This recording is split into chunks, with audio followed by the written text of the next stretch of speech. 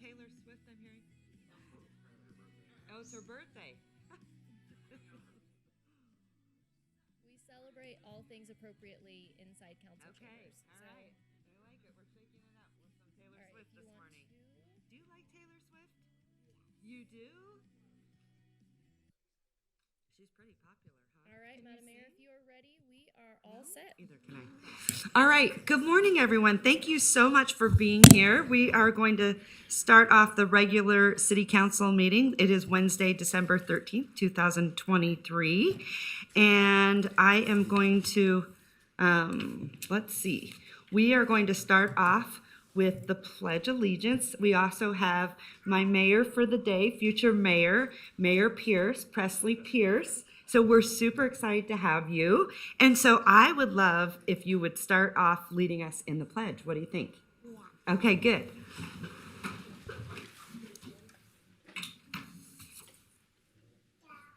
I pledge allegiance to the flag of the United States of America and to the republic for which it stands, one nation, under God, indivisible, with liberty and justice for all.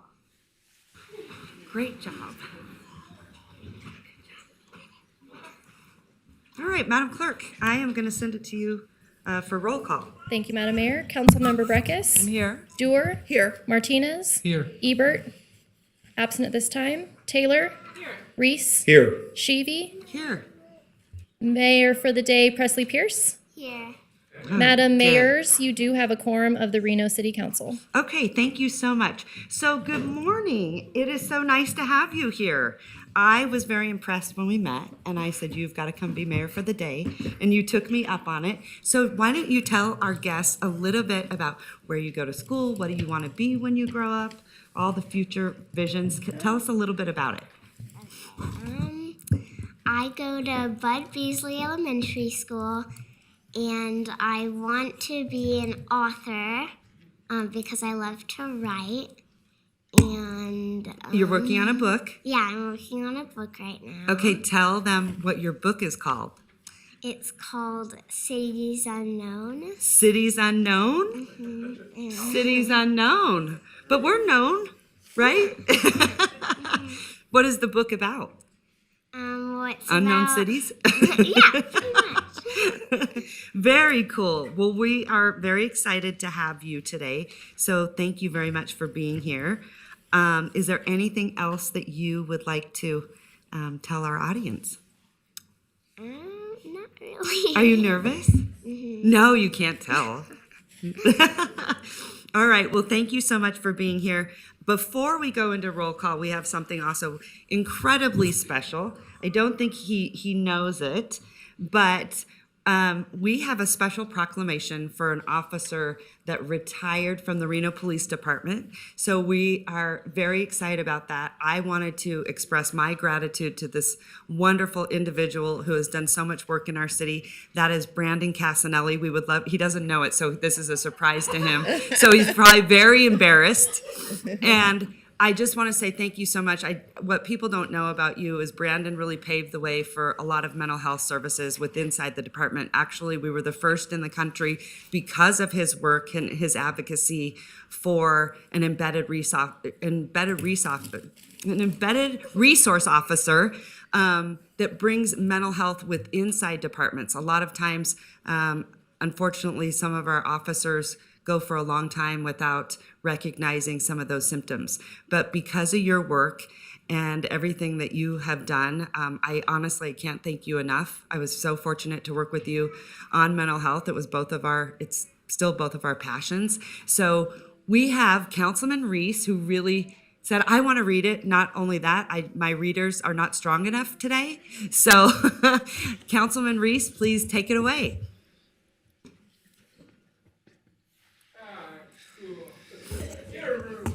Well, thank you. It's an honor to be before you. Brandon and I go way back, and so I'll read the proclamation, but it says, whereas Brandon Casanelli began his career with the Reno Police Department at age 19 and retired in September of 2023 after demonstrating dedication and leadership in advancing the well-being of the RPD personnel, and whereas Brandon has conducted critical incident stress debriefs, providing crucial support to RPD personnel in the aftermath of high-stress incidents, and has delivered de-escalation training to local agencies to benefit the broader law enforcement community. And whereas Brandon has fostered relationships with mental health partners regionally and nationally, ensuring access to specialized treatment for first responders facing unique mental health challenges. And whereas working as an embedded resource officer, Brandon positively impacted the lives of the RPD employees, preventing adverse outcomes such as substance abuse, criminal issues, divorces, and suicides. And whereas while Brandon was working, made a vital and lasting impact on RPD, his most important legacy is that he loves being a father and is a wonderful partner to Danica. Now, therefore, I, Devin Reese, on behalf of Hillary Sheevy, Mayor of the City of Reno, Nevada, do hereby declare December 13th, 2023 as Brandon Casanelli Day. Yay. Thank you. Yay.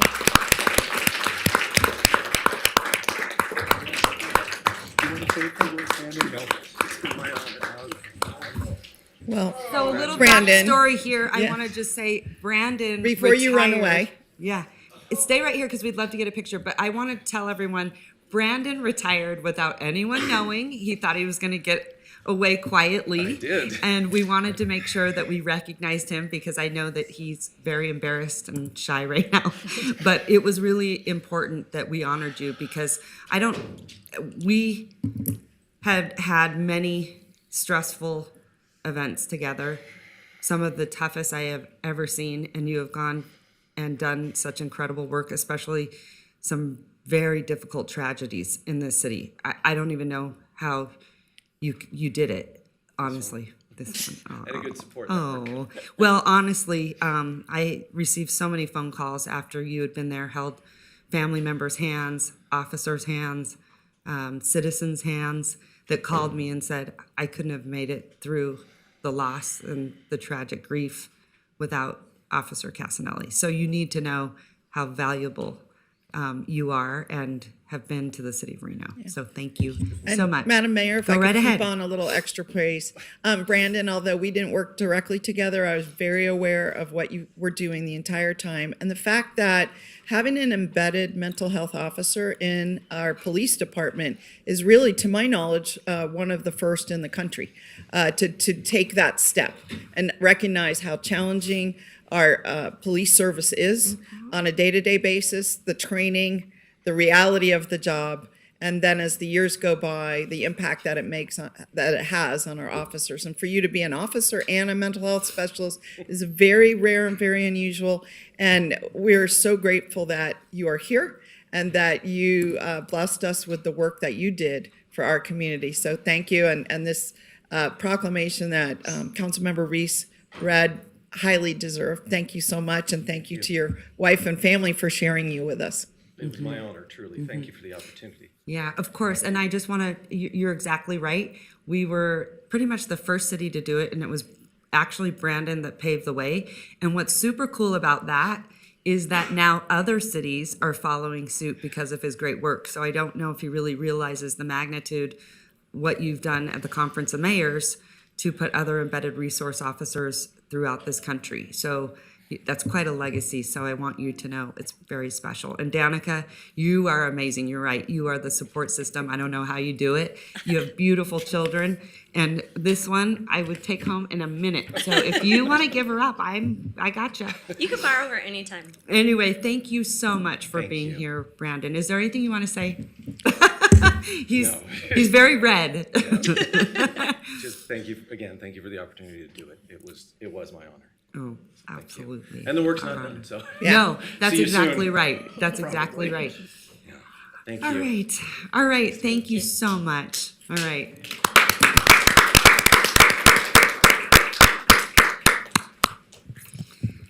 Okay, Madam Clerk, we are going to go into public comment. Thank you, Madam Mayor. Our first item today is opening public comment. Members of the public may hear, observe, and provide public comment virtually by registering through the following link, which can be found on reno.gov/meetings. https://links.reno.gov/46W_F_M_G_J. It should be noted for those in attendance that comments are to be addressed to the mayor and council as a whole. Comments heard under this item will be limited to 3 minutes per person and may pertain to matters both on and off the council's agenda. Council may not take action upon any matter not agendized on today's agenda. When called on for public comment, please state your name for the record and begin speaking. The timer will begin when you say your name, and you will be afforded 3 minutes. For those participating in chambers, in accordance with Council Rules 6.3.11, while in this room, please be respectful. Disruptive behavior from audience members like clapping, yelling, whistling, etc., which impede the meeting may result in a warning issued by the presiding officer. If the behavior continues, you may be removed from chambers. If you're an attendee in the Zoom meeting and would like to make public comment, please raise your hand at this time. Our first public commenter is Washoe County School Board Trustee Adam Mayberry, followed by Alexis Motorex. Good morning, Mr. Mayberry. Good morning, and my district is also Beasley Elementary, so I'm delighted to see you here today. Good morning, Madam Mayor, Manager Thornley, members of the Reno City Council. My name is Adam Mayberry. I'm here today at the request of Board of Trustee President Beth Smith for the Washoe County School District. I'm representing my capacity as an at-large trustee, representing, as I said, District F, including several properties the school district has across the city of Reno. The district is certainly familiar with the challenges of providing critical services to our community. To that end, I want to begin by emphasizing that we appreciate the need for the proposed stormwater ordinance in so much that it will improve the city of Reno's ability to continue to deliver for our region. The district has been engaged in every step of the way, and that we provided multiple business impact statements to the city, and we appreciate the collaborative approach on the subject. I also want to emphasize a few key facts related to the school district. Number one, it has been made clear that all capital revenue streams received by Washoe County School District, including specifically the WC1 funds, are legally not allowed to be used to pay for this or similar ongoing fees. That means that the general fund revenues must be used to pay this fee. That's the same source which pays for our teachers. And more than 98% of our general fund comes from the state and adjusted biannually and outside of our control. That funding historically does not keep pace with inflation, and in fact, in some years has been reduced. And finally, number three is the district has no ability to raise revenues nor pass along these new fees to our customers. All impacts from this new fee must be absorbed by our general fund. And so this is an extremely unique constraint across all City of Reno customers from a school district's perspective. Again, we very much respect and responsibility the city has to our community regarding stormwater. We appreciate the process and partnership which has allowed us to arrive at this point. However, I just want to make sure that the council is clearly aware of the unique constraints which WCSD must work within and consider these constraints carefully when finalizing any new impact fee upon our schools. And we'll have our professional staff present at the meeting during the hearing. I think specifically this is item E4 that I'm speaking on. I apologize, I didn't note that at the beginning. And again, thank you for all the work you're doing in our city and your service. And we wish you and your staff a very happy Hanukkah, wonderful holiday season, and Merry Christmas. Thank you. Thank you for your service. Thank you. Alexis Motorex, followed by Tammy Holtstill. Good morning. Good morning. My name is Alexis Motorex with the Nevada Chapter Associated General Contractors. The AGC represents over 300 members in and around the commercial construction industry here in Northern Nevada. Unfortunately, I am here in opposition to items E1 through 4 on the agenda today. Make no mistake, the AGC understands the need for stormwater infrastructure improvements and understands that there will be a cost to that. We have long supported reasonable and responsible policies that make any number of investments in our community. We are not opposed to a new fee, but we are opposed to the method and approach in the proposed ordinance before you today. In January of this year, we met with city staff where they provided an overview of the need and presented our members with the first draft of the ordinance. We expressed concerns at that meeting with the proposal, were asked by staff to submit written comments, which we did, and were promised follow-up. We appreciated that conversation and looked forward to an ongoing dialogue to find the right solution. Unfortunately, that follow-up never happened. The next time we saw any proposed language was 11 months later when the agenda for this meeting was posted, and that is also when we saw that none of our concerns had been addressed. Again, we understand there is a need, but there are significant flaws with this language that you will be considering later today. By not exempting government-owned facilities, you're taxing tax dollars. This will likely result in Reno residents paying additional fees to numerous government agencies to support the stormwater utility fee, effectively double taxing Reno residents. And while we can appreciate the attempt to provide a credit to the school district for teaching stormwater curriculum, the city of Reno does not have that authority. That is the responsibility of the state. We'd like to see a sunset on the collection of the fee. While there will be ongoing maintenance costs, there is no reason to collect the same amount you need for construction as you will for maintenance. We understand the impact of inflation can have on construction costs, probably more than anyone, but feel that automatic inflationary adjustments should be capped at 3.5% and require council approval. And similar to BFAC, we would also like to see an oversight board created consisting of business interests in the community and ratepayers in order to ensure the effective and transparent use of these funds. Given those reasons, we respectfully ask that you do not take action on the proposed ordinance before you, and instead direct staff to continue to work with stakeholders in good faith to find resolution to this issue. Thank you. Thank you. Tammy Holtstill, followed by Mark Markell. Good morning, Ms. Holtstill. Good morning. Overhead. Thank you. Tammy Holtstill for the record. I am before you very disappointed, very angry, especially at 3 on the board. Back in 2019, when you voted to put dewater Swan Lake and take it over to the hayfield, I told you at that time that that water was not a affluent and that it would damage somebody down the road, and it did. Here's our proof. In 2021, the E. coli and cauliflower was off the charts along with the pH, and I told you so. Number 2, I went back this year in 23. I had the water tested where it's picked up at. Same thing, cauliflower, E. coli, off the charts. Arsenic, off the charts. pH, off the charts.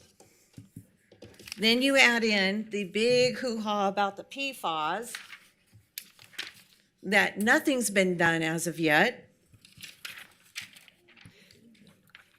Neglected to talk about the waste, the medical waste that there was a thesis on that nobody wants to talk about and put it under the table. And then I flew over Swan Lake by commercial plane.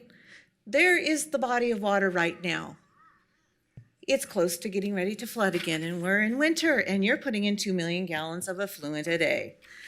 To show you how even more dangerous it is, this is the Washoe County Sewer Facility. That Washoe County Sewer Facility is supposed to have 9 to 11 individual detention ponds for evaporation of their Class C effluent. Do you see that? There's not that there. No water there's no way that sewer plant can work properly the way it is.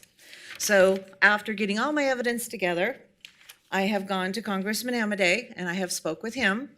He knows about it. He's been working with you guys trying to get the information that I had requested upteen times regarding your daily monitoring reports and the quality of the water discharged. I am before you now. One of you is on the health board. We have clusters of cancer among us now.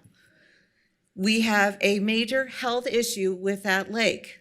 It's going to take the Washoe County Board of Health and the City of Reno and Washoe County to do their jobs. You have to find a solution, and Amadei is willing to work with you guys to do so, and I expect it to be done. I am tired of being sweet and kind anymore. It's time for you guys who have been on this board to do your jobs. Thank you. Thank you. Mark Markel, followed by Bill Schrimpf. You can say good morning, Mark. Good morning, Mark. Good morning. How are you? Merry Christmas. Don't just hi. Good morning, City Council members, Madam Mayor, and City Council members, and City. I'm sorry. City Manager, how are you? Fine. My name is Mark Markel, and I'm a concerned Reno resident. I was involved in a drunk driving crash back in '89, and God willed me alive and sent me here to warn you people and show you people what can happen if you drive with a drunk driver. I was in a motor vehicle crash back in '89. I was seriously injured. The car landed on my head. I can't walk anymore. I have trouble talking, as you can tell. And I can't see very good or hear very good. And I just don't want you people to go through what I went through, or I'm going through. I lost my wife back in '97. And my dad 5 months later. I went through a lot of stuff. And I just don't want to see you people go through what I went through. Please don't drink and drive or drive with drunk drivers. Thank you. Thank you. Thank you. Good message, Good message. Thank especially you. this time of year. Bill Schrimpf, followed by Terry Brooks. Did you think that was good?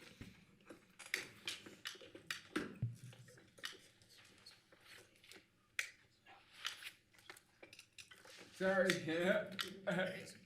Am I in your way? You take all the time you need, man. No worries. Thank you, kid. Absolutely. Thanks for your message. You're a cool dude. I appreciate your message. Thanks. Thank you.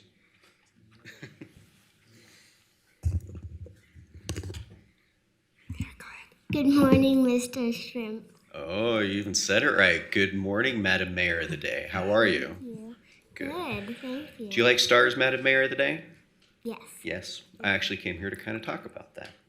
One thing that I want the council and everybody to know is tonight the Geminids meteor shower is peaking. We don't have very many clouds tonight. It should be clear. We have a small moon. So tonight after dinner, grab a warm drink, go outside, look up. You should be able to see shooting stars tonight.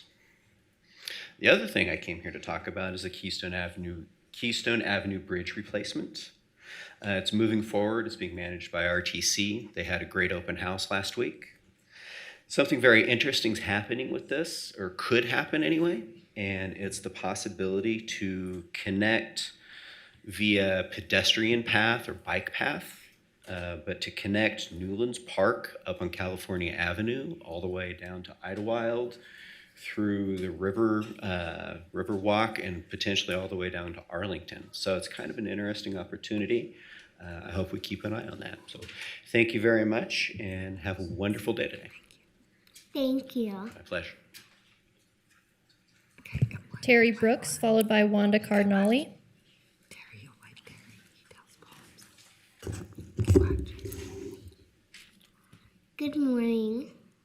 Well, hello, Mayor for the Day. Good morning to you, too. And by the way, I'm writing a book, too. I knew you would have something. I just knew it. Good morning. It's me, Terry Brooks, again. And today I'd like to engage in the topic of discrimination when it comes to housing and age. There are a lot of elderly people who have lived in houses that they did own. But as they got a lot older, the maintenance work for it had grown.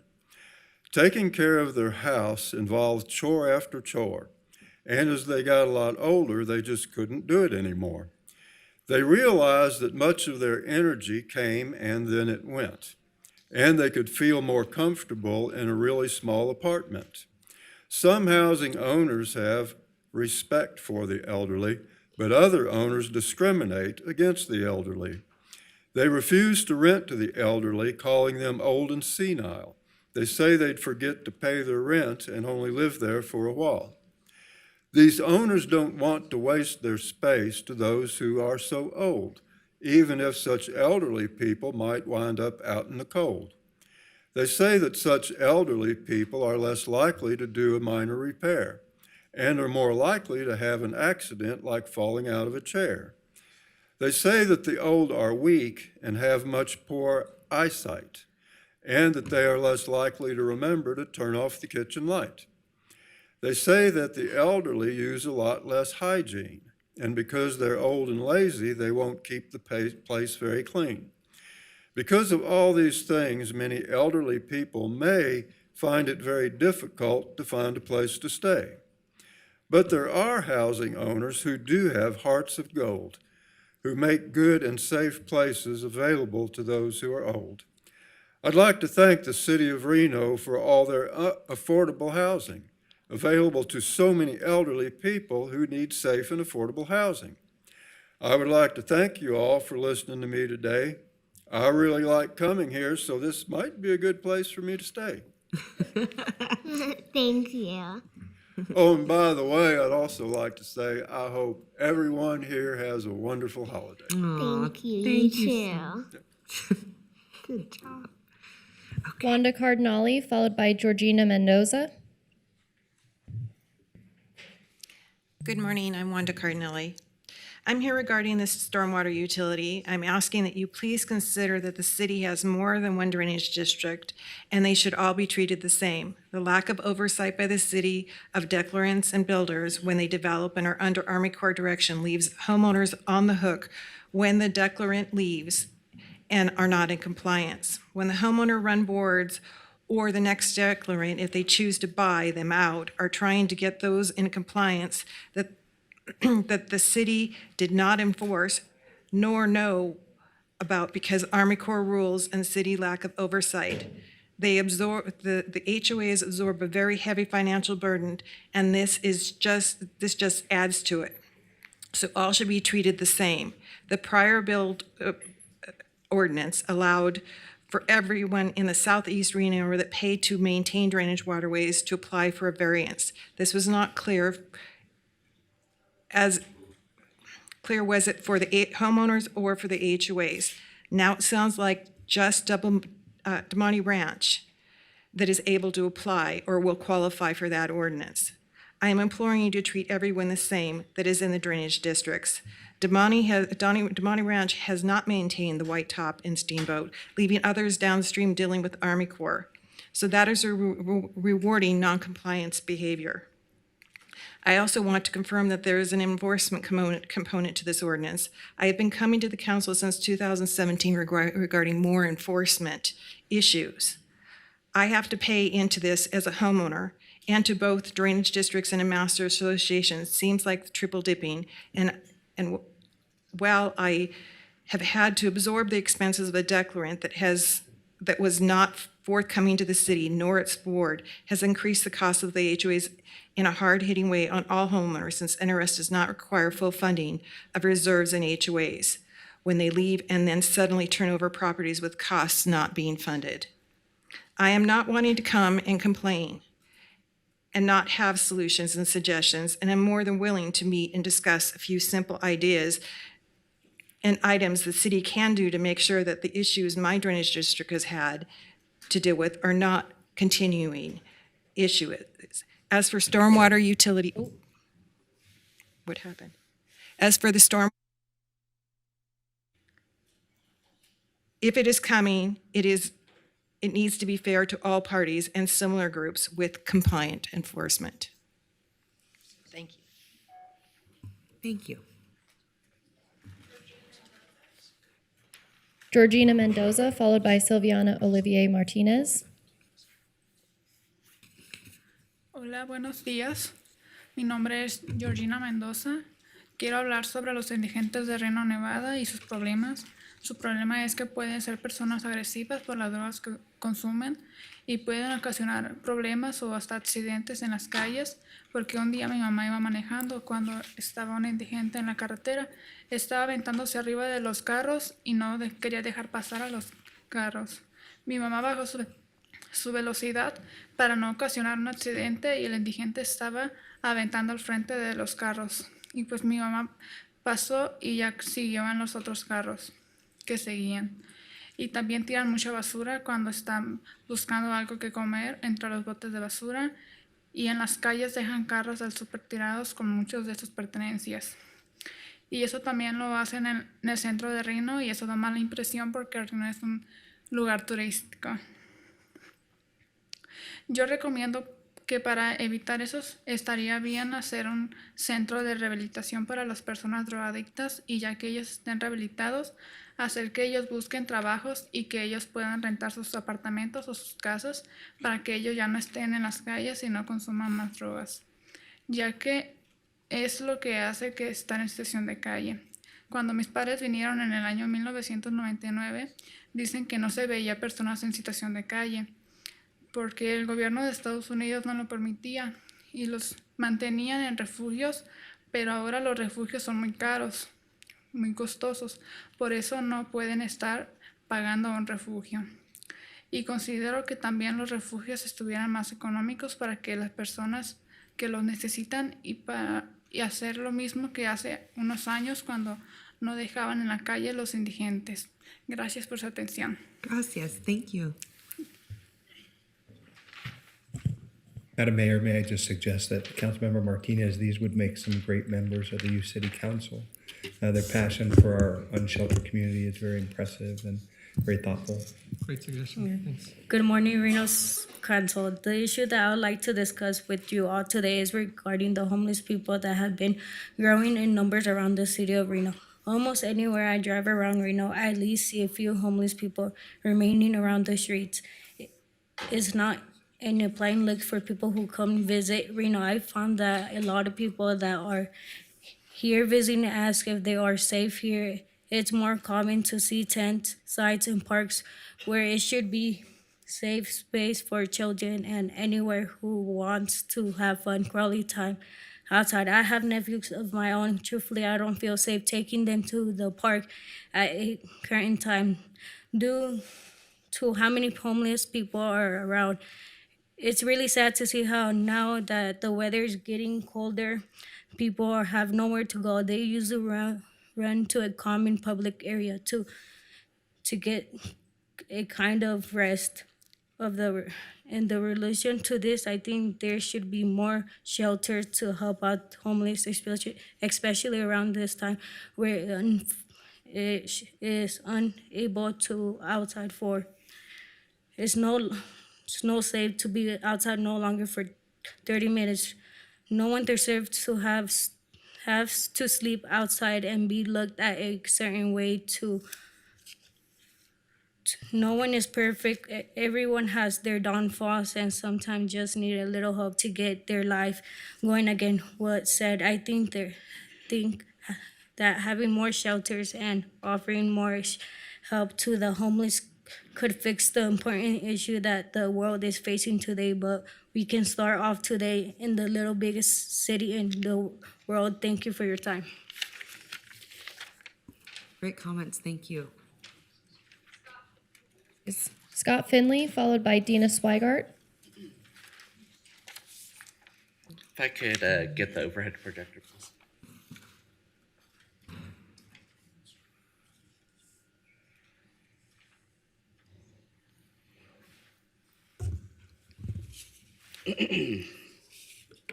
Please enter my comment and these documents into the record per NRS 241. My name is Scott Finley. I am a resident of Washoe County and have a military background in the financial management and comptroller career field of the United States Air Force. Global climate change is not a problem. While environments all around the world might appear static in the short term, in reality, they are very dynamic. The main culprit being blamed for climate change is carbon dioxide. This blame is a result of computer models that have been programmed to make predictions, yet those predictions fail regularly. Despite the inaccuracies of the predictions, carbon dioxide has been preemptively labeled as a pollutant, which I find to be problematic. The reason is because by labeling carbon dioxide a pollutant, it detracts from definitive, verifiable, and well-documented pollutants like mercury, lead, lithium, PFAS, arsenic, and much more. If we had to choose between reducing pollution from carbon dioxide or pollution from toxic compounds like the high levels of PFAS, arsenic, and medical waste found in Swan Lake, government policy would likely dictate that the reduction of pollution from carbon dioxide is vastly more important and would take precedence. Heavy metals and compounds like PFAS are toxic to virtually all life forms on Earth, not carbon dioxide. Due to the immense complexity and the multitude of microclimates on Earth, which all interact with one another, forming Earth's macroclimate, we cannot say for certain that a warmer Earth is a bad thing. However, what is certain is change, and much of it is uncontrollable. Water vapor itself is a greenhouse gas, no different than carbon dioxide. However, it would be silly to say water is a pollutant that must be reduced when water is necessary for photosynthesis to occur and is critical for all life on Earth. While more water is necessary by tapping aquifers, desalination, or other means in order to sustain global population levels, a percentage of this new water brought to the surface ends up evaporating into the atmosphere. Combustion engines always have two products, carbon dioxide and water. I think the most pressing environmental problem facing our country and humanity as a whole is the unknown in general. There are way too many moving variables to be able to ascertain the source of global climate change or if it is truly even a problem. For this reason, it is best to stick with what we know, what practices are most healthy and optimal for cultivating life in our environments, and adapt. The only thing for certain is change. For these reasons, the Reno City Council must pass a resolution affirming that it will focus on mitigating the high levels of PFAS, arsenic, and medical waste found in Swan Lake over climate change propaganda like carbon emissions. Thank you.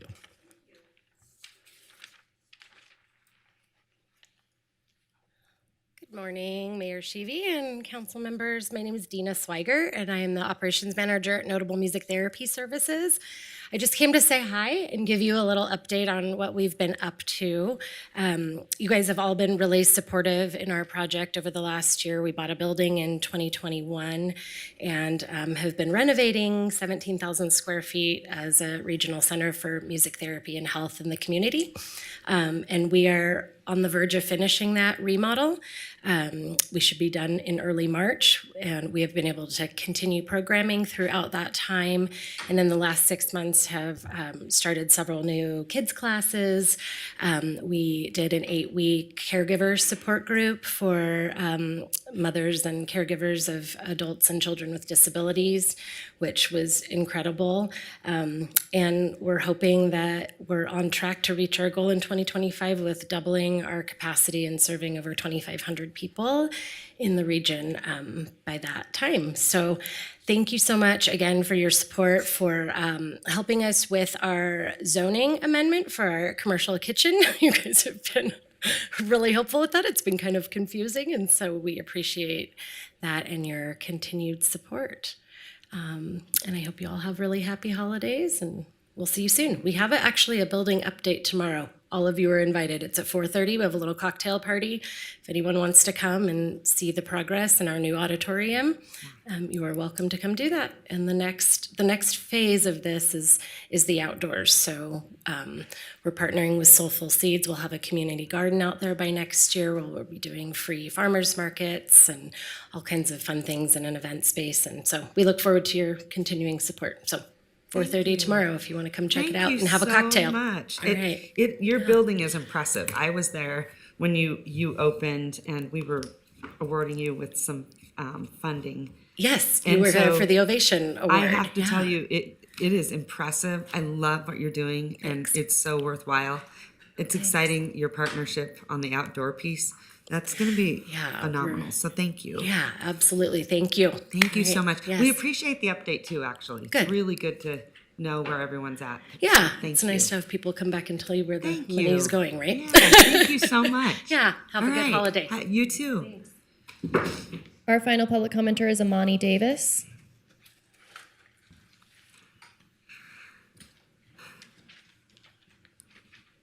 Good morning. Good morning. Good morning, ladies and gentlemen of the Reno City of Council. My name is Amari Davis, and I go to Hug High School. I came here to talk about the need of more public indoor basketball courts. Basketball has done a lot for me through thick and thin times. We need more indoor basketball courts for the community because there are times where we cannot just go to a park and put up shots and work on our game.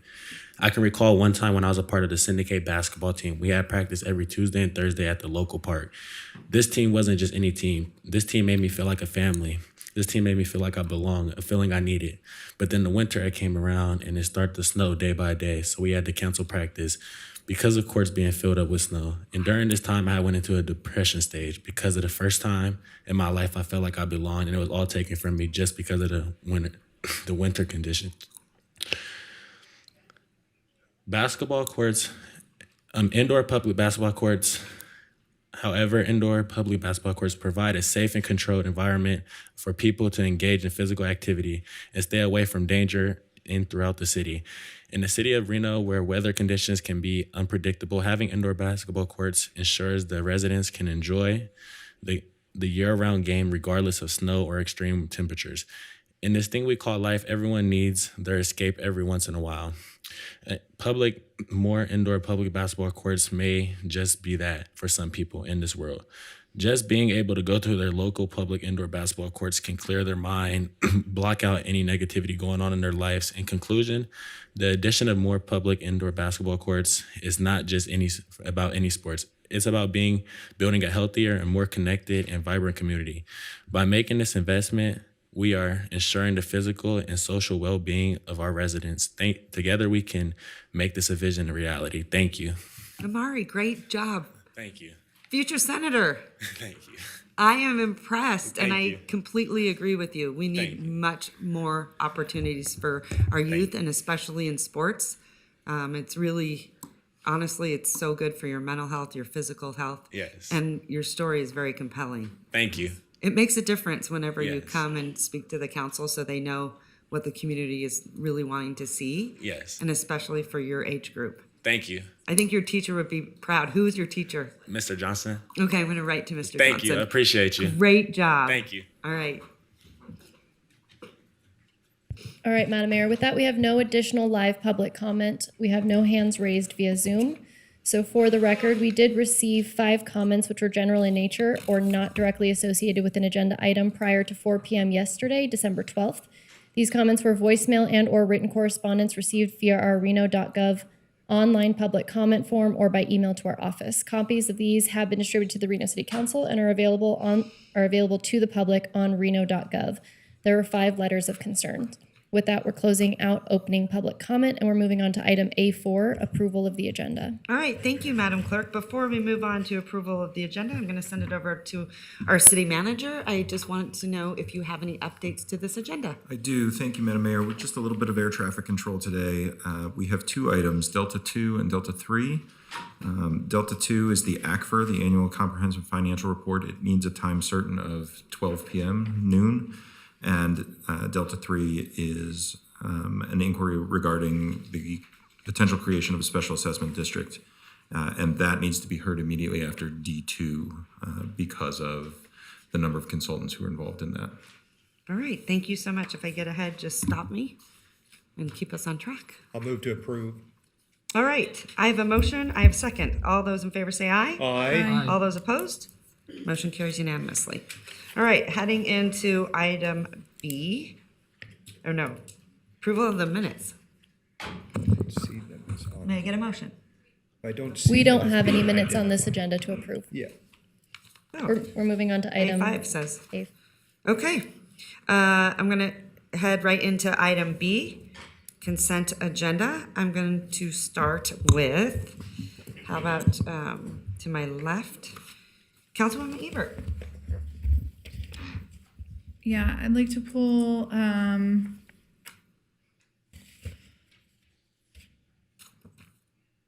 B5, B7, and B16, please. All right, thank you so much. Okay, Councilwoman Dewar. Yeah, let's see. Yeah, I'm not pulling any today. All right, thank you so much. Councilman Reese. Nothing, Madam Mayor. Councilwoman Taylor. Nothing, Madam Mayor. Councilman Martinez. B2. Councilwoman Breckus. My one item was pulled already, thank you. That is which one?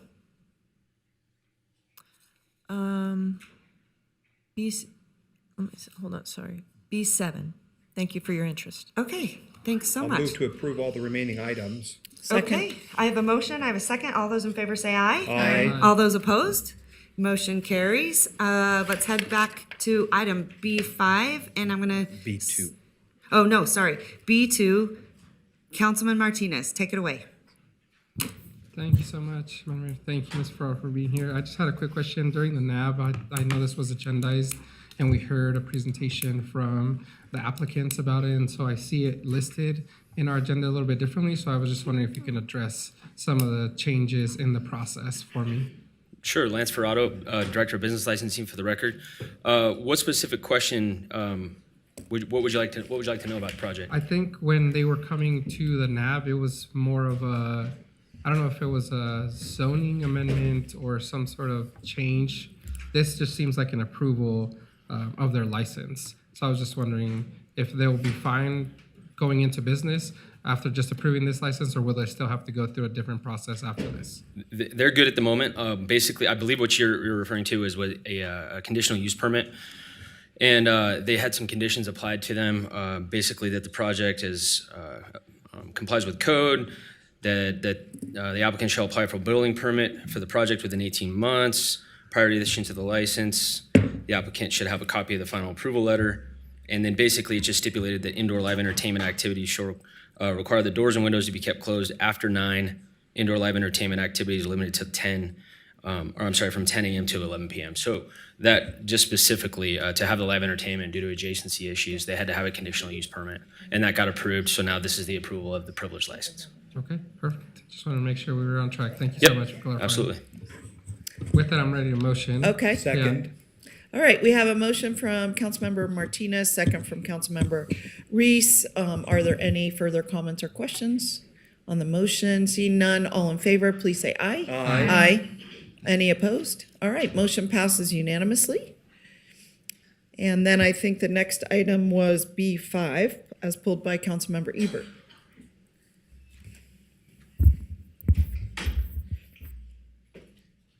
Is there anyone here to talk about this? Mr. Manager. I can give you a brief synopsis of what this is. Some time ago, as you'd see in the staff report, the Dutch brothers there in South Virginia had a day where some percentage of their sales was collected and pledged towards, I believe, furniture and parts of the facilities that go towards making the Moena Springs Aquatic Facility something we can be even more proud of. They want to donate it today, and our rules require it to be on the agenda for the council to accept. Yeah. And I'll just mention, if I may, that myself and our parks director were there that day too, to kind of oversee what was happening and how this was working. Okay. All right. Okay, thank you. All right, do you want to make a motion? Motion to approve. Second. All right, we have a motion from Councilmember Ebert, second from Councilmember Reese. Are there any further comments or questions on the motion? All right, seeing none, all in favor, please say aye. Aye. Any opposed? All right, motion passes unanimously. And then we have item B7, as pulled by Councilmember Ebert. And Yeah. it sounds like Councilmember Breckus too. Yeah, I just had some questions on what this agreement is and how it works. Something that was of interest to me in the last election was how many polling places we had in my ward. There was only, I believe, one for the primary and 2 for the general election. So I just wanted to know a little bit more about what this agreement is and how it'll function. Of course, so you see the city clerk is approaching the lectern, and she'll have the details on this. But as you'll recall, the city does not, although we have the authority to do so, it is not cost effective for us to run our own municipal elections when they run on the same schedule as the broader countywide, statewide, and federal elections. And so this is an interlocal agreement whereby Washoe County provides for the polling places and the ballot counting and things of that nature. So the clerk, I think, can answer your question in more detail. Thank you, Mickey Huntsman, City Clerk for the City of Reno, for the record. So Councilmember Ebert, not only, or I guess I would just say, in addition to what Manager Thornley indicated, we have 2 counties in the state of Nevada that are required to have a registrar of voters. And then in that, there is language that also indicates that utilizing their services to manage elections in this capacity is essentially the preferred method during statewide and federal elections. Okay, so when we do this, does the city have any input on how many polling locations or where they go or anything, or it's just we enter into agreement to say that they're going to handle this? That's correct. Okay, thank you. I'm going to just jump in here too, and I'm going to ask, can we have input? You say we don't, maybe we haven't ever, but is it possible to send a request? I don't see how, we've never done it before. I don't Right. see that it would be, there would be any opposition. At this point, Okay. we're too late in the game to do that. The polling locations have already been designated and they're already established with the Secretary of State. This There's is a series for of the deadlines. February elections? For next, yes, for next year's elections, that's correct. Okay, well, I guess I would ask for you, Mickey, to just check on both the primary in June and the November to see if, there always seem to be amending, both with early voting and establishment of voting locations. I was a poll manager for about 8 years and the largest polling place in Washoe County. And it just seems like there's always looking for improvement. So it could be a possibility. Great. Worth a conversation. Thank you. And then Councilmember Breckus, I think, was Yeah, next. I do have a number of questions. So I've been, I was just reading, I haven't been briefed, but that the process Washoe County has really redoing and reorganizing. They learned a lot from the last cycle, and so they're working very hard to kind of reorganize how they're done elections. And was that if that's true, was that translated into this agreement being substantially modified from prior years? So did anything change? In this agreement? Yeah, because we've done this it's on consent, so it's routine. And I'm just wondering I didn't get a red line copy, how much was modified? There were a series of modifications that were made, nothing that was really substantial. If anything, we added more clarification. We outlined the locations with which we were authorizing the Washoe County Registrar of Voters to utilize for polling locations. That has never been outlined in the agreement before, so we really wanted to state, hey, these are the places that we're allowing you to be in.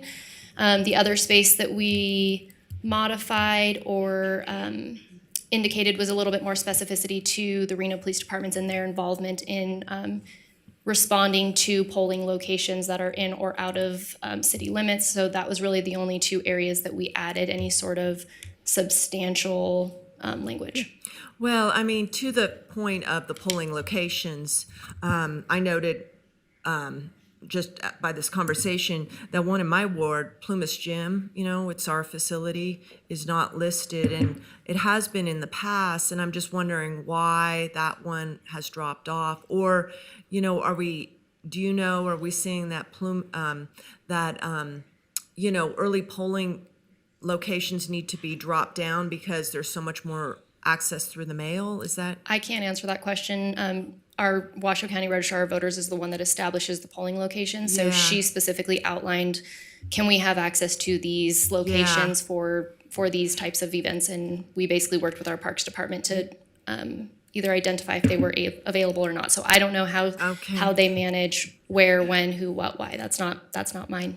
Yeah, in past years, I think we have had the registrar be present when we've done this. So it might have been useful to have her, if you're going to defer a lot of questions over to her. We're on a drop dead date deadline to adopt this, right? We candidate filing starts in January. Okay. The other question was about the Reno Police Department, because I did notice that and I hadn't noticed that before. And have there been any discussions on how the police department is going to have protocols with the election workers, like what's an election worker role and what's a police role? I mean, are there going to be any directives from the police department? It's pretty general in here. It is general. The only language that's outlined in there is just what locations we will respond to as a priority over Washoe County. And that's no different than years in the past. We're not indicating any new information. We're just simply outlining what I think something was an inference before. We're just simply stating City of Reno is going to respond to City of Reno locations, and Washoe County is going to respond to Washoe County locations within City of Reno limits. Okay. All right, thank you. Okay, We'll come back to you if you have more questions. Our limits on time really Yeah. stifle sometimes Well, the no, flow. we'll come right back to you, but Councilmember Reese? Thank you, Ms. Huntsman, for the presentation. I know it wasn't anticipated, but what I will say is a couple of things. One is I have followed Washoe County's efforts to both respond to concerns that were raised following the last election cycle and some new personnel in this country. Election officers and voter registrar officers are finding it increasingly challenging to do the work that they do. So I want to speak a little bit briefly to that and just say our elections here in Washoe County, the state of Nevada, are safe and secure. The integrity of that system is really incredible. And so to, assure the public that we have free, safe, and fair elections in this country, I think is incumbent upon all of us. I do take note, Ms. Ebert raised a good question about the number of polling locations. What I have noticed over the years is that as we have increased ways to vote, whether early voting, maybe at Rayleigh's, which is where I have voted the last several cycles, oddly enough, or by mail, it's really reduced the number of people who are voting on election day. And therefore, in my neighborhood, I note that I used to go, for example, to one of the elementary schools and do voting, and that's really shifted. So, but what I do think is important is that we have enough voting locations, that they're certainly operational staff, that the machines are working. I know that last year in Clark County, there were some exceptions where polling locations were just overwhelmed with people on election day. And so what happened is courts had to keep those election sites open longer. What I will say too is that I know during the election season are very engaged, very hands-on. You are going between voting sites and also working at the county complex to oversee the integrity of our elections process. So I thank you for the work that you've done. Again, not easy work to do, but certainly for a functioning democracy, something that's very important. I know Washoe County has also spent a considerable amount of money to overhaul a number of their different systems to avoid. There were last year, I think, a couple of ballot misprintings, or maybe a candidate who shouldn't have been on the ballot was on the ballot. They'd already won in the primary. And so some things like that do happen. And so what we're hoping for is just smooth sailing in this election cycle. But again, the system is excellent. Anything we can do to encourage our colleagues at the county to make sure there are adequate locations in any of the communities that we serve, I think is very important, because we want to make sure people have the opportunity to vote, a very critical piece of a functioning democracy. So again, thank you. This is a great item and certainly will be supportive. Thank you. All right. Thank you, Mr. Reese. Back to you, Councilmember, unless there's any, you have anything else, Ms. Ebert? Anyone else want to? Wait a second. Just Ms. Taylor, did you? Oh, yes. Ms. Breckus, go ahead. Yeah, I'll use this. I don't know if this is working. I do have a few other specific questions, not really much else to say about it, because, it's on consent. We've done this many years. But on page 2, sub 3, you're saying that the second to last paragraph, you say the city shall provide within 3 working days to the county's register of voters the confirmation certification of all candidates, and shall provide the wording of issues for the ballot questions and arguments for and against. So your office is set up to take any ballot questions, which are initiative and referendum that might come through. And do you or do you plan to, just like the Secretary of State does, go through the process to outline the timeline and the thresholds to get questions on the ballot? That's kind of standard registrar stuff. So all of that, there's a guideline that's provided to us by the Secretary of State for the acceptance of declarations, for the acceptance of ballot, like everything that can possibly happen in an election cycle, we get a packet of information from the Secretary of State on how to manage it. But So you, yes. You understand, for the city specific, to get a question, the signature threshold is based upon a certain number specific to Reno, right? Correct, yes. And you'll have that number in your packet. You include that number in your packet, and someone could walk in. So I don't verify signatures, I don't verify any of that information. Mine is simply the filing clerk, so I will accept it and then pass it off to the Secretary of State and the voter of registrars to verify the signatures and that they've met the capacity that they need to in order for that to be an eligible item. So who identifies the threshold and who verifies the signatures? The secretary or the voter of registrar, which then goes to the Secretary of State. And do you take in the ballot question though? I'm the filing clerk, so it would come to me. Okay, so it comes to you, but then it says that you provide the wording of issues for the ballot questions and arguments for and against. So it is pretty bifurcated. But it's outlined to someone who might want to propose a question. They come to you, then they have to go over to Washoe County to understand what their signature requirement is? Nope, the communication would go through me, but I'm not the one that actually verifies the signatures. I don't have the systematic capabilities to manage that. Okay, so provide the wording for the ballot question. That's not really outlined here. I mean, as long as you understand how it's happening and someone. And that's nothing new. That's similar language that has been in this agreement for long-standing years. That's not something that was added into this agreement specifically. Yeah, I'll be honest. I just want to make sure when these one-offs come, like we had a one-off last time, there was a lot of you go here. And I just want to make sure this is the one that jumped out to me on the making sure that there's clarity of how someone would go about on this, one-off. We have only had, since I've lived in Reno, one initiative. And then the other question. Ms. Breckers, do you have another question? I do. You can have 30 more seconds. Oh, thank you so much. Page 3 of 5, number 7, it says something about boards shall perform the duties and functions specified in them with respect to various boards. In the event that a question arises with respect to a particular board. Okay. So can you answer that? The clerk, if I could just continue, Madam. After consultation with the clerk, will make such appointments to such boards as can be made consistent with law. What boards are referenced here, and is this new language? It's not new language. Like I said, the boards that I'm required to sit on are outlined in NRS 293C.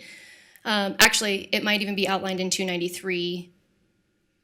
But there's a series, I think there's 2 or 3 boards that if it arises and there's a situation that either I have to appear or I have to appoint somebody from my staff to appear on my behalf to sit on the board in order to verify if there are any issues with the voter series. But there's 3 or 4 boards specifically that are outlined in NRS that I'm required to sit on. Okay, mechanically during the course of the election. All right. Okay, thank you. All right, thank you. Ms. Ebert, you pulled this item. Do you want to make a motion? Motion to approve? All right, we have a motion from Councilmember Ebert and a second from Councilmember Reese. Any further comment on the motion? All right, hearing none, all in favor, please say aye. Aye. Any opposed? All right, motion Thank you. passes unanimously. Thank you, Madam Clerk. Really appreciate your work on this. I have item B16 that was also pulled, I think, by Councilmember Ebert. I'm not sure.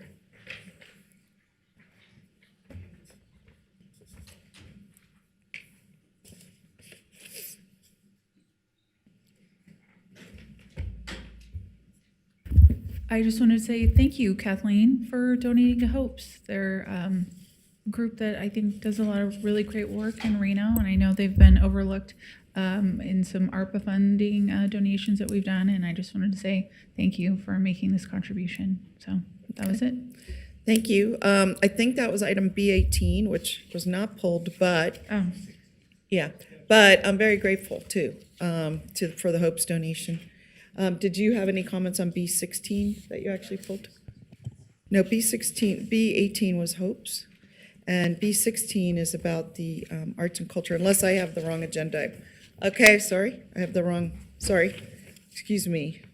Looks like I have an older version of the agenda. Hold on one sec. All right, so pulled B16, and that was the donation. I apologize. Thank you. Move to approve. Here, I have the current one. All right, so we have from Councilmember Taylor, motion to approve. Councilmember Reese was a second. All in favor, please say aye. Aye. Any opposed? All right, motion passes unanimously. And we're moving on to public hearings, which is item C. And the first one up relates to Greystone Castle Historic Resource Designation. And I think that we need a whole ordinance introduction. Do we need to open the hearing? Okay, so over to you, Madam Clerk. If we want to start with City Attorney Shipman to read the introduction.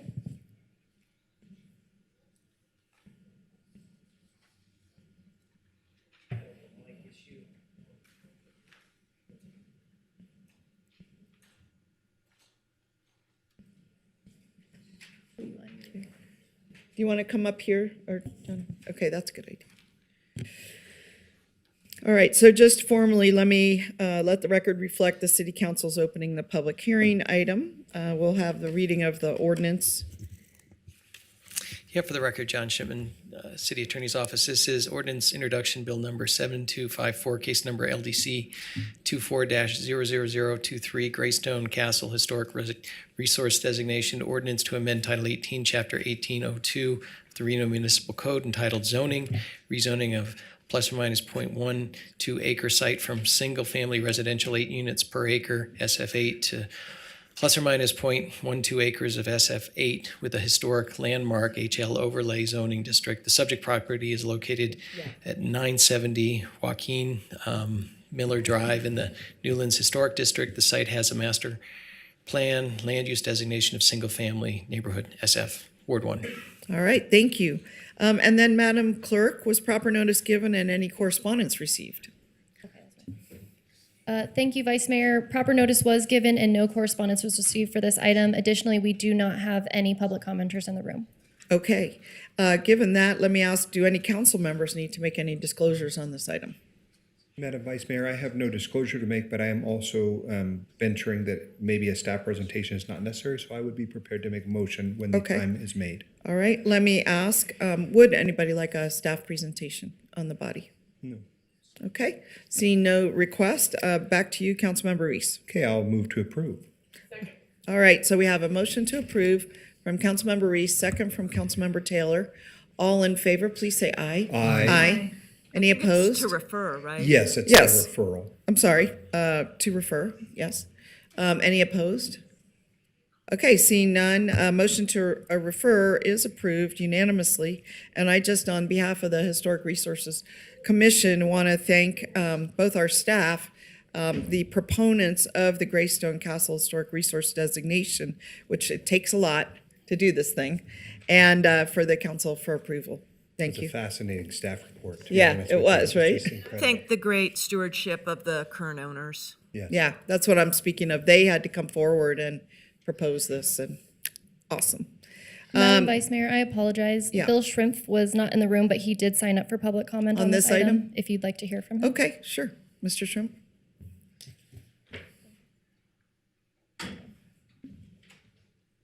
Thank you very much for the indulgence. I appreciate it. Sure. Trying to multitask today. Just want to express support for adding this property to the registry. The family and owners of this property came to a recent Ward 1 NAB meeting, so we learned some interesting things that I'd like to extend on to this body. Most importantly, the owners truly care about preserving Reno's historical places the best they can. The owners are not a big company or a mega charity. It's a family. We also learned that these same owners have invested in other historical resources in Reno. I would encourage this body to extend a token of gratitude to these people for investing their time and treasure to preserve Reno's history. Since the owner's not here today, I would encourage and ask each of you to please get in touch with staff, call these folks, and extend a token of gratitude, because they really are putting their time and treasure into it. So that's pretty cool. So thank you very much. Okay, thanks for being here. Again, huge shout out to the owners. It really takes a lot to go, first of all, decide to make this decision and then go through with it and go hit all the steps that are required.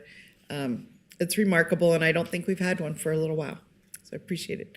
We're going to move on to item D, development services. And the first item, D1, is about a presentation and update on the zoning code cleanup, but specifically we asked staff to bring back the public outreach process and the public feedback so we could better understand how this was moving apace. So to you, Ms. Foose. Great. Good morning. For the record, Angela Foose, Assistant Director for Development Services.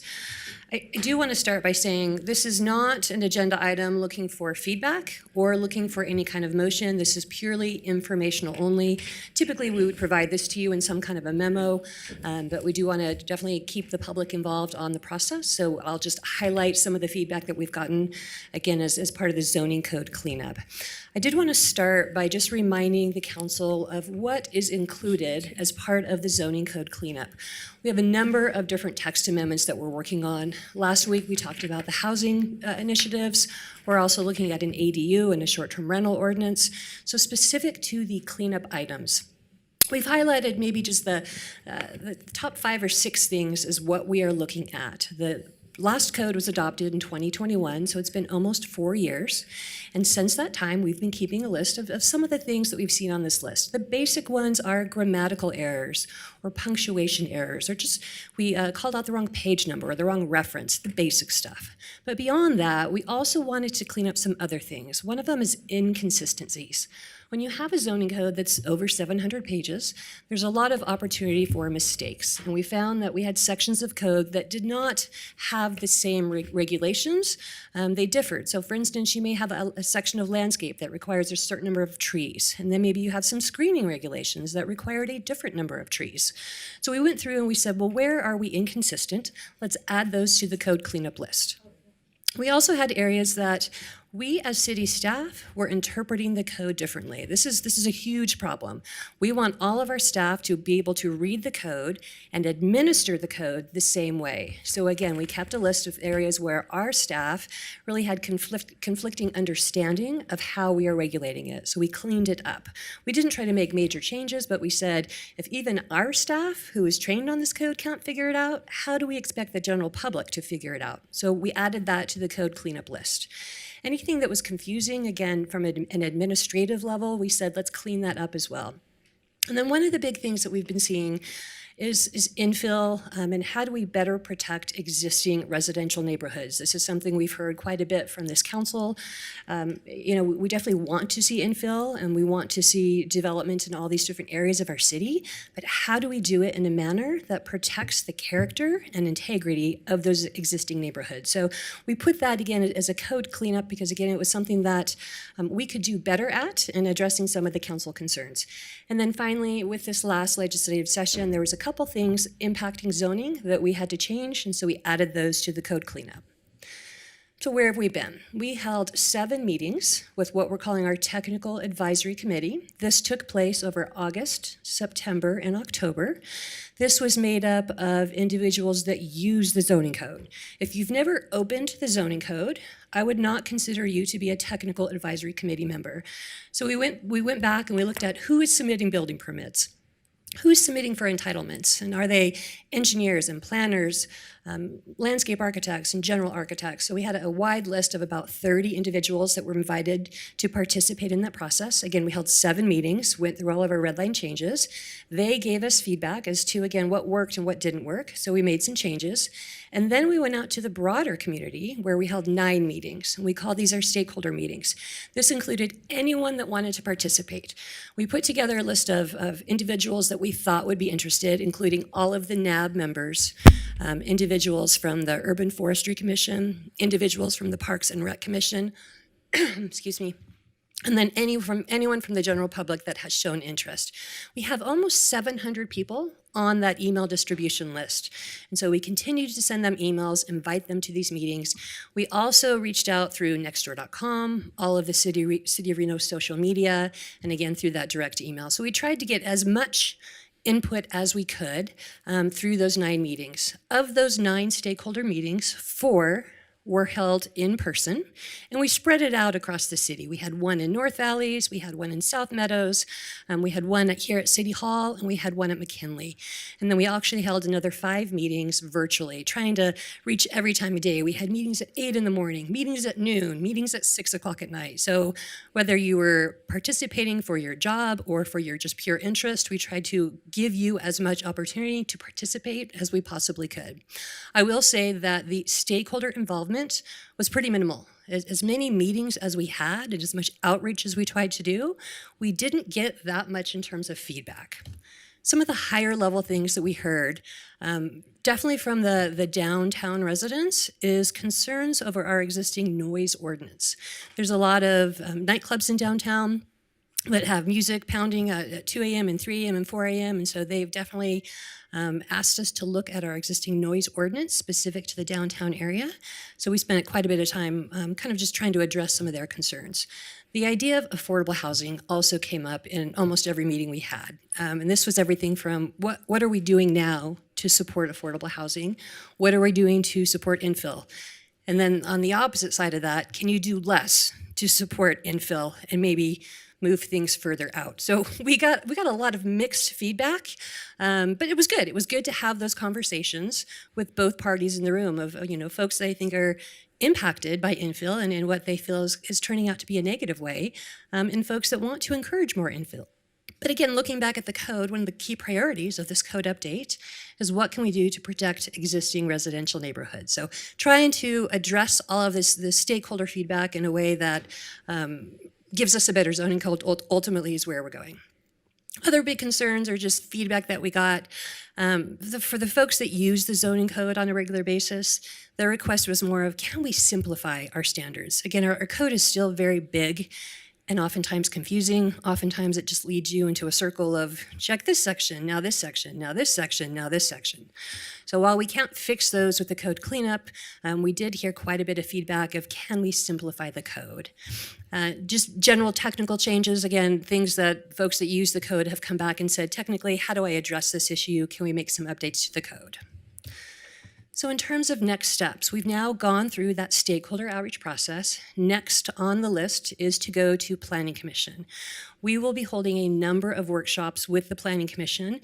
Then they formally make a recommendation to council. We'll be going to council through a number of workshops as well before you guys ultimately will be the final decision-making body on the zoning code update. So again, this was not intended to be a motion agenda item, but if you did have questions or comments, I'm available for questions.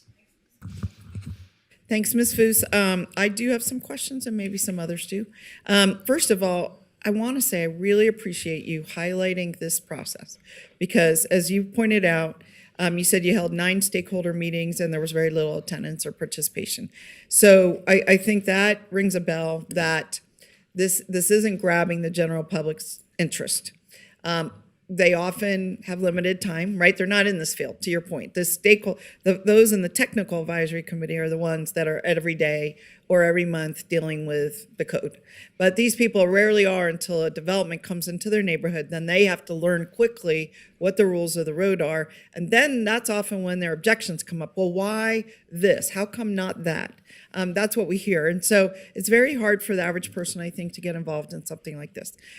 My next comment is that you went through the stakeholder input or big ticket items, but I didn't hear you do the same for the TAC.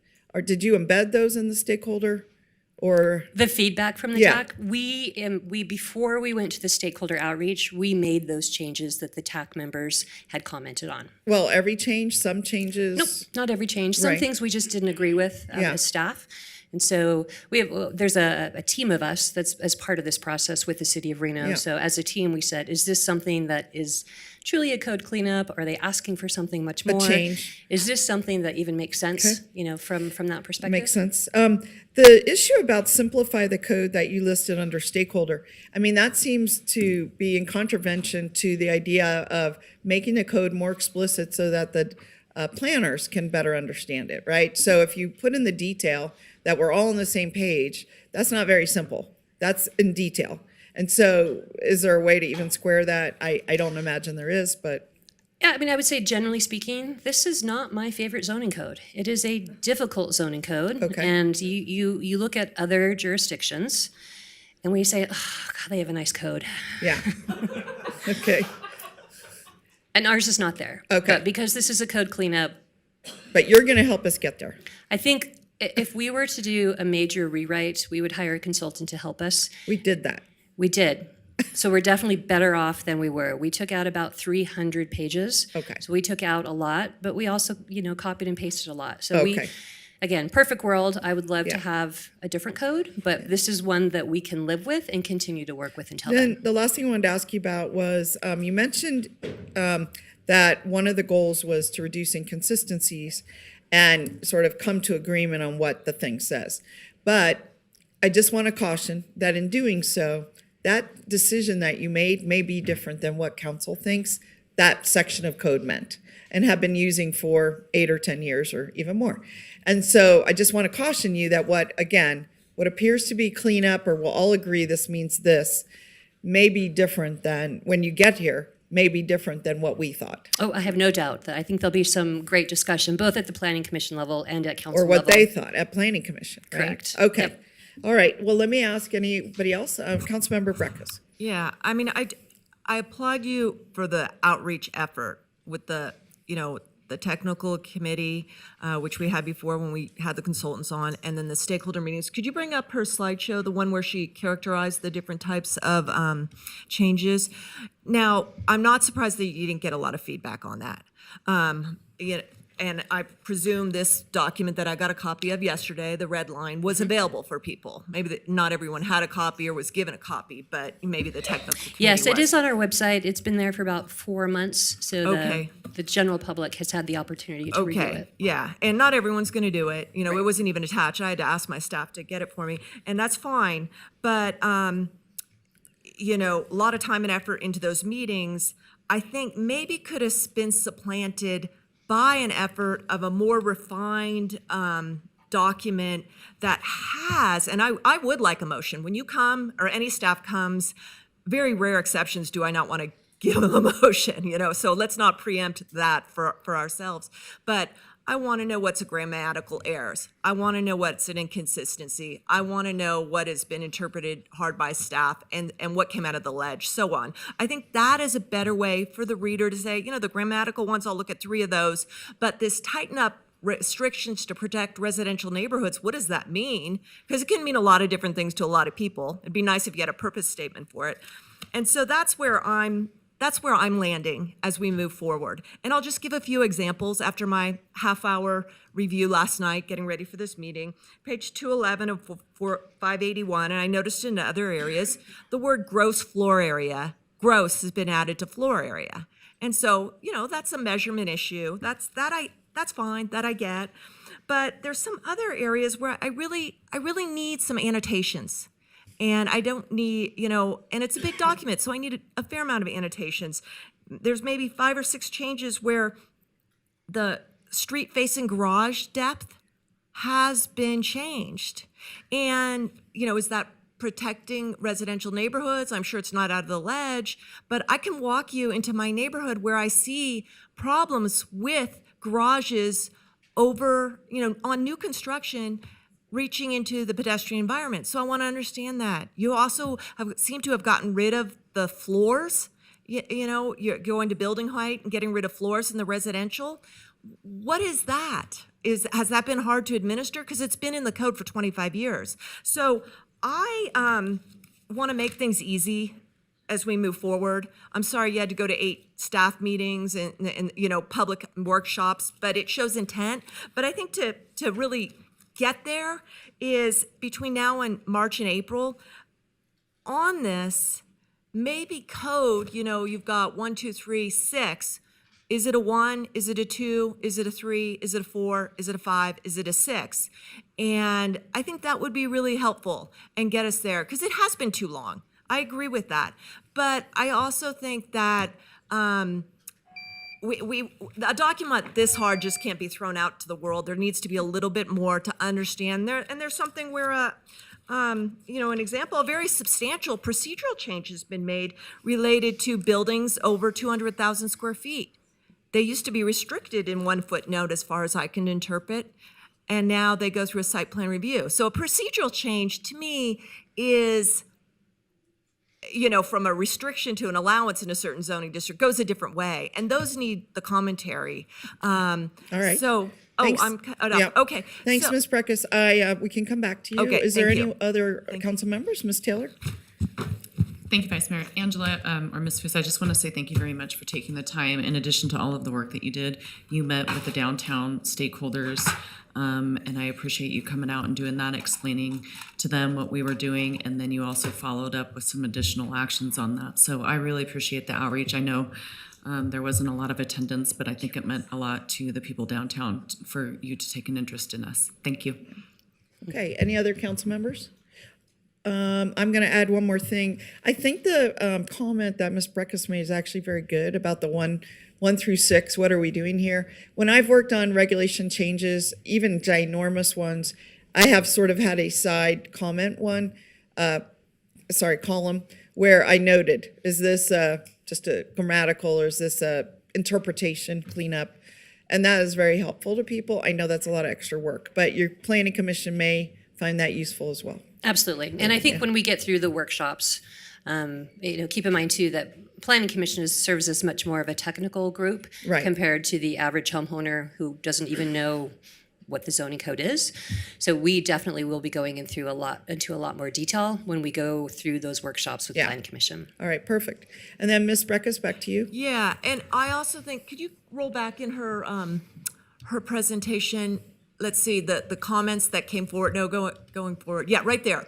So I think what would have been helpful, or maybe that you're internalizing this, is concerns for measurement of noise in the downtown area. That's a parking lot issue, because it's a we don't have a noise regulation per se in the city, and so it's a whole new regulatory agenda.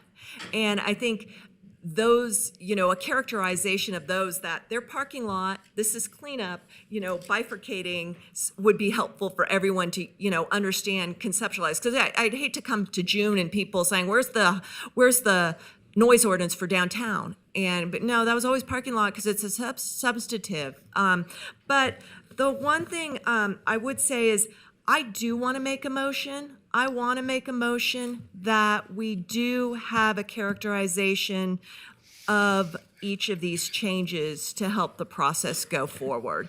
Now, if the council doesn't want to do that and not have a motion and then have this 500-page one show up, okay, but I think we need to give a direction. I think just not, presentation. We asked for this back and we want to progress to a certain point. Let me ask our attorneys. I don't see whether this is marked for action or non-action. This is item D1. So the record junction, so the attorney's office, mic is not working. But yeah, I would note that, it's marked for action, but it doesn't have like a real. Well, there's no staff recommendation, but I just wanted to know legally on the agenda, is it marked for action or no? It's marked for action, but it doesn't have a specific description of what that action would be. So, to be safe, I would say that the comments have been heard and would not have a motion on it. Okay. Well, what I will say is I think Ms. Foose has been paying careful attention to things we said, and she's heard from me, from you, from Ms. Taylor, and hundreds of other people. So I think if you can take what we've said, well, I don't think we're ripe, I guess. Could I be recognized? Because I think I didn't exhaust Apologize. my Yes, time. you did not exhaust So, your time. Mr. Attorney, is your view that when staff prepares a staff report here, And I mean, they've always read a proposed motion. We can do whatever motion we want. You know, they're just proposing one. But you're saying that that there's no way under this context and the way this was populated by, you know, agenda review and management, that we cannot give an action, a directive to staff on this matter right now? So what I'm saying is that the open meeting law requires you to notice the public about what you're going to be considering and then give them an understanding of what you're going to do in terms of that item. Now, this tells you here that there's a presentation on the update. Ms. Fuchs indicated that she wasn't looking for a motion on this. There's nothing in the item title that would indicate that there was going to be a real substantive motion. That being said, you know, I'm not saying, what I'm saying is the conservative approach is don't have a motion on this because it's not styled, because it doesn't tell the public that we're going to be getting a motion on this. But that's just our advice. Yeah. Yeah. Okay. Thank you, Mr. Attorney. Ms. Breckus, Yeah, would you like thank to make a motion? No, I want to continue the discussion. Okay. Why don't you finish up? I don't know where we are in the My clock. point is, I think that's problematic. I mean, I understand it's an interpretation, but, you know, if we can't give direction on a multi-year effort of our largest regulatory document, you know, under that, we don't know what motion we're going to make until we get there, you know?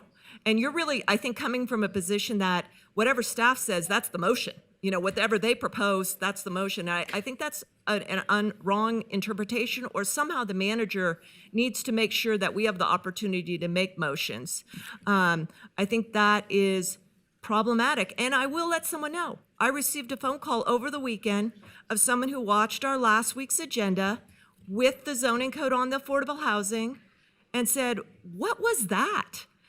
There was no closure. There was no direction. No wonder you're not addressing affordable housing, because it's here's what we're thinking, no motion. So I am responding to the feedback of people who spend the weekend That's watching our fine. meetings, understand, like, what are you guys doing on All right, Ms. stuff? Breckus, that's fine.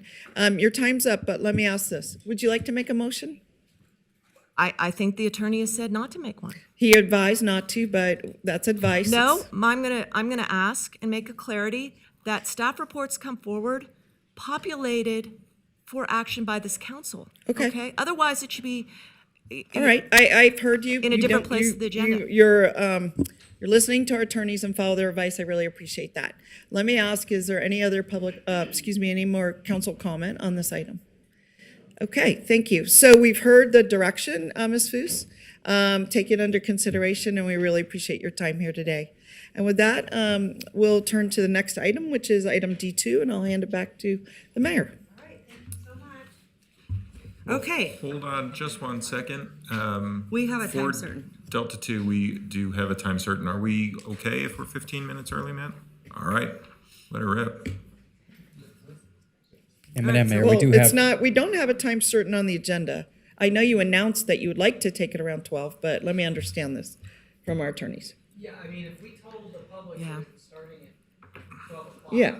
We're starting at 12. Correct. Okay. Right, so we'll wait. Right. Perfect. Okay, so that's in 15 minutes. We could take a short recess, or we could skip on to, I think, what item D3? No, I don't believe there's anything you can- remaining on this agenda that we'll get through in the next 15 minutes.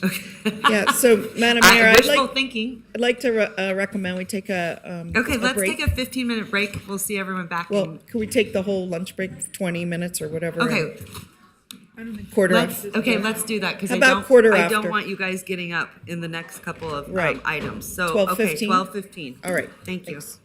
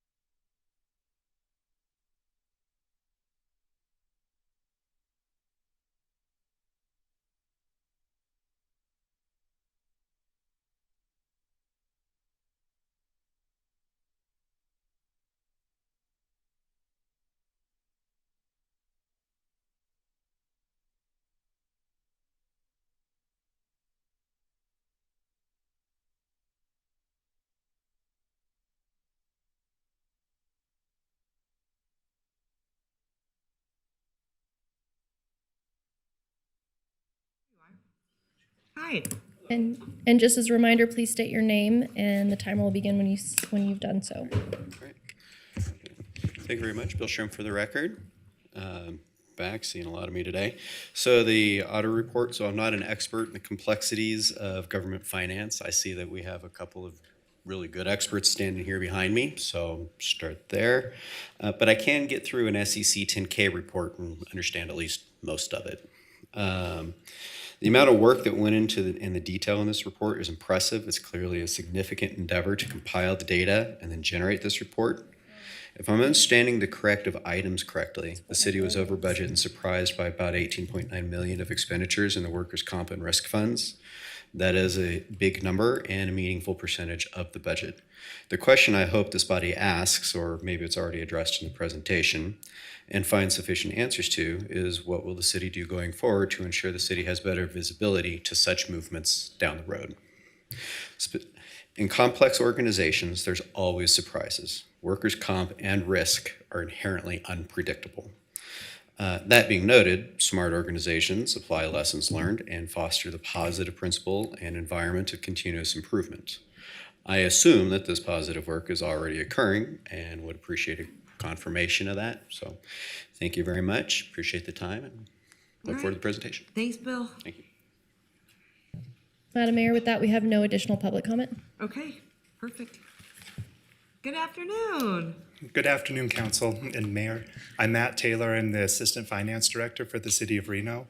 And we have attending virtually our audit partner, Amanda McCleary Moore, who will be presenting on the audit and her findings. And then after her presentation, I have a brief one to go over everything else. All right, perfect. Nice to see you, by the way, Matt. You too. I only get to see you in the elevator. Yes, So I've been it's hiding. nice to see you. Great. Are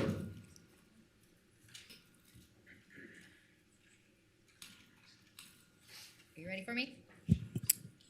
We are ready for you, and as long as you can hear us, you're all set to go. Yep, I can hear you. Thank you. I have a presentation. Is that going to be pulled up, or can you already see that? I can't see. The presentation is up, and Mr. Taylor will run it for you. Okay. Let's see. Let me pull it up on my. Oh, there we go. I can see it now. Okay, thank you.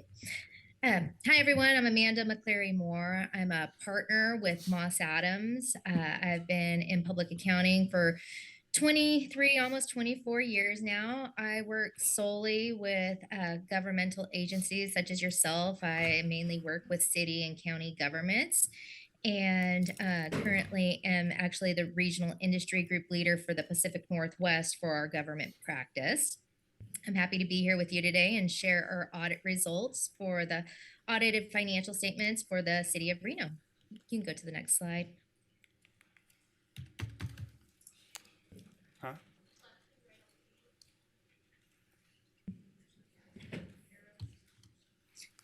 So I'll start by going over the audit opinions that we issued as part of our audit. So as part of our audit, we issue 3 audit reports. The first audit report is over the financial reporting of the city's financial statements. So this includes your statement of net position, statement of activities, all your major funds, as well as the notes. So this is the financial piece of the audit. As part of our audit, we issued what is called an unmodified or clean opinion. What that means is that in order to issue our report, the city did not have any material errors that we identified as part of our audit process, and we're able to deliver that clean or unmodified opinion, which essentially means that the financial statements are presented fairly in accordance with the United States generally accepted accounting principles, and the city, of course, follows those GASB or governmental audit or accounting principles. You can go to the next slide. The next 2 reports that we issue are related to the fact that you have received well over $750,000 in federal awards. That means you get to do this additional special audit, which is the single audit, and we test your major programs associated with the federal awards.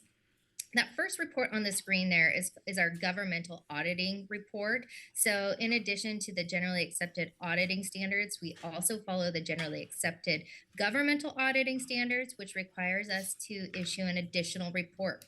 Included in this report, if we had findings, would be if we identified some sort of internal control deficiency in the city's internal controls that we believe that was either a significant deficiency or material weakness. So an internal control deficiency at the base level is really just means that an error could slip through the cracks. If we identify some sort of internal control deficiency, we have to evaluate that and determine what magnitude of that error could slip through the cracks. If it was not going to be something that would be material and would have a material impact to your financial statements, but we thought that it was important enough to let you know about, that would be called a significant deficiency. If we thought a material error could slip through the cracks based on that control deficiency, it's a material weakness. As you can see on the slide there, we had no control findings that rose to the level of significant deficiency or material weakness to present to you today, so nothing included in that report. Additionally, under the governmental auditing standards, we do audit for compliance that could have a material impact to the financial statements. So this would be unrelated to your federal awards compliance testing. This would be something that would impact the financial statements in a material matter. And you can see we have no compliance findings to report with respect to the financial statements. So those two reports, I have one more to go. Those two reports essentially cover the financial reporting over the financial statements. That the third report, which is the one at the bottom, is our report over the single audit. So this year we audited 4 major programs for the single audit. And so we test each one of those programs in accordance with uniform guidance and following the compliance supplement that tells auditors what they need to audit for those major programs. As part of that audit, we issue an opinion over each one of the major programs, and we issued unmodified or clean opinions over each 4 programs.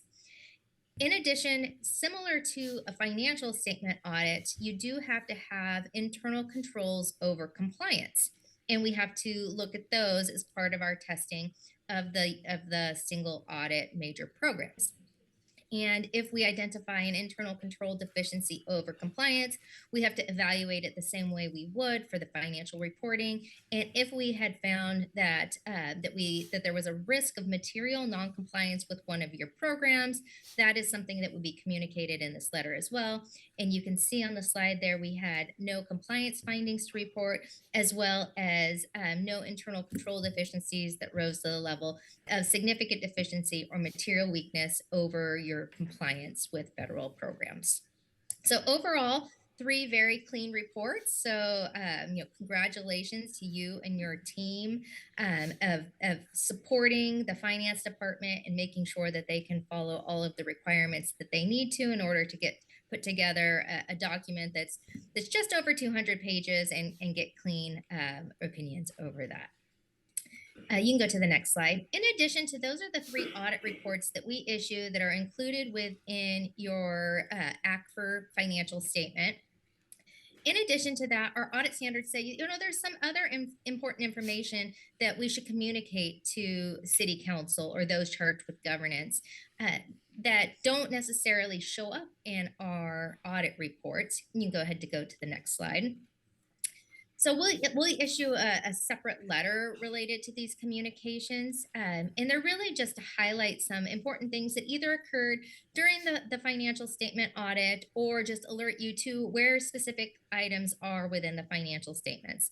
In addition to a few of the items on the slide here, something that we typically point out is that in note 1 to your financial statements, those include your significant accounting policies.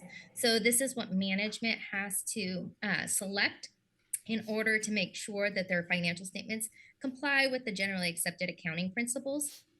If there was any significant changes in accounting policies, it'd be something that we would alert you to. The only change that occurred in the current year is really to the adoption of a new accounting standard that was effective this year, which was GASB 86 on subscription-based IT arrangements. So essentially leasing for software. In the prior year, you had to implement GASB 87, which required you to put leases of all types onto your statements, whether you were a lessee or a lessor. And so this follows those same principles, but is specific to your software IT arrangements. So that was the only significant change there.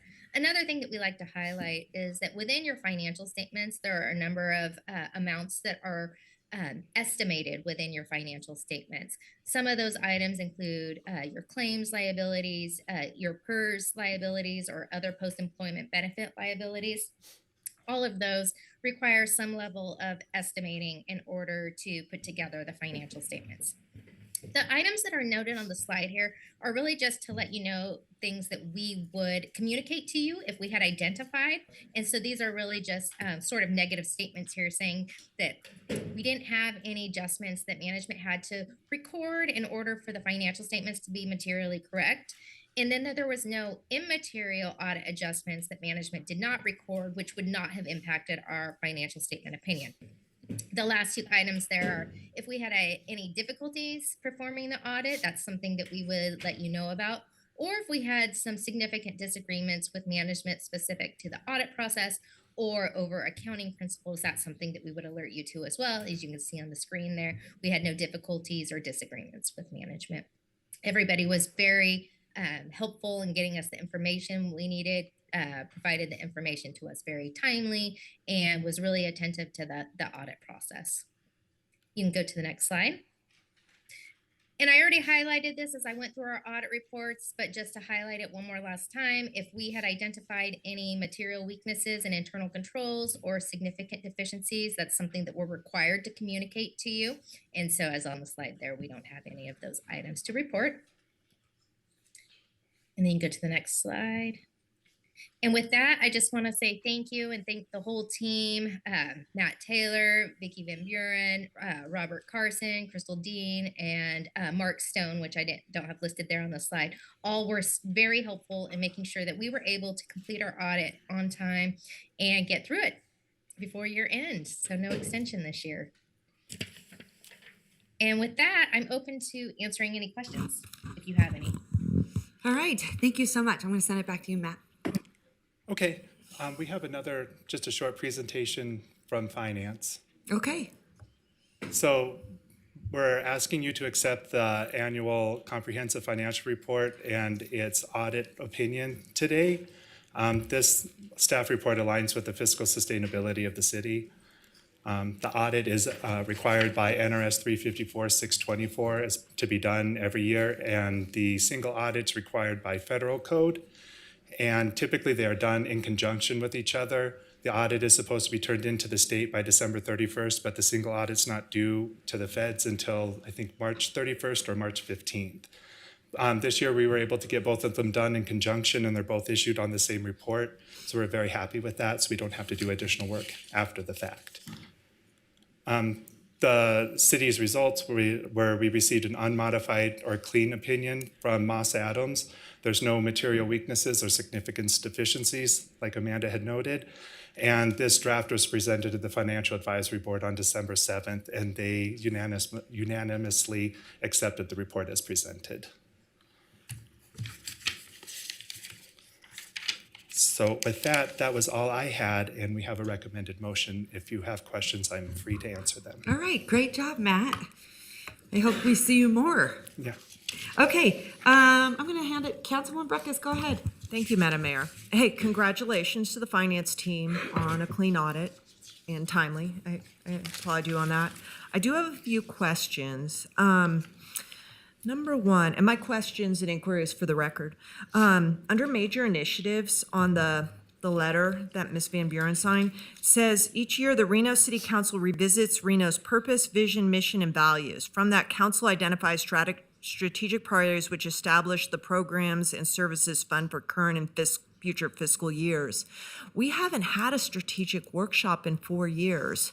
So I don't understand. I mean, I know I have a good calendar and I go to things. What is that just dated language? Because the first 6 years I was on, 7 years, we had one every year, and we haven't had one in 4 years. We're considering the budget update that's done every year as your review of the strategic initiatives of the city. Oh, yeah. Okay. I don't, I mean, I know you're a finance background. I have a public administration background and a planning background, and I see that as separate. And I just wanted to understand that. Now, what is it? The one comment was about the pension liability grew by 103%.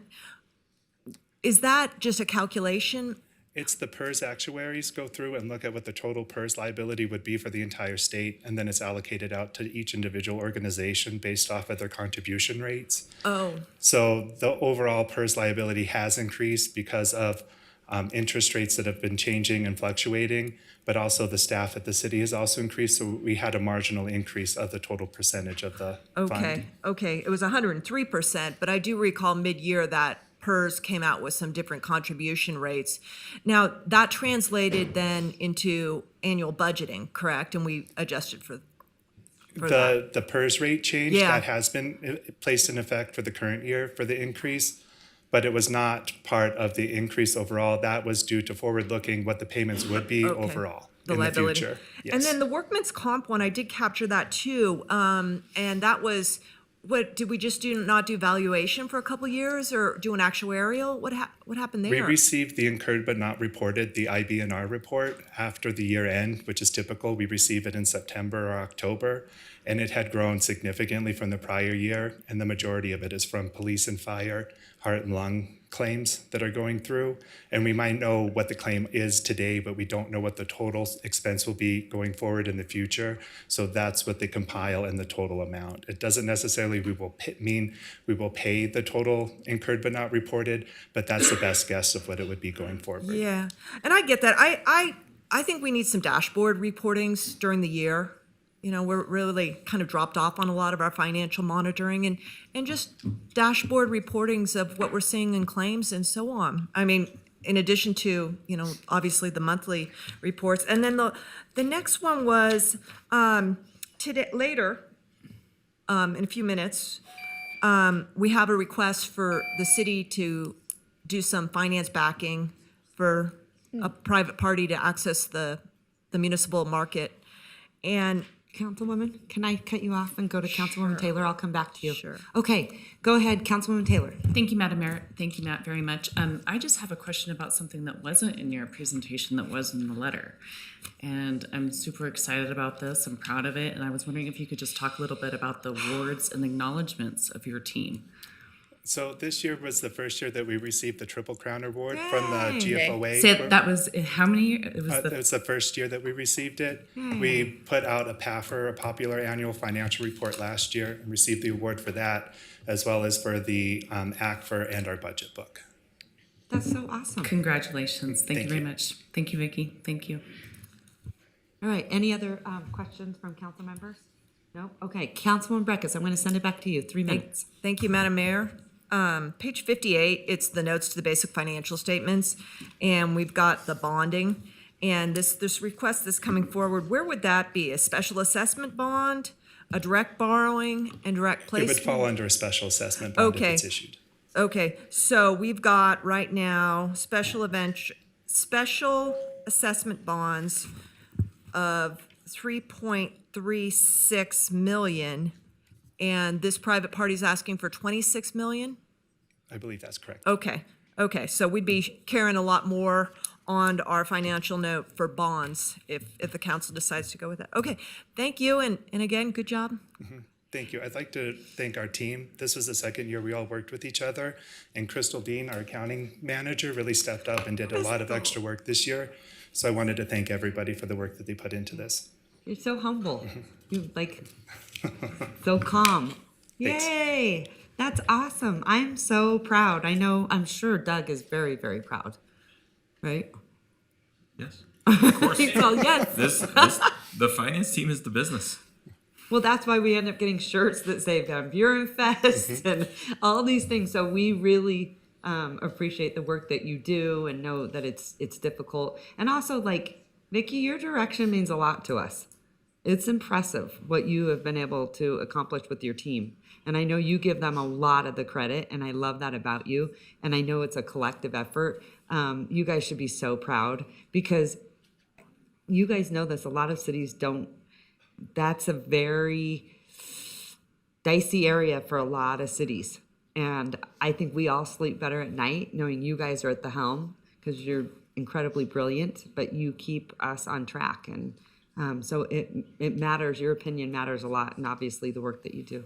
Thank you. Awesome. Yay! Give them a round of applause.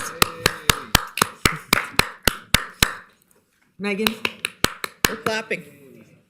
Okay, Megan, you want to ask a question? Yeah, I did have a question. So on page 4, there was something about the OPEB.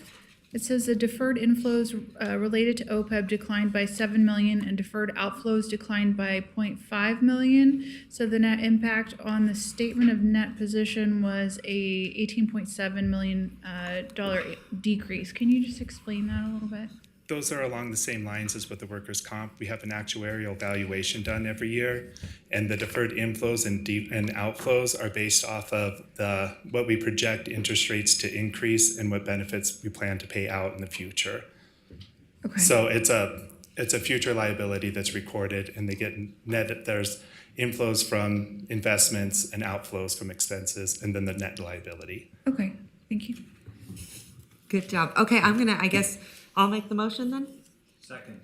I move to accept the annual comprehensive financial report for the fiscal year ending in June 30th, 2023, and approve the plan of corrective action. I have a motion and I have a second. All those in favor say aye. Aye. All those opposed?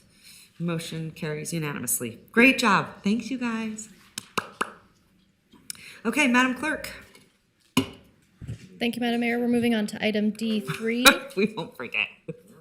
Okay, go ahead. Item D, do you have any public comment? D3, I do have public comment on this D3. item from Dan Morgan. Okay, let's do public comment and then we'll go into disclosures.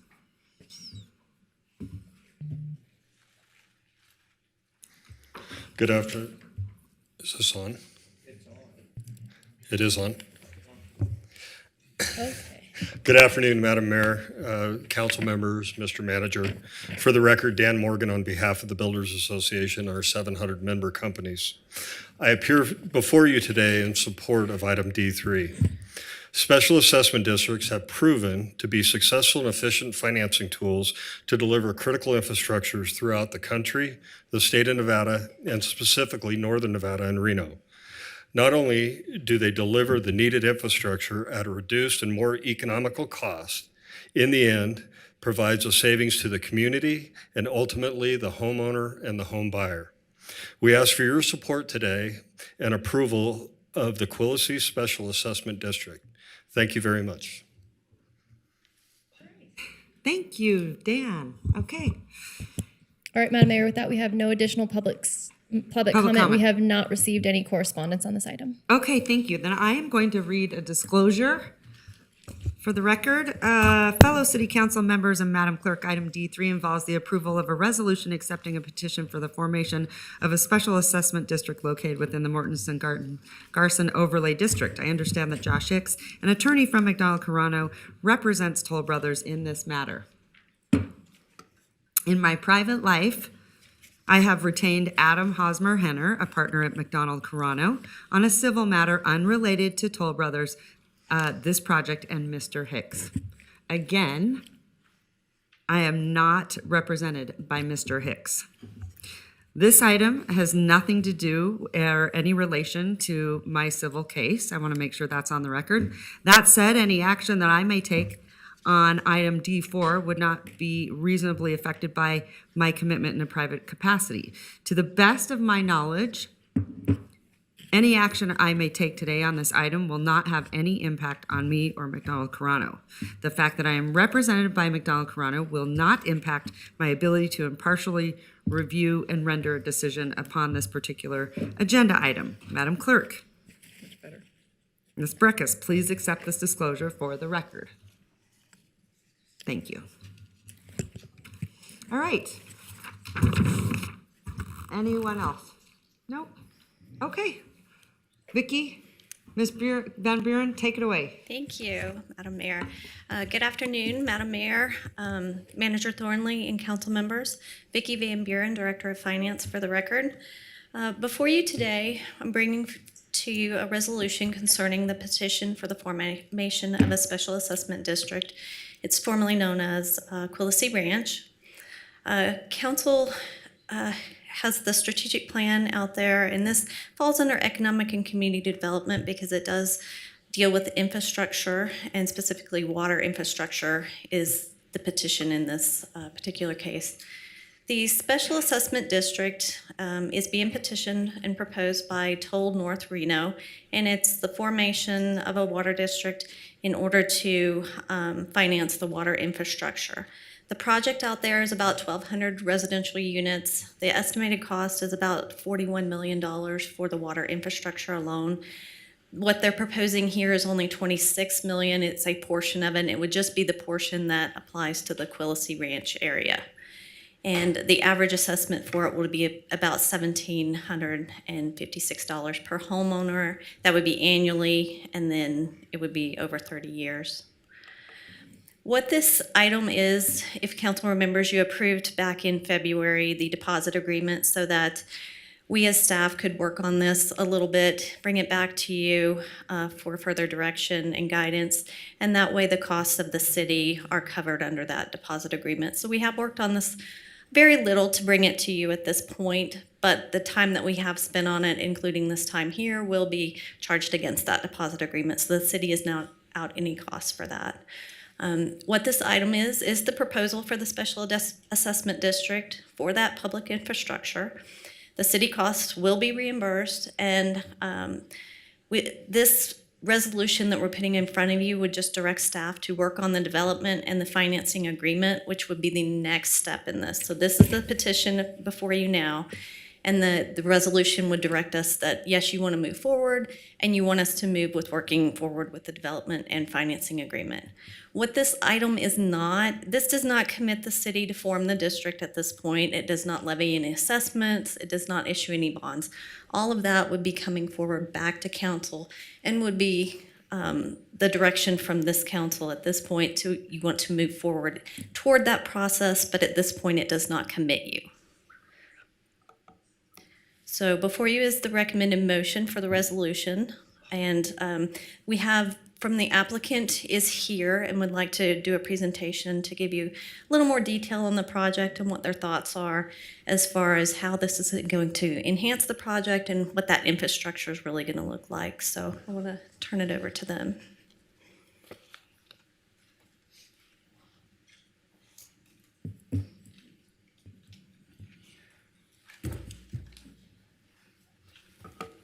Good afternoon, Madam Mayor and members of the council. My name is Josh Hicks. I'm with McDonald Carano. I'm here on behalf of Toll Brothers today. I just wanted to recognize in the audience Kyle Collinsworth, who is the Vice President of Land Acquisition for Toll Brothers, is here. Nick Kroll, who helped prepare the petition itself from launch, is here. And my colleague Lindsay Knox is here from McDonald Carano as well. So like Vicki said, we are here today really on just the petition to start the process of working with the city. There'll be multiple stops down the road before this district is actually formed and any bonds are issued. You can see this first slide really just shows you a quick visual of the site. You can see it's largely a lot of sagebrush, kind of a flat area. I'll show you on a map in just a second where it is so you can have a good visual for it. We're referring to it as the Quillisi project. On some prior matters, you might have heard Santerra. Sometimes it's been called that too, but we're calling it the Quillisi project. Just a quick background on Toll Brothers. Toll Brothers is a fixture in this community. They've been building homes for over 50 years throughout the country. And since 2005, they've built 42 communities in Washoe County, 3,741 homes. So a committed builder to this community with a track record of success. This just gives you a quick shot of the entryway into where the project is. This project is in Verdi, and this is looking north. You can see kind of right about in the middle center, that's Boomtown, and just to the left of that, you can see with the green outline around it, that's Cabela's. That gives you an idea of where this is. This is Garson Road, and as you can see, It is being graded as we speak. This is a current picture. This is not a paper project. This is a project that is real and it's underway. And you can see some of the work being done in this picture. These are just a couple visuals of the kind of homes you can expect from a builder like Toll Brothers. They build very nice homes. These are some renderings that you see there. All the homes in this community will be fire sprinklered. That was a condition of approval on the tentative map. And I do also want to note, because we've had some questions about it, these homes do provide a lot of options for homeowners. One of which is they can put in EV charging stations if they want to. If they don't want to, each of these homes has a 300 amp panel. So putting in a station down the road is a simple matter for a homeowner. They don't have to rewire the home to do that. This is just a slide that just gives you a little bit of background so you can see the area I was showing you the picture with the grading is kind of in the top right corner there by where it says fire station. That's Interstate 80. Kind of going east to west at the top and then bending from north to south on the left side. This picture just shows you the different villages. There'll be villages built out at different times. And just a little bit of context, even though we're here today to talk about water infrastructure, just as reminders of some of the history of this, the tentative map and the SUPs on that did come before this body on March 24th, 2021 and were approved. The SAD deposit agreement came before you on February 22nd, 2023. Like Vicki mentioned earlier, that's what covers the city's costs as we go through this process. The SAD application went to the FAB, the Financial Advisory Board, on December 7th, was approved. And then just some background. It's a 1,211 residential unit development. 379 acres of the just over 1,000 acres are single family residential. 578 acres are open space. And then within the project, there's a variety of other things. There's a neighborhood commercial area. There's a multifamily community amenity kind of clubhouse location. There's an 18-acre regional park site. That's kind of on the west side. You can see it on that map. There's a 5-acre neighborhood park, which is just to the north of the school site. You can see on the map. And then there is a 10-acre school site. That's a dedication to the Washoe County School District. And there'll be an elementary school on that location. The final 3 bullets are really just conditions that were conditions of approval on the tentative map. And I think they're important just because they show Toll Brothers' commitment to a lot of the city's priorities. There's a per door fee and a per square foot fee for commercial for fire facilities. There will be a fire station located not on Toll Brothers land, but just to the north on land owned by BT South. And then that will help pay for that. There's a $1,000 per door affordable housing contribution. So that'll be approximately a $1.2 million contribution to that fund. And there was also some $150,000 for roadway safety improvements in Verdi. That's outside of the development. All the roads in the development will be new, and those will be the primary ingress and egress points. But we all recognize Verdi has some other needs, so Toll Brothers is happy to help with some of those. This is a map of the actual water infrastructure that we're talking about financing with these bonds. This is all TUMWA, will ultimately be TUMWA-owned and operated water infrastructure. There are 10 different off-site components and 2 on-site components. Many of you are familiar with TUMWA's regional water management plan and what they need to actually provide water out to Verdi. So this is really the kickoff of that and makes that a reality. These water main extensions, these booster pumps, they will all, and the tanks, they're all oversized. They benefit more than just the Quillisi project, as Vicki alluded to. They allow water service to be provided by TUMWA to other projects as well. Those might include the BT South project, which you can see labeled on here just to the north of the Quillisi site, and also the Mortensen Ranch, the Stan Lucas project, which is on the northern end. Up there, there'll be a tank located on that site. So once this is all built out, it will allow TUMWA to provide that water service and those backbone water facilities that's consistent with their regional planning. This slide deck is just a blow up of a few of the individual components. This is the east end. This is kind of where West 4th Street goes into the interstate and under the interstate, if you're familiar with that area. This is an area with where you can see OS 1 through OS 5 are water main extensions and a booster station. OS 9 and 10 is a water main and a water tank. Those are all part of the system. They're all off-site, and again, oversized to allow other developments to have water as well. This is just the west side. You can see this is kind of the area north of Cabela's. You can see there's a water tank. There's some water main extensions as well. This shows you the actual Quillisi project, and the red is the boundaries of the district. There are two on-site components of the water infrastructure, a booster pump station up there at the north end, and then a water tank kind of right in the middle.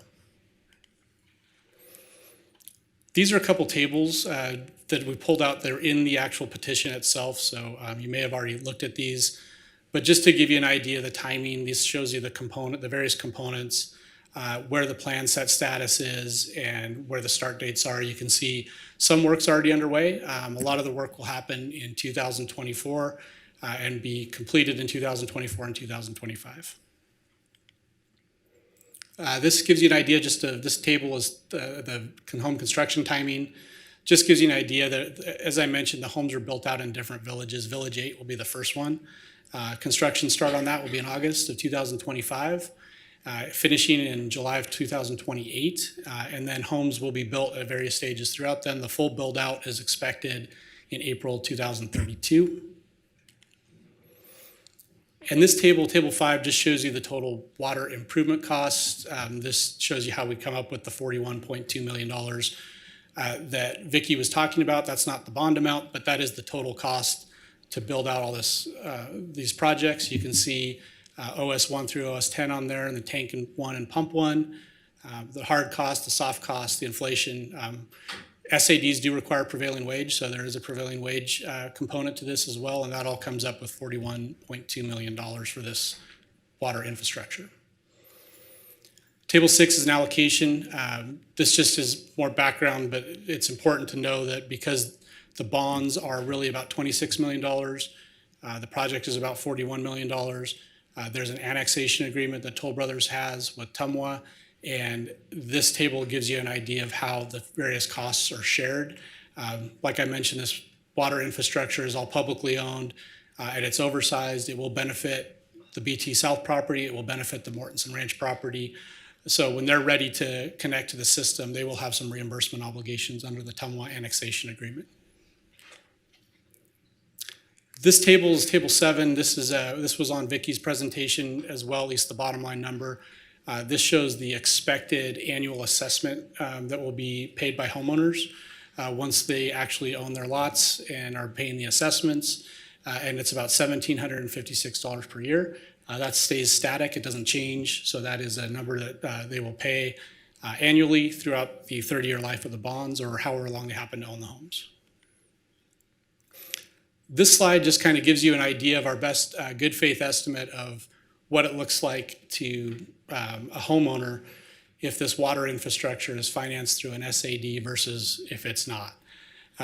If it's not financed through an SAD, it has to be built with a construction loan. Those are typically at about 10%. Those costs are then rolled into the home price. Like any commodity, the home buyer or the home builder needs to recover their costs at the end. And then those typically roll into a mortgage. Right now we're at about 8%, so that's what we used. And you can see what we come up with is the total interest that the homeowner will pay. In that scenario is about $42,000. Under the SAD, there's that certainty of the lower interest rate, the 6% rate for a set time period. And the interest cost that we're estimating there is $26,537. So you can see a savings of just over $16,000. And probably another way to look at that is that's really $16,000 of equity that a homeowner gets buying one of these homes when the infrastructure is financed through an SAD.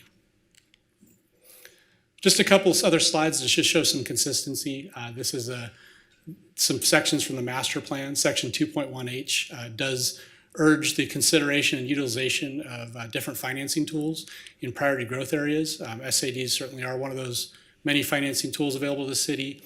And priority growth areas do include, as the bottom bullet there, areas that are within city limits that don't have infrastructure and service in place, but can be served by the city if it's built out. Section 2.1I actually specifically calls out special assessment districts, so you can see that that is something that the city is urged to consider when we're talking about publicly owned infrastructure improvements, and Tumwa water infrastructure is certainly in that category. A couple other sections from the master plan. There's the obligation to support efficient and reliable water management of surface water, promote TUMWA efforts and directives, and as you'll see on a slide in a minute, this is part of the TUMWA regional master plan. So that checks the box for that section. There's an obligation to make sure water service can serve present and future demand in the city. So we're not talking about just the Quilisi project, we're talking about some of the other projects out there too, and that box is checked by this project. And then there's a goal to pursue these opportunities for available tools for funding infrastructure. So like I said, SADs, like many other tools in Chapter 271, are one of those.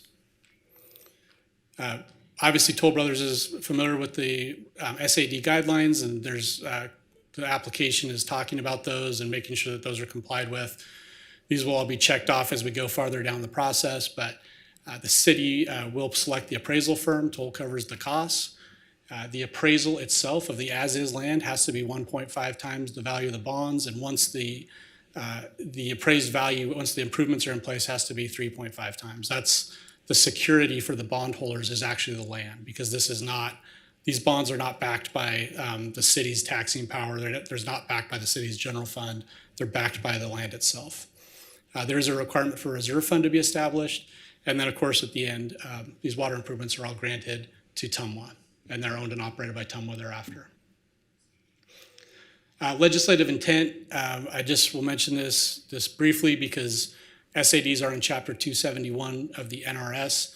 The NRS, those tools are designed to be available to local governments, in order to actually build out infrastructure. That's considered something that is in the well-being of the state. Most recently, in our last session, the legislature actually put in a declaration that a consistent, robust supply of housing is an important factor in overall affordability of housing, and that's, we feel, very important. All housing is important, and the more supply we have, the more affordable options there tend to be for people. This is a letter from TUMWA. It should be in the record for you as well. And I just pulled out a couple comments that I think were helpful. They have reviewed, this is obviously part of their regional water management plan and the Truckee Meadows regional plan. All these booster pumps, these water main extensions, these tanks, they're necessary for TUMWA to ultimately serve the Verdi area.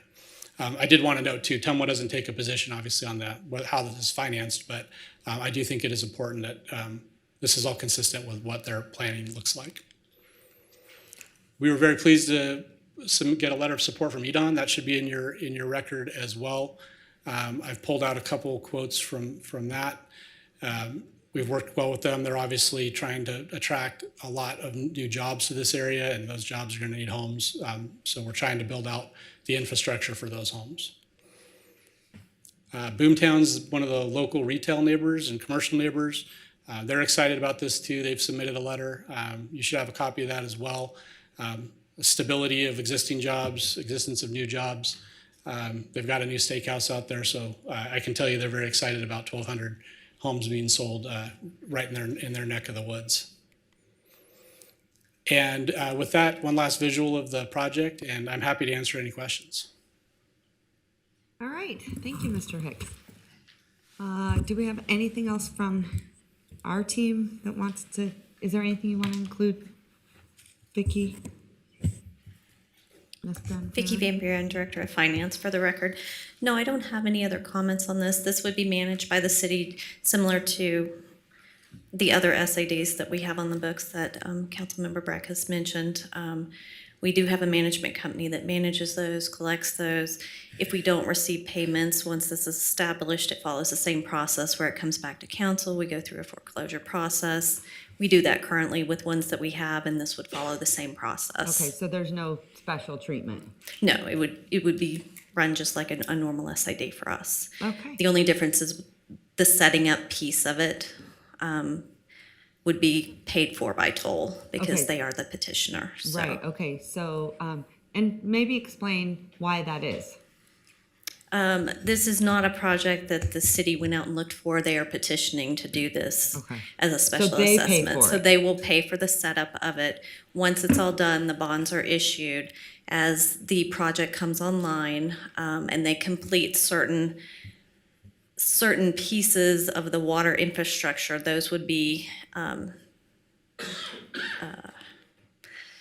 inspected by the water authority. They would then either say yes or no, we're accepting them, and they accept them as part of their system. So as it goes along, we, the city, would just dole out the bond proceeds as it comes online. But we wouldn't do that until Truckee Meadows took on those pieces and said they were good to go. Okay, thank you so much. I appreciate it. Okay, we're going to open it up to the body. I'm going to start first with Councilwoman Ebert. Go ahead.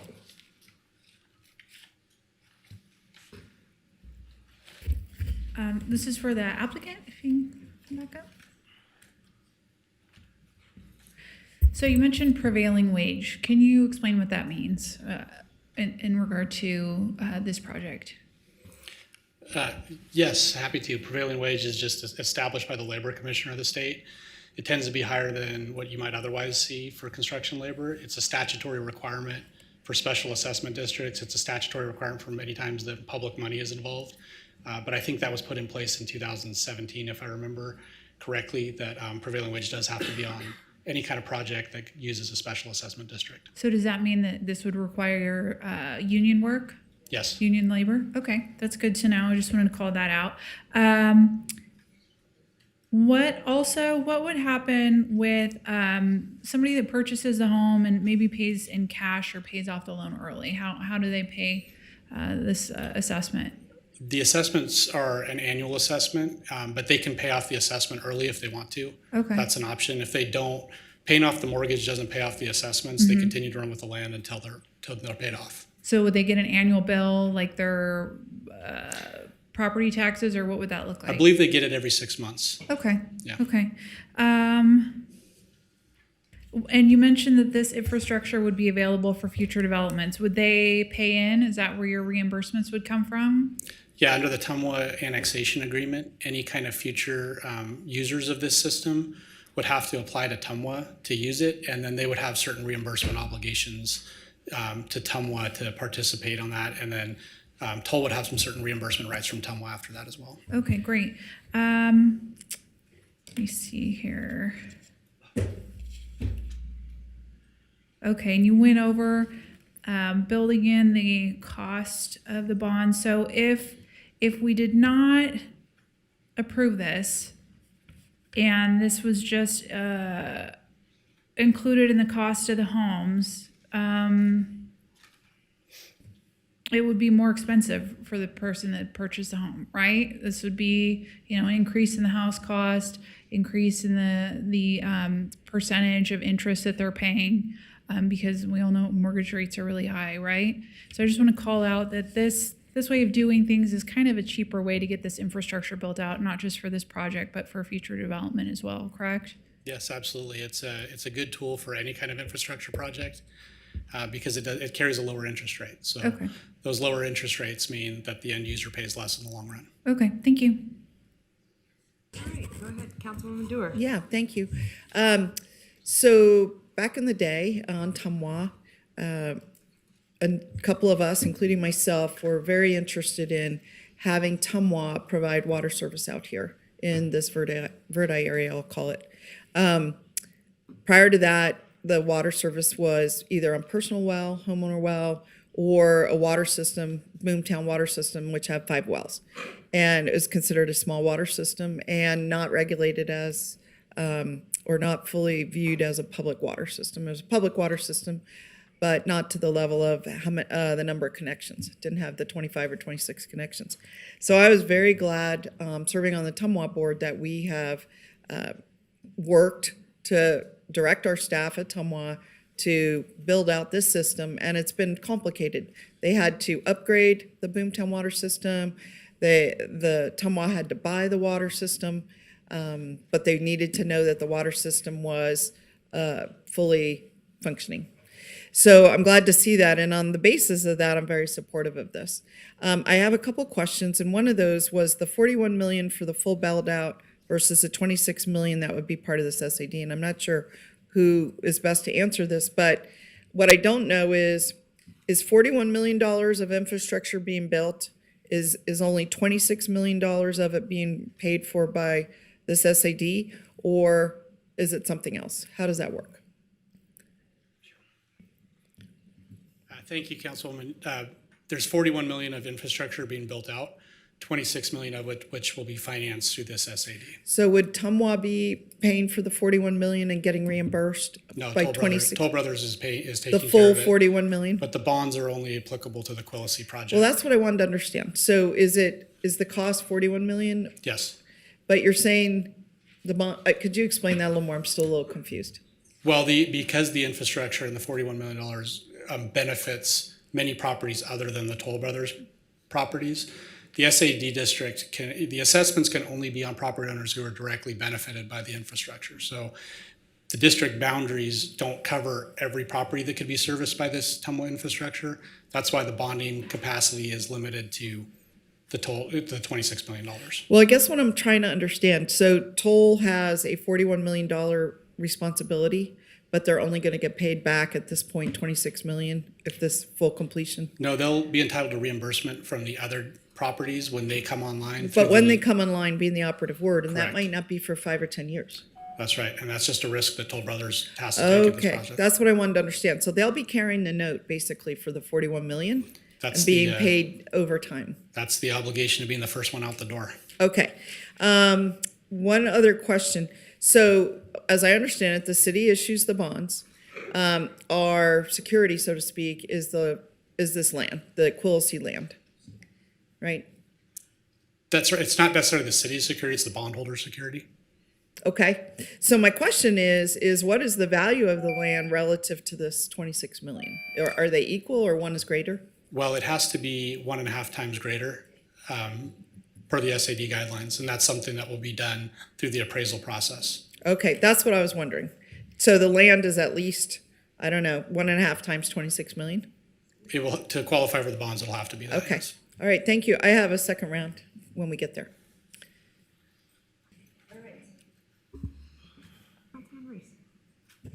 Thank you, Madam Mayor. For my part, I think that we have sort of a mixed bag experience as a council with working with SADs. I myself live inside of an SAD and know firsthand that my home would not exist but for the existence of that SAD in Somerset. There's a number of them. I think they came in on different times, so I won't speak to anyone specifically.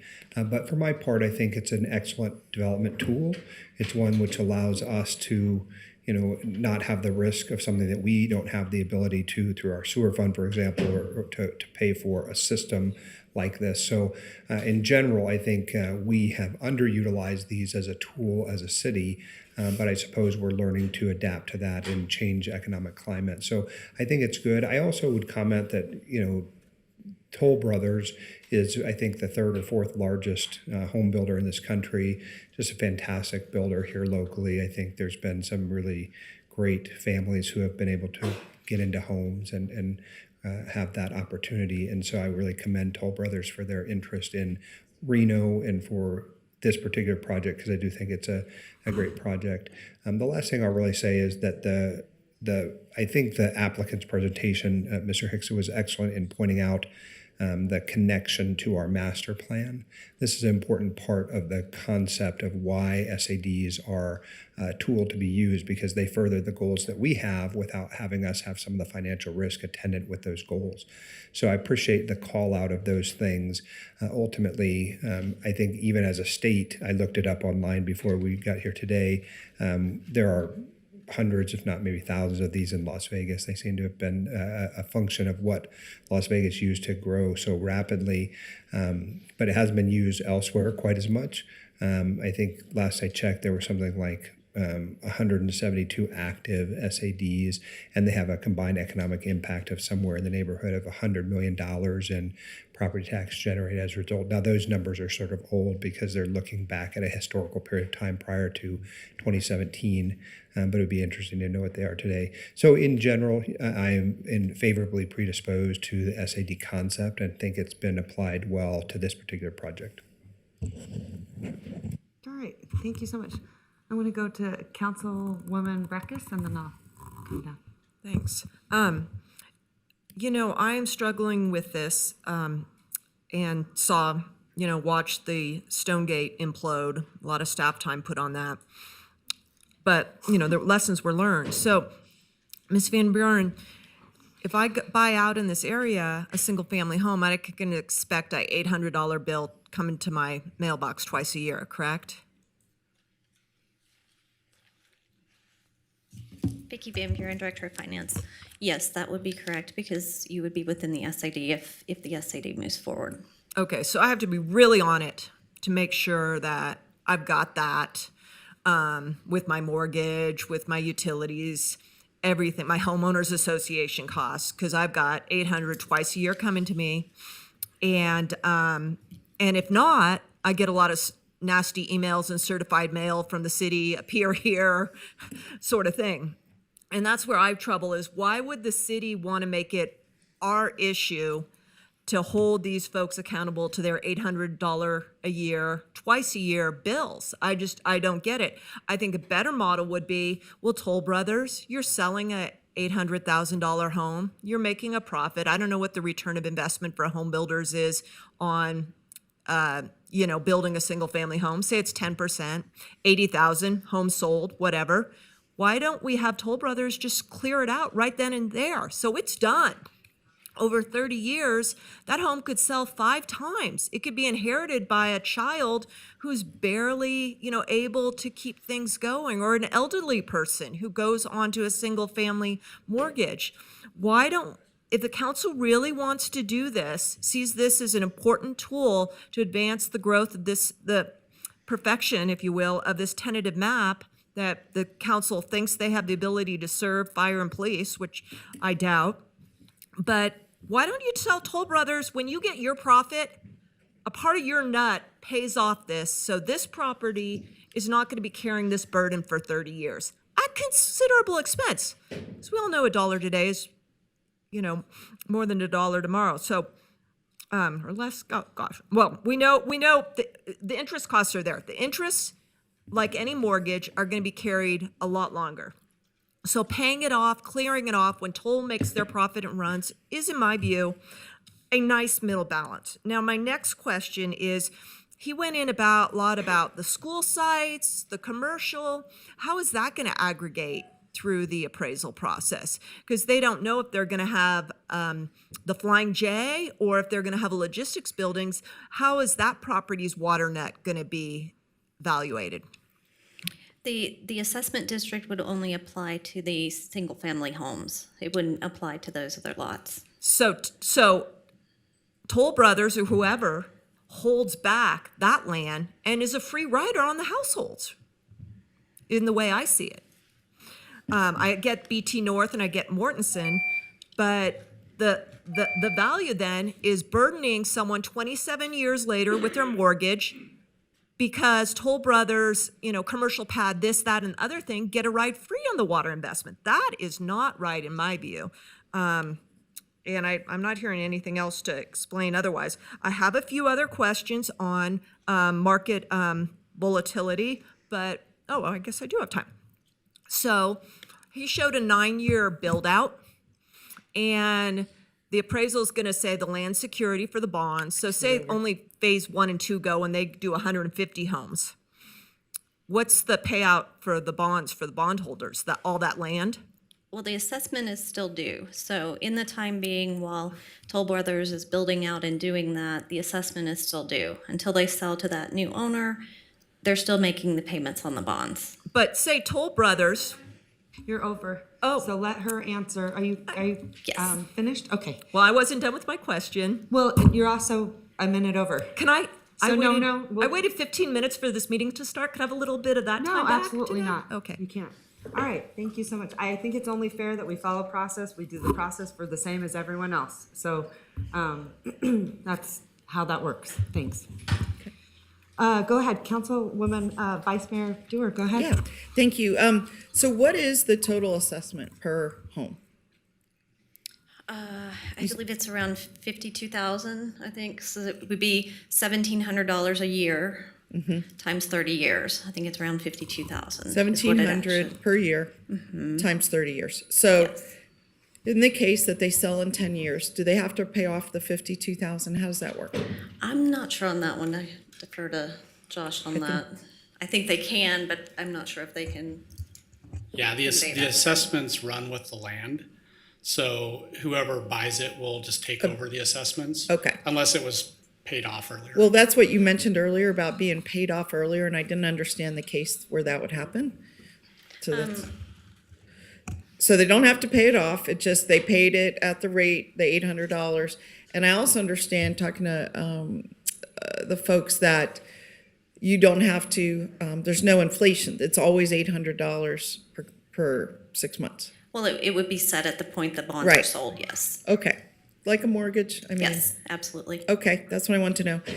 One other thing is that when I met with the team, I asked, when we did the Stonegate, I asked that all 5,000 homes install a equivalent of a dryer plug in the garage. So if they had a electric car, they could plug it in and not have to not only upgrade the panel, but tear off the walls and put in conduit and so on.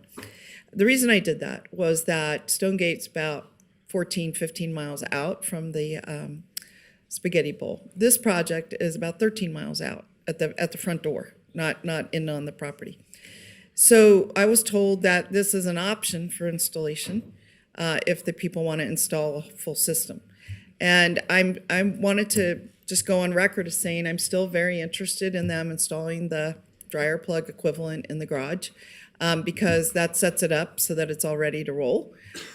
Just like we did for Stonegate, I'm just trying to be very fair. It's a very similar distance. There aren't many services out in the Verde area and probably won't be for a number of years. There is a restaurant, obviously, at Boomtown, but grocery store, dry cleaners, all the things that people come to rely on, whether it's a gym or medical appointment or whatever it is, they have to go into town. So, into Reno or Sparks. So my question, I'm going to be having further dialogue with the applicants. This isn't the final. The thing I asked you to do in a briefing was to lay out for us what is the course of review by the council. How many times do they have to come here, and what are the decision points? Yes. Thank you for the question. I did include with your packet a layout of what the financing would look like. So, well, what I mean is the trips to council. Right. When will they be back, and how many Madam times, Clerk, and for what? Can you bring up that one slide? Has a timeline. It's a separate one that was provided And to I council. think you said it would be a little different than what we did at Stonegate because you've revised the process.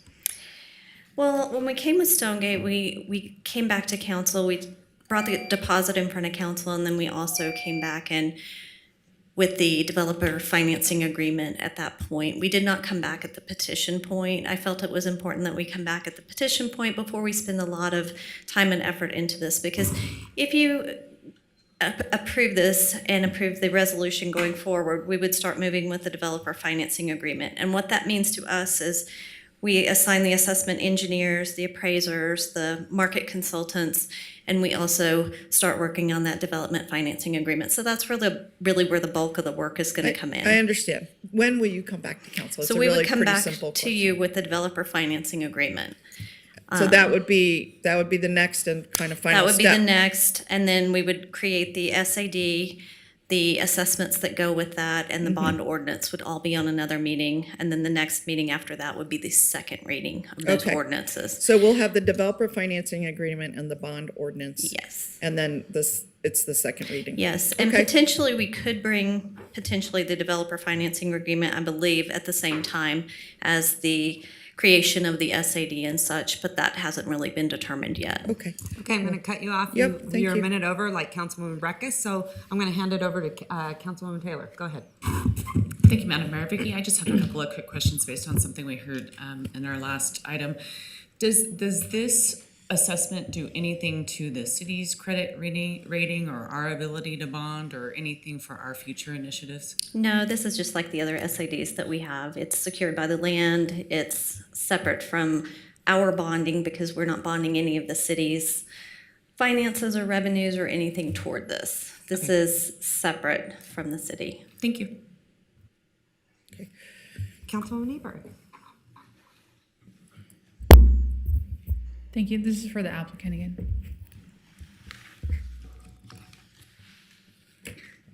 So I brought up prevailing wages earlier just because I wanted to talk about the fact that this is going to require union labor if we go this route. If we don't use this process, would you be required to use union labor to build this infrastructure? Councilwoman, the short answer is there would be no, if there wasn't an SAD, there'd be no prevailing wage requirement. Okay. But as a practical matter, many of the contractors who operate in this space are union contractors anyways. Okay. All right, so it might still be union work. Okay, I think that's it for me for right now. Thank you. Okay. I got a 1 minute. All right. Okay. Councilman Martinez, go ahead. Okay, thank you. Thank you so much, Madam Mayor. I appreciate it.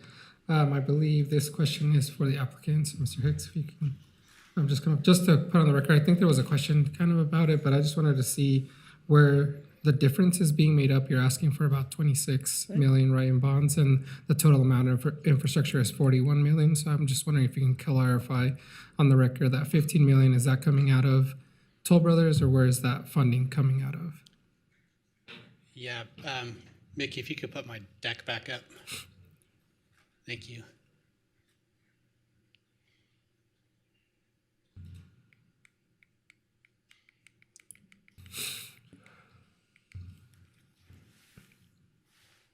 So I think this, Councilman, I think this gets to your question. So this is the 41 million, and this shows the parties' respective shares of that.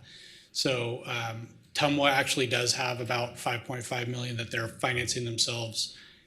There'll be some money coming from BT South when they're ready to connect. There'll be some money coming from the Mortensen Ranch property when they're ready to connect. So there's a Tumwa annexation agreement. It's a recorded document that has been put together, and it kind of governs all this. That's where this information comes from.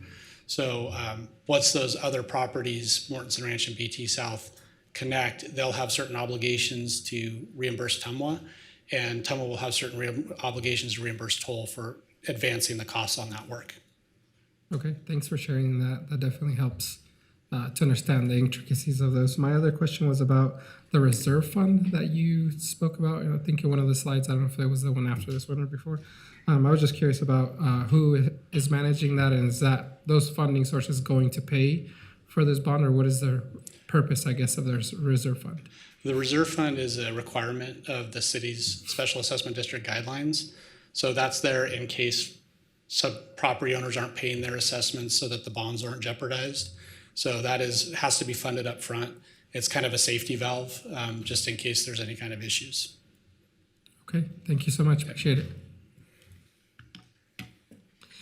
All right, so council, I think we've had Councilwoman Breckus and Dewar have had 2 rounds. Go ahead, Councilwoman Ebert. Okay.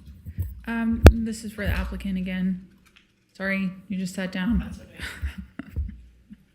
Okay, so somebody's got to pay for this, right? This is just how we're going to pay for it, correct? Is it going to be through these bonds, well, or, you know, through the cost increase of the home? I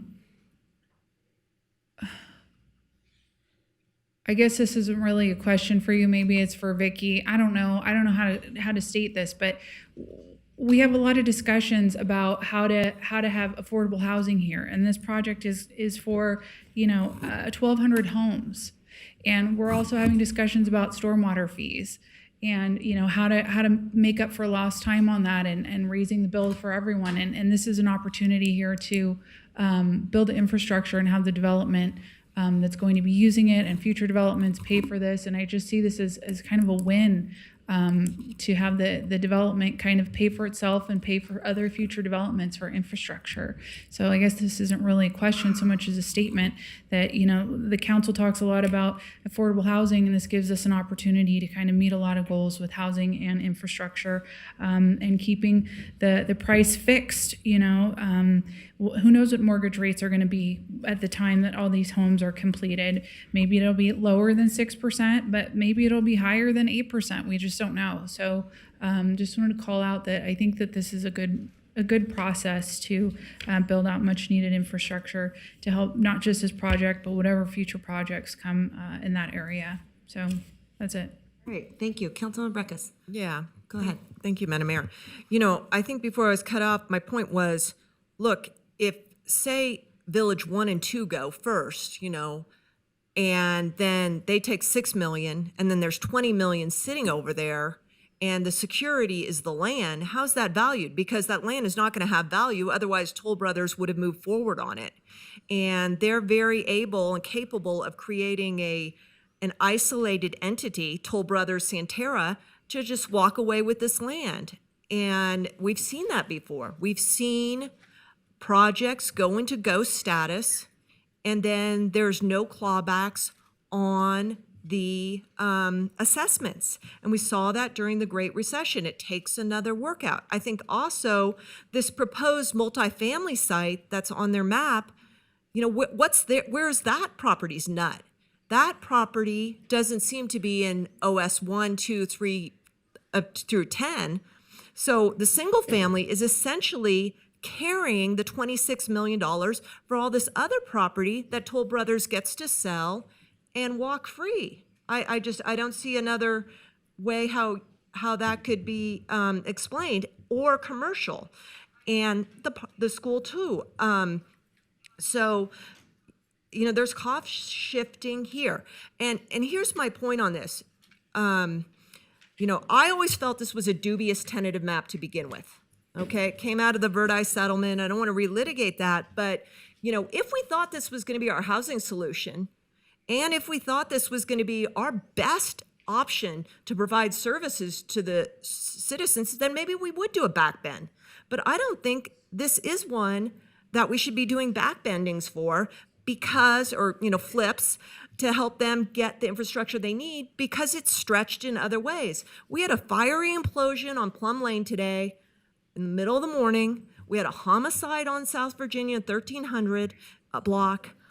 We are so stretched with that police response. It is going to be nuts to get them out in the years that they're coming on talking about. This hillside has notably imploded a couple times with fire.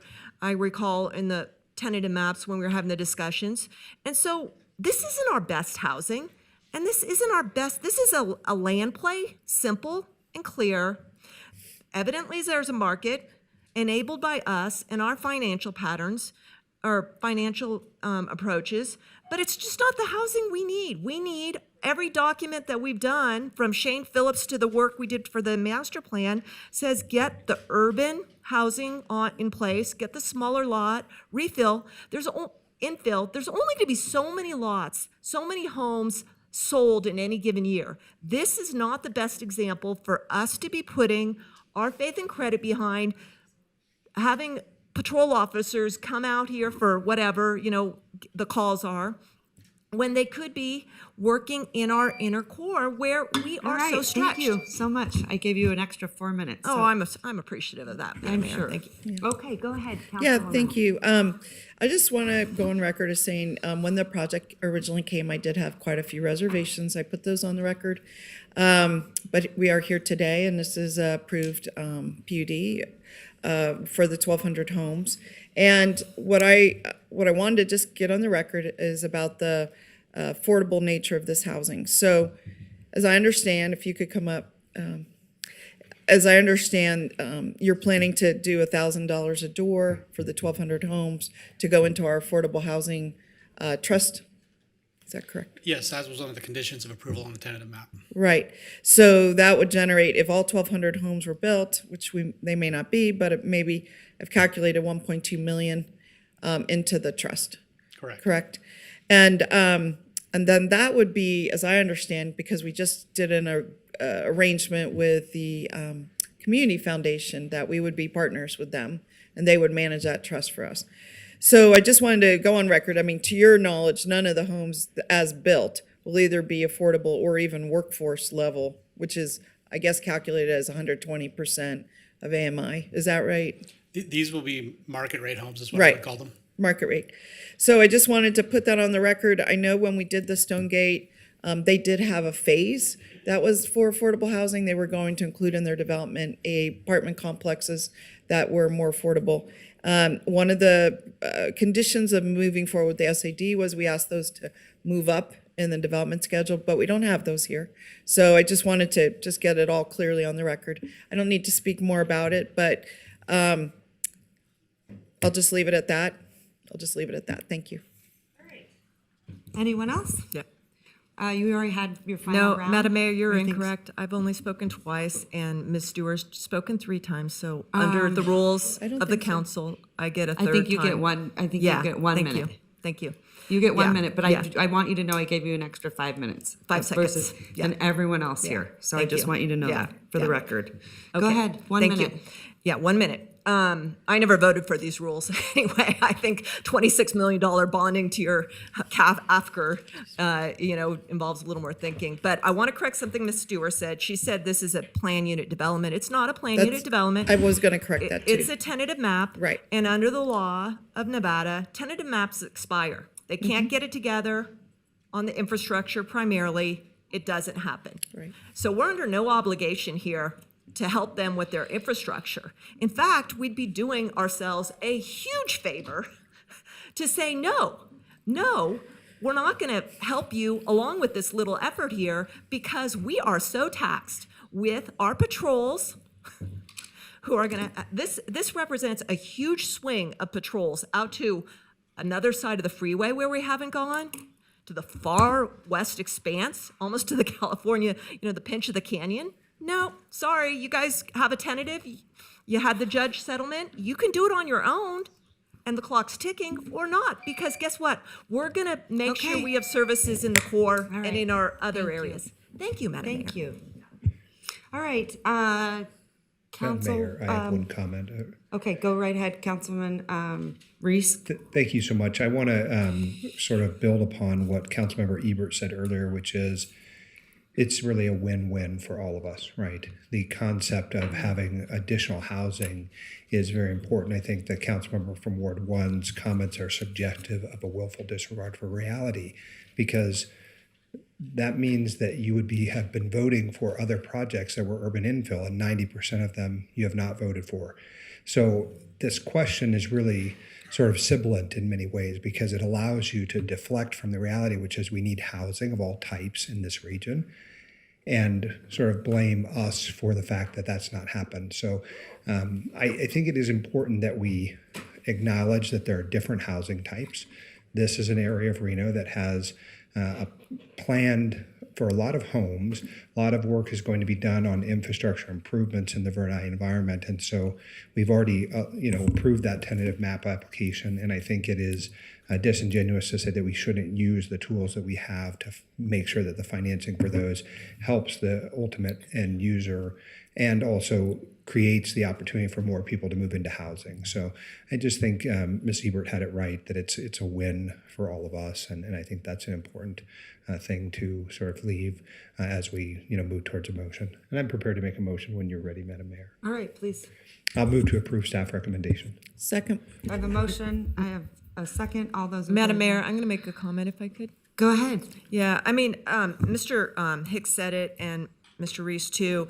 And I think when we did our master plan way back when, the technical work, 2017 or so, was, well, you just need more housing and you'll get there, And actually, the literature that's coming out recently is no, that's not what it is.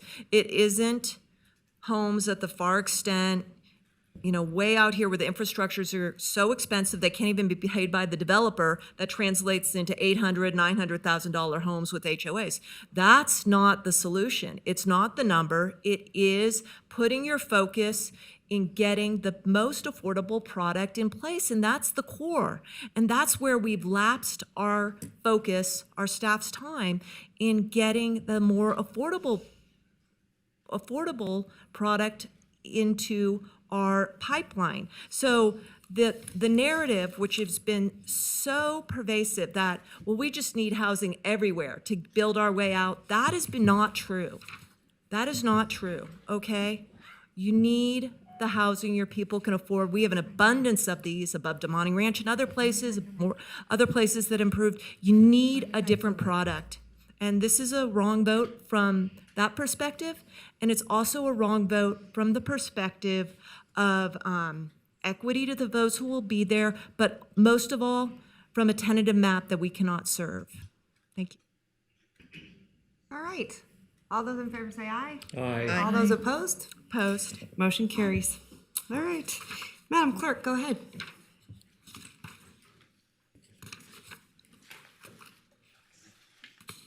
Thank you, Madam Mayor. We're moving on to our ordinance adoption items. So I believe E1. we're Okay. opening items E1, E2, E3, and E4 together.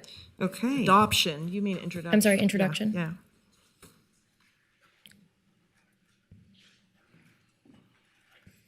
And just for the record, Madam Mayor, we do have quite a bit of public comment on this item. Okay, fantastic. Hold on one second. All right, so repeat that, Madam Clerk. Item E1, Gotcha. E2, 3, and 4. All right.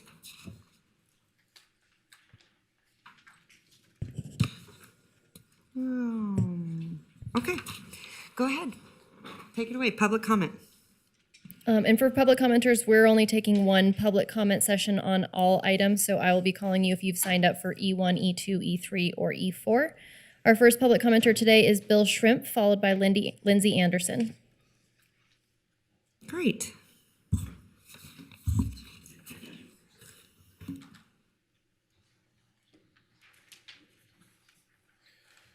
Hello again. Were you able to distribute the handout? Thank you. Great. Okay. I understand you're hearing all these together. I think that the rules should allow that if you're commenting, you should get to allow comment on each item because they're different things. So I'll just jump to probably this part. So today's meeting packet is 888 pages long. That's a lot of material, okay? I want to draw your attention to is it Ratefulness? I forget, I can't pronounce the name of the contractor. Their report, pages 21 and 22, section entitled Impervious Area, referred to as IA, and ERU calculations. From their report, I quote, "A number of comments received questioned the program rate structure based on IA and the basis of IA measurement. Although some feel this method may be overly complex, Ratefulness confirms that IA-based rate structure is the most fair and equitable option for aligning the nexus of stormwater runoff generation contributing to the stormwater system. In order to simplify SFR rates, the tiered rate was removed and all SFR properties will pay 1 ERU. Properties with less than 400 square feet of calculated IA will not be billed." End quote. To summarize, the method being used to calculate single-family rate isn't the best. There is a better way. I understand the city pivoted based on feedback, and that's a wonderful thing. But unfortunately, the pivot went in the wrong direction, in my judgment. And I was one of the folks who provided feedback a year ago on this. The chart that you're looking at clearly demonstrates the disparity of impact of using a flat fee. I didn't cherry pick any specific properties. This only took a few minutes to find each property, look up the county records, and put this little chart together. This is a clear and obvious pattern. The household with less impact on the system is being overcharged, and the household with more impact on the system is being undercharged. Frankly, the whole point of establishing ERUs for SFRs rather than tiers or flat rates, The SFR ERUs were calculated a year ago using available data in the GIS system, but has been removed. That means we know how billing SFRs for actual impact. It's very doable. We have the skills, data, and technology at your disposal. The one other thing that I'd like to call out and highlight, since I have to abbreviate my comments, is the calculation for credit for schools, for private and public. The language in the ordinance itself says that they have to have a curriculum based on stormwater. I don't think that the city should be delving into school curriculum, whether it's private or public. It's one thing to support and provide an educational class. It's another thing to tell them, hey, this is what you should be teaching in your classroom and telling these teachers. So I hope you take that to heart. I don't want to disparage any of the work from the staff. It's tons and tons of work, lots of work. It's been going on for years and years. And I am overall glad this is happening. I'm glad you're putting it in an enterprise fund. That's good work. I see that there's been movement in the last year. That's good work. So thank you. We're really close to getting a touchdown here. We're like 5 yards away. Push a little harder, get a touchdown. You can do it. I have faith in this body and in the staff. Thank you. Lindsay Anderson, followed by Trey Abney. Thank you, Bill. Great. I don't think we've ever Good seen you here afternoon, before, have Madam we? Mayor and I don't Council. think I've ever seen Lindsay here at council. It's been a while. So congratulations. Welcome. Thank you very much. Lindsay Anderson on behalf of the Reno Tahoe Airport Authority.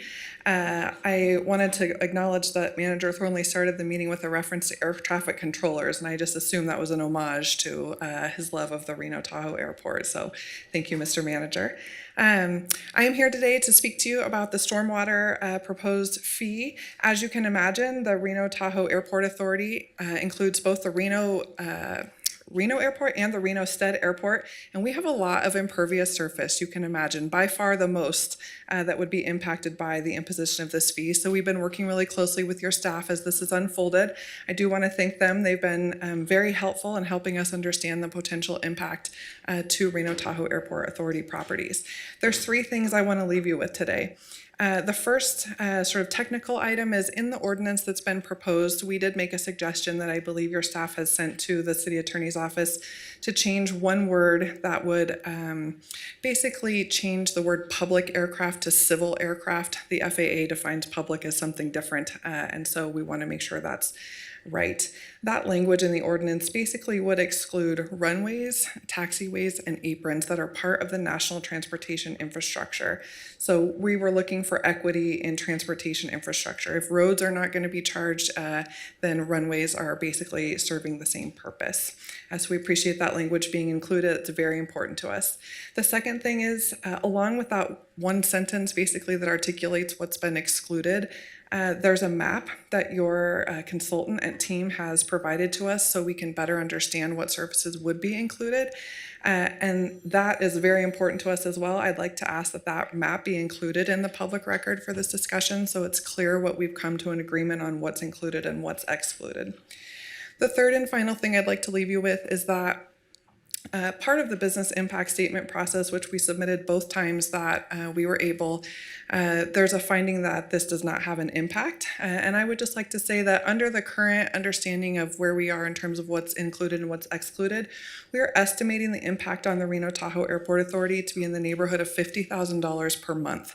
That's not no impact, that's a big impact to our budget. We are a self-sustaining entity, and those additional costs will be passed along to our tenants, including our airlines, the businesses that do business at the Reno Tahoe Airport that ultimately use our space to conduct their business. And so it will have an impact on their business and ours. And so we just want to make sure we're working together. We don't want to negatively impact things like air service that's important to us as a region to draw tourism, and these additional costs potentially could make it less competitive for us when airlines are competing with other cities when this new fee is coming at them. They're not expecting this, and so it is new and it is a big impact. But I do want to thank your team. They've been helpful, and we're willing to continue to work with this through the end of this process. Thank you. Great, thank you. Trey Abney, followed by Tommy Ferraro. Good afternoon, Madam Mayor, members of council, Mr. Manager. For the record, Trey Abney here today representing NAIOP, Northern Nevada, excuse me. Mr. Manager, I especially wanted to thank your staff, Trina and John, for their hard work on this issue. They have been very patient. They have talked to us several times over the course of in-person meetings and emails and phone calls, and we know that they have a very difficult job, especially on this project. So I do thank them for that. I will refer you to the letter that NAIOP sent dated November 27th. I will not read that here today, but just want to make a couple of points. I think NAIOP's main concern, and let's be clear, we are not opposed to stormwater utility. We're not opposed to having a better system for stormwater, and even not opposed to talking about what those costs would be, but we have an issue with there being no credit system in this new ordinance. Originally, when staff presented it to us, there was a credit system. In other words, if you developed a property and you put retention, detention facilities that slowed down, kept stormwater from going into the system in the first place, there would be a credit for that. I thought that, when I read the community stormwater management credit, I thought that applied to commercial properties. It is not. So I was confused on that again on this latest iteration. So currently there is no credit proposed for commercial projects. You will see in the ordinance that there's 100% credit for undeveloped land and 100% credit if you have 100% retention. We think that somewhere between that 0 and 100% makes sense for, again, parcels that have those. Not every parcel is created equally. You could have property A and property B with the same amount of impervious surface area, the same amount of ERU, and have vastly different effects on your stormwater system. Certainly concerned about, we had one member of ours that ran the number on their portfolio. It would be about $125,000 a year, and that's before CPI hits. We have had concerns about the parcel maps online. There's been several concerns brought to me that when you go to the city's website, you put in your parcel and the ERU is not updated. I think that's fixable. That's nothing that this ordinance can address, but we do have issues there. If I'm correct, there is currently about $5.25 million a year going from sewer into stormwater. We believe that if this stormwater utility is created, then that sewer bill should be reduced accordingly, or include that $5.25 million in the stormwater utility and lower that rate on that side, if that makes sense. I would be derelict in my duties if I didn't mention, like Mrs. Anderson did, that this will certainly increase the cost of living and doing business in Reno. It will increase cost of all the tenants in your commercial buildings. It will increase cost to all of your customers as they walk in to those commercial tenants. NAIOP believes we need to take a regional approach and not have a disjointed effort between the city of Reno, city of Sparks, and Washoe County. We all use the same river and the same sewer system and sewer treatment plants. We know we need modern, up-to-date infrastructure. We just think that there's a better way to get there. Thank you, Madam Mayor, for your time. Thank you so much. Tommy Ferraro, followed by Adam Searcy. Thank you, Madam Mayor and members of the council. Tommy Ferraro on behalf of the Nevada Resorts Association. While we appreciate the issues created by stormwater and the need for resources to mitigate those issues, the association cannot support the ordinance as written. First and foremost, given that stormwater mitigation is an issue with broader impact regionally and statewide than just within the city of Reno, we respectfully request that the action be deferred until after the 2025 legislative session. As for the ordinance as presented, we believe a less aggressive plan with a lower fee collection will still adequately address the stormwater issues. We would also suggest a sunset or tapering mechanism to reduce the amount collected after major projects are completed and deferred maintenance is caught up. The enterprise fund will eventually shift to a maintenance role, so tapering what is collected will ensure that there is not an over-collection issue down the road. Additionally, we'd propose the elimination of automatic CPI increases. If the city determines that we need more revenue for the program, we believe it would be most appropriate, for the sake of transparency, for the council to vote on an increase. We would like to see the inclusion of a flexible credit program that permits fee payers, including businesses, to do mitigation on their own to reduce their bill. The current ordinance limits proactive mitigation credits to residential properties. Finally, and importantly, we are deeply concerned that the ordinance could ultimately have a negative impact on air service and tourism. The airport will likely have to pass a portion of stormwater fees to their tenants, which will include the airlines. And as we compete to bring additional routes to Reno Tahoe International Airport, every dollar counts. For those reasons, we respectfully request the council defer taking action on this ordinance today. Thank you. All right, thank you so much. I just have to comment. I mean, you sound like Please your father. don't say it. I know, I'm so sorry, but your dad Just should kidding. be really proud. Even the hand mannerisms. I love it. I love it. And Well- and he's probably very, very proud of you. I Yes. think you did a fantastic job. Thank you. Because we don't get to see here. This is the first time I think I've ever seen you I think so. here at council. I so think it's the first time. So welcome, and Great, it's thank really you. a pleasure Yeah. to have you. I Happy think you holidays did and Merry Christmas to you all. Thank you so much. See I ya. think you did a fantastic job, and your dad would be very proud. Good job. I just Adam- had to comment because it's uncanny. Adam Searcy, followed by Andrew McKay.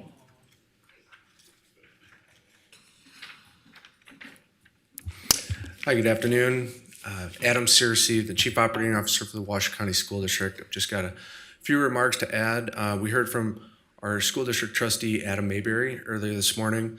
I wanted to highlight myself the business impact statement letters that were submitted by the school district on multiple occasions. Quite a bit of independent analysis that went into those detailed reports don't appear to be included in the packets, or unsure if they were provided to council, and wanted to highlight a couple of key concerns that were detailed there. One of the key points includes an in-depth analysis of the basically inappropriate use of the consumer price index to represent the costs associated with the stormwater program. The CPI is a measure of retail prices across U.S. consumers and factors in a significant percentage of items like food and housing that really are not relevant costs for a stormwater utility.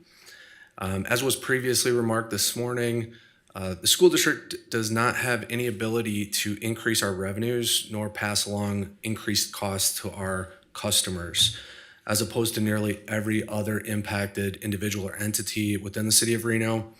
The school district must absorb the entirety of the impact of this ordinance, estimated to be approximately $200,000 on year one, which will automatically increase thereafter. Revenue streams such as WC1 revenues are not legally allowed to be used for such reoccurring fees and operating expenses. So this burden must be borne exclusively and directly by the same budgets and revenue streams that pay for our teachers in our classrooms. This impact is clearly substantial, and it needs to be emphasized and made clear that annual escalation of this rate is uniquely fiscally burdensome to the business of the Washington County School District that is providing free public education to all citizens. The City of Reno staff has been outstanding in coordinating and collaborating with us, particularly ACM Bryant. As a public works professional myself, and the school district as an organization, public organization, we understand and appreciate the need for a healthy stormwater program. We absolutely appreciate the educational credit as currently proposed in the ordinance. But we really wanted to highlight today the unique and dual constraints that the school district is subject to on both our revenue and expenditure side, and request that the council consider these facts when evaluating the appropriateness of section 1217-220, the automatic CPI annual increases. Thank you. Thank you. Andrew McKay.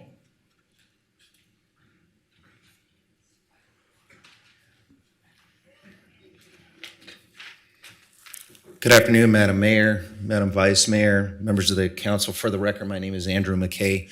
I'm the Executive Director of the Nevada Franchise Auto Dealers Association. Madam Mayor, I never appeared in front of you guys. It's been several years. Our trade association, we represent all of the franchised auto dealers and heavy-duty truck dealers across the state. But I'm here to speak on behalf of those that do business within the city limits.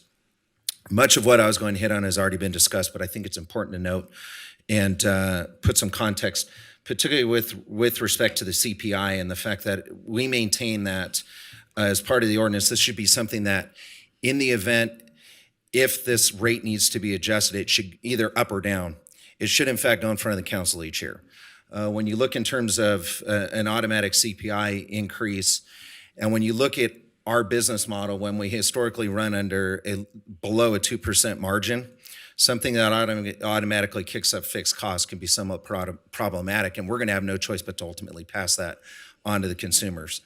And the biggest impediment right now getting people into new vehicles is simply cost.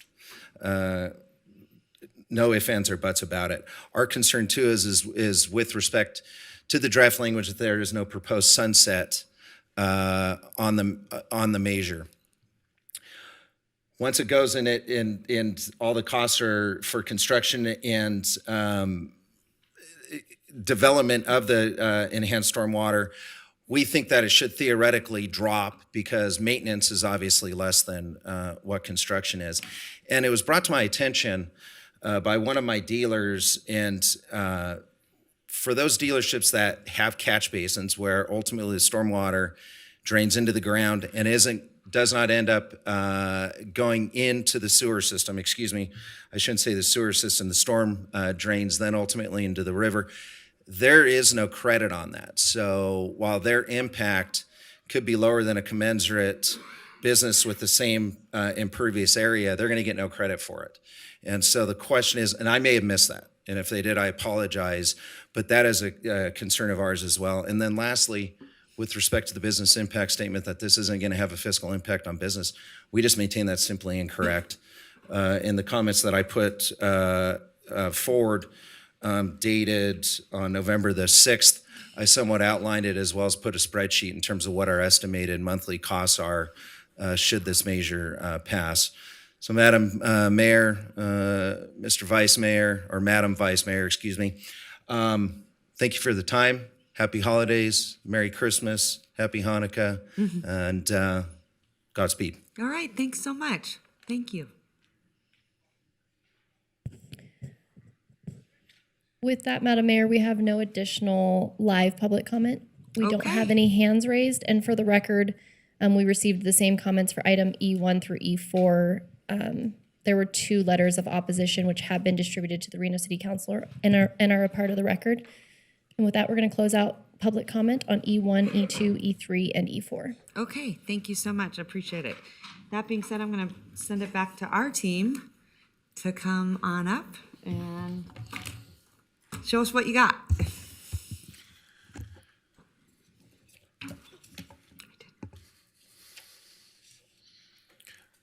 Madam Mayor, council members, good afternoon. For the record, my name is John Simpson. I am the engineering manager with Utility Services. Today, we are back before you today with the stormwater utility. Now, I know when we talk about the stormwater utility and a new fee, it's not all chocolate covered strawberries and cookies and ice cream cones. I know this is going to be a difficult conversation, and I understand that.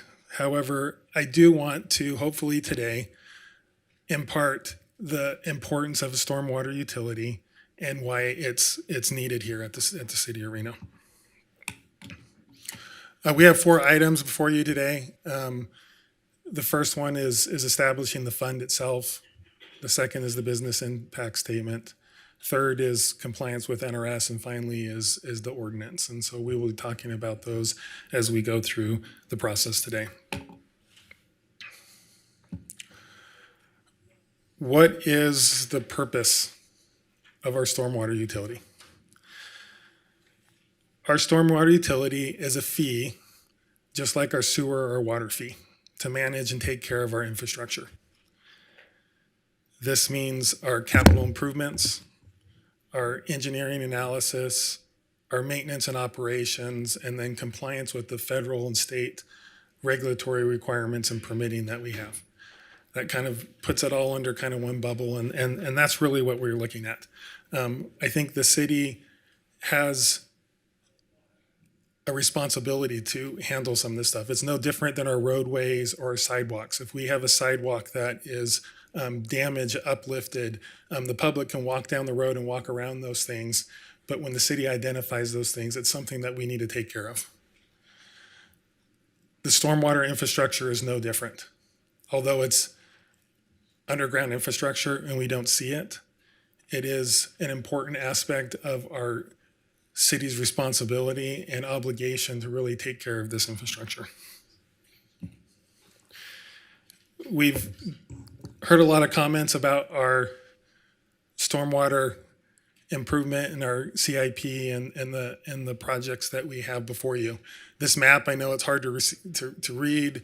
There's a lot of little dots on there. We have 50 to 60 locations across the city that have been identified as deficient and deferred stormwater infrastructure. This accounts to about $470 million of capital improvements that we're looking at trying to tackle. And again, this is deferred projects over the last 20 years, projects that we have not been able to complete because we haven't had the resources and the funding available to tackle these. If I do want to note, because I've had this question quite a bit, there are some projects that are in the downtown area. In 2020, there was a county initiative to it was a county initiative tax proposal through our Truckee River Management Authority, so our downtown management authority, to set up a fee to help manage and take care of stormwater infrastructure related to the Truckee River and flooding impacts that we've seen similar to the 1997 event. This funding mechanism did not pass. And at that time, the city looked at some of those downtown improvements that we had and included them into our CIP, which included bridges, flood walls, pumps, other items that are in there. But I want to note that we do have partners in this area. Our regional transportation agency, TURFMA, so the flood agency, is also a partner in these things. And the cost that we've allocated those things is what we feel is the city of Reno share. Just like when the Virginia Street Bridge was constructed, the city participated in some of those costs. And so those costs are in there. It's not the full cost, but it's a portion of those things. I get a lot of questions about the CIP and what these projects are. I really want to jump through and highlight just a few of them really quickly so you can really see what infrastructure that we really need to take care of. Autumn Hills, Southeast Reno. This location, if you look at the photo on there with the arrows on there, you can see debris that's built up on that property. That was the water surface elevation in 2017 when that neighborhood flooded last. That was in these people's properties, in their homes. Carpet was removed, furniture was removed from those homes. We have an ongoing, it's almost yearly, where we have issues with our irrigation districts and these tributary crossings that we have across these that end up with properties impacted by our ditch systems. Aquila, Sagittarius, another area. I've been at the city maybe 8 years and I've seen this twice. I've been part of one of the projects to take care of the infrastructure here and talk to the property owners with kids and vehicles that couldn't get in and out of their properties because of the damage. And we come back and we repair the damaged infrastructure, but we don't necessarily fix the problem because we do not have the resources available. Point and Slough, this is a channel out near Huffacre Park, I believe. This channel backs up and the adjacent neighborhood often sees flooding. If you look at the picture on the left, that was this year. Instead, we have an ongoing struggle with maintaining our channels and our storm drain system in these areas and taking care of the infrastructure in those areas. In fact, this location, Silver Lake Road, instead, we saw thunderbursts that came down, impacted the property owners, but it's also adjacent to a railroad in that area where we've seen the railroad's concerns of impacts to the railroad and the impacts to our warehouse industries and our other businesses in that community that can get impacted by a stormwater event in that location. I have a couple ditches in here too. Margrave Ditch behind Costco. If this continues, we're likely to see fencing property impacts, similar to that with Chalk Creek in the Northwest. And in fact, I think on today's item, we've strived hard to make sure that we're trying to provide resources and things. And we have a grant right now to do some of the design on this project here. And we extended that grant today at council meeting and council approved that. So those were our deferred projects. Those are a portion of the $470 million projects that we have that we know that we need to take care of.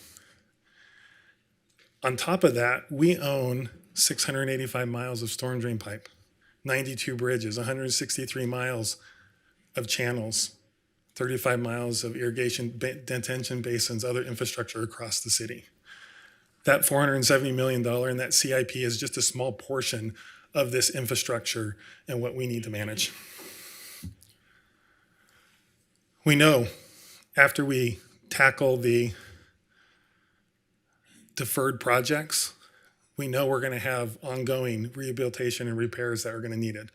This infrastructure has a service life, and we have to come back and manage that infrastructure. And another example, this year, we continually find new items and new issues that pop up each year. Double R and Damani Ranch.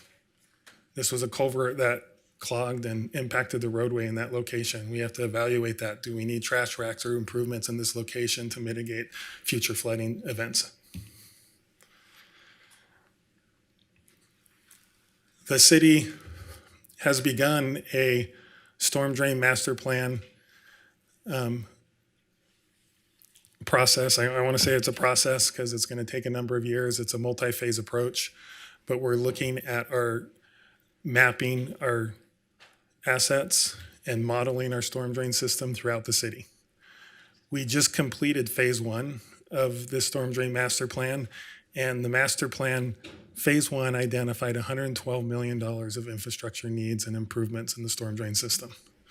We know we're going to have ongoing issues after we tackle the deferred infrastructure and problems that we have. We do not include emergency response in our CIP costs that's in there. I don't want you to get too worked up or worried about it. We know that our staff will expend all our resources available to make sure that we do what we can in an event where we need emergency response. We know that's important. However, when we have those events, that does defer the cost of our improvements. In fact, the National Institute of Building Sciences has done a research study, and they've found that for every dollar that you spend on infrastructure and mitigation, you save nearly $6 in disaster costs. Where have we been and where are we going right now? I think that's kind of the question that we all have. This stormwater utility started in 2018 when council directed staff to do a feasibility study and look at what we can do to manage and take care of our stormwater infrastructure. Since then, we've implemented a plan. We've reviewed we've brought a consultant on board and looked at a number of modeling scenarios. We've done public outreach and have gone through multiple business impact statements to get where we are today. I do want to go through a little bit more information on the structure of the program. We've had some questions about the rate calculation and how that's derived.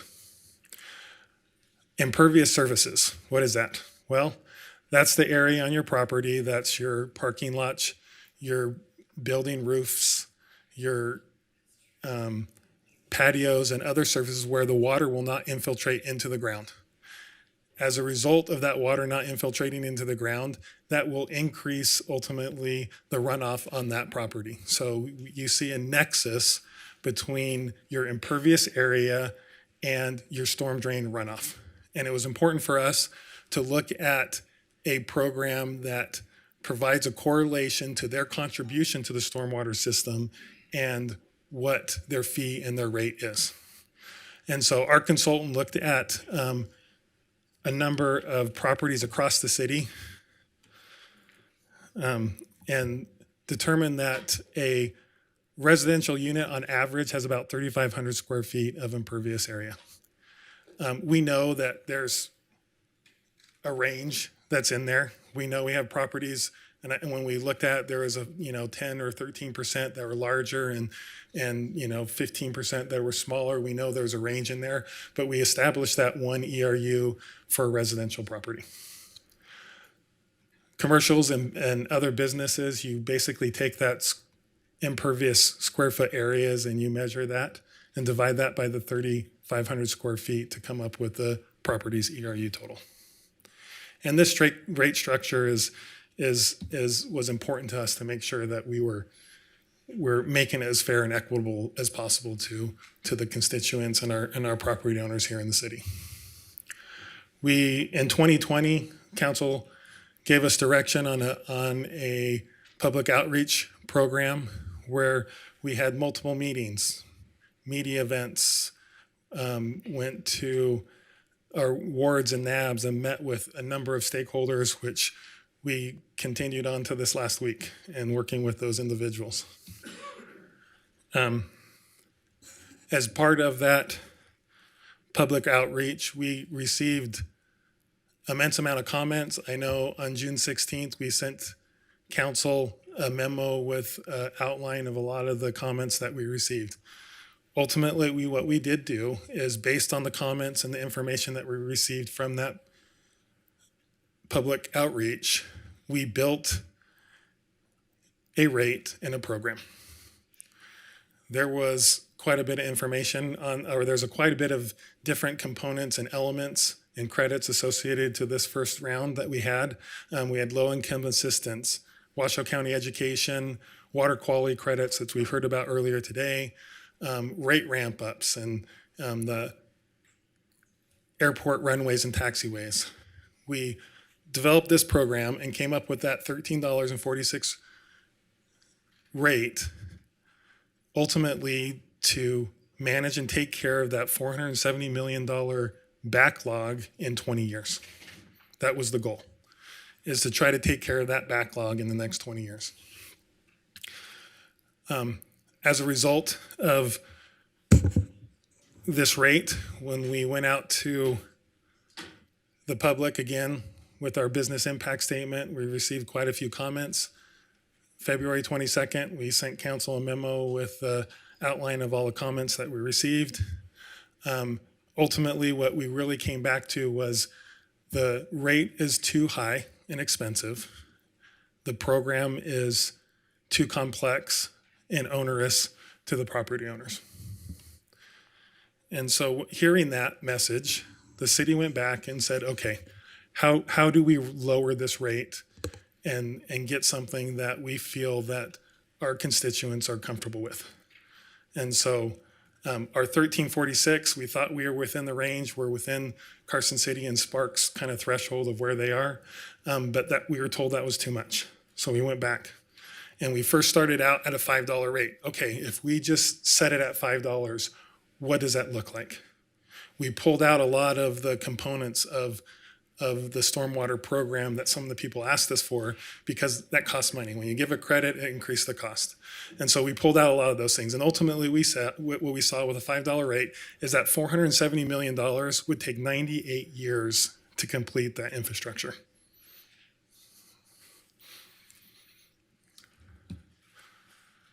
Right now, how much are we spending?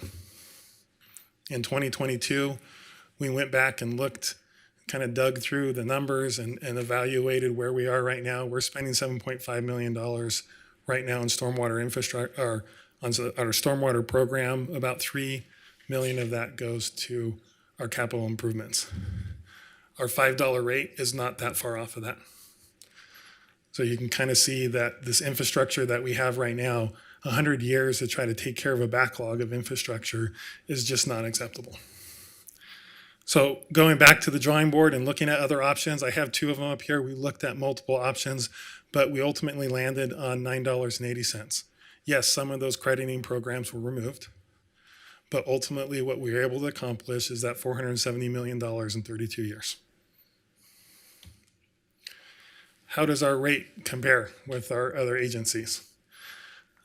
If you take our sewer and our storm drain, or our proposed storm drain rate with Sparks, we see that we're about 14% higher than where Sparks is at for a single family residential property. We do know, however, that Sparks is currently in the process of evaluating their sewer rates. They're in a study and have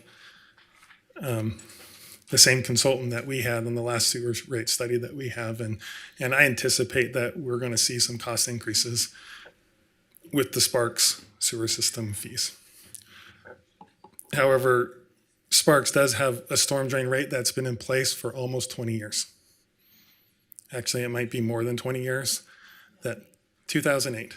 So maybe not quite 20 years, but they've had a program in place for quite a while, which allows them to manage and take care of the infrastructure that they have, which ultimately helps them tackle those things and get ahead of those things and minimize some of the cost. Just as a highlight of a little bit more detail on the $9.80 and what's in that program and what it looks like, the $470 million is 32 years to complete. It includes, well, at least the model include a 3.5% increase with CPI. We have some additional maintenance and operations staff, equipment, and other staff that would be brought on board to manage the program. And then we ultimately reduce some of the program elements itself with the crediting, at least on the crediting side. We kept the K through 12 education 60% reduction. We kept our low income assistance, and the airport runways and taxiways were all included in the system. But we did add a new regional stormwater management credit that's in there. And so when property owners come to the city of Reno and they manage their stormwater system, they have to install detention basins and other infrastructure that they put in place. And before for property owners that did some of that work, we tried to incentivize them to maintain and take care of that infrastructure, and that was part of the crediting program that was in place. We heard that it was very complex and onersome on the property owners, and that it ultimately was part of our City of Reno code that was a requirement that they needed to take care of. And so with that and trying to reduce that fee, we looked at a regional fee credit, which means any development or area that builds infrastructure that's above and beyond their community needs can receive a credit for those elements. And lastly, the implementation of the program, which was something that we heard often, was when this fee takes place and having time to budget for those items. And so the implementation of the stormwater utility is not until January of 25. We went back out with another business impact statement this October. Received much fewer comments this time around, but we did provide council another memo. Well, it's actually attached to the stormwater utility staff report today on the business impact statement and some of the comments that we received from our businesses. Ultimately, what was the finding in the business impact statement? This was clipped from the document. There will be a financial impact to non-single family residential properties with impervious services. We know that this fee is going to increase their costs. However, what we have said is the necessity of the stormwater utility is important. It's a need that we have, and that outweighs the costs that we're seeing in the community to take care of and manage our stormwater infrastructure. Again, where are we and where are we going? Today, we're here to talk about creating a fund, talking about the business impact statement, and whether council is interested in the adoption of an ordinance to move this forward. With that, I have recommendations that are on there. I'm open to questions, but I would like to add one thing. I know that if I can get the overhead, we did have one minor change to the ordinance language that was requested by the airport. I know Lindsay came up earlier and kind of mentioned that briefly. Ultimately, it was changing a section about the airport removal of the national transportation system and removed public and inserted civil aircraft in that item. I think ultimately they want to make sure that when we say public, they didn't want that to be confused with our commercial airlines and not being able to use those impervious or that runway and taxiway as part of the national transportation system. So that was just a minor correction that we had in the ordinance itself. And with that, I am more than happy to answer any questions. All right. I don't know, Madam Mayor, if you want me to. Thank you so much. I appreciate it. I think you did a really great job. Okay, I'm going to send it back to our body. I know we'll have a lot of conversation on this item. So I'll just start with Councilwoman Ebert, and then I'm going to go down. Councilwoman Ebert, nothing? Okay. Go ahead, Councilwoman Dewar. Yeah, thank you. So this is very complex and a lot of people are interested. So I hope that we kind of target our comments and questions very specifically to help us move this along. To that end, I have studied the proposal. I have met with you. I have met with a number of the speakers today. And I thought maybe the best approach I would have would be to go point by point on some of the things I heard and say what I personally think makes sense and what it doesn't. I understand I'm coming at this from a potentially different perspective. I'm a scientist. I manage flooding in our region for many years, went through the same process of establishing a fee, delved into all the issues of is it a fee, is it a tax, where does it fit? It clearly fits that it's a fee because you are charging for a very specific thing and you're plugging that money back in to build that thing. So it's very clear in my mind, and over at Flood 2, that what you're proposing here is a fee. I want to say that I got a lot of comments from public. Since I represent South Reno, I heard from a lot of constituents that they're not happy to be paying anything. Many of them believe that this is a double taxation, that they are already paying for this service. And so I even got a call up, moments before I left today to come here. And I asked the gentleman, well, I understand you don't want to pay. Are you an engineer? He was going to become an engineer trainee, but he's in news now. And I said, I get the issue if you don't want to pay, but there's no free lunch. And I think that council at the end of the day has to do with something. When I started on council, 6 years before I started on council back in 2008, I asked the city council, then Reno, to enact the fee so that we could have the benefit of time similar to what Sparks did. They did not. When I started here in 2014, I asked the council to enact a fee. It was actually, we'll call it 2015. We did not. And then you pointed out that we actually formally started this process around 2018. So do I think we need one? Yes. Devil's in the details, of course. So I'll try to jump right in, and I'm going to ask Madam Mayor to allow me to come back around at some point. Should people be exempt? I don't think so. But I think that there's a way to parse the different types of uses that makes sense for that use. So we discussed a BID, and we asked ourselves, should nonprofits be exempt? Should government agencies be exempt? And the resounding answer was no, because it's much like, do you exempt them from having to buy water, buy fuel, pay MV Energy, et cetera, pay for their sewer? No. It's a cost of doing business. It's not something we can just waive as if it doesn't matter. The big question was, and this was a philosophical one for me, I always thought that we would reduce the sewer fee to compensate for the money we're taking out and putting over in the stormwater fee, but we would increase that stormwater fee because it's insufficient. That's where my basic premise came from. I think that the staff have explained that that's more difficult to do, and so I'm open to reducing the fee to some number that feels right to people. And Madam Mayor, I don't want to take up more time, but I have put together just a list of proposals whenever you want. We'll come back. Fine. Okay. Okay. Thank you so much. Go ahead, Councilwoman Taylor. Okay, thank you, Madam Mayor. Thank you for the presentation.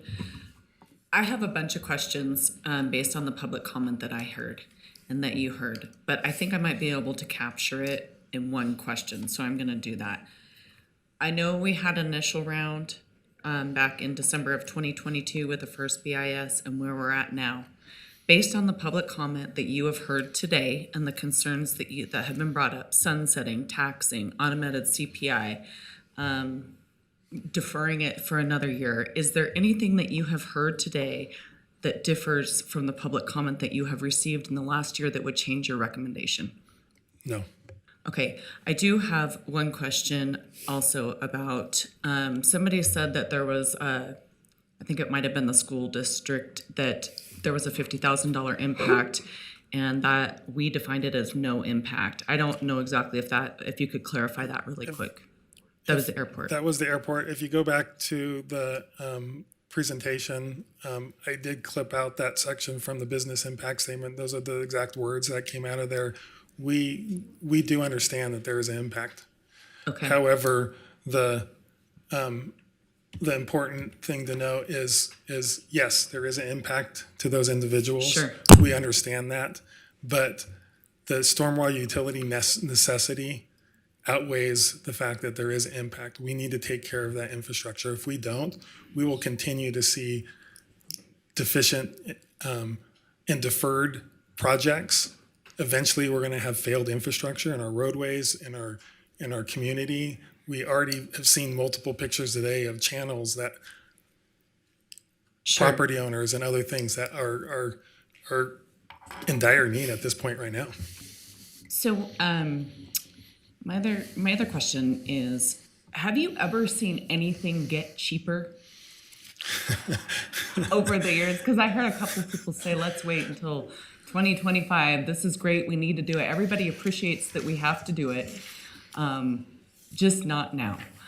Let's wait a little bit longer. So I work in the industry and I've never seen anything get cheaper as time goes on. I have not seen our capital improvement costs get less since I've started as an engineer and done projects. If I can get the overhead, I can just put up a quick slide that shows the increased cost by waiting 1 year, by extending the project 10, 15 years.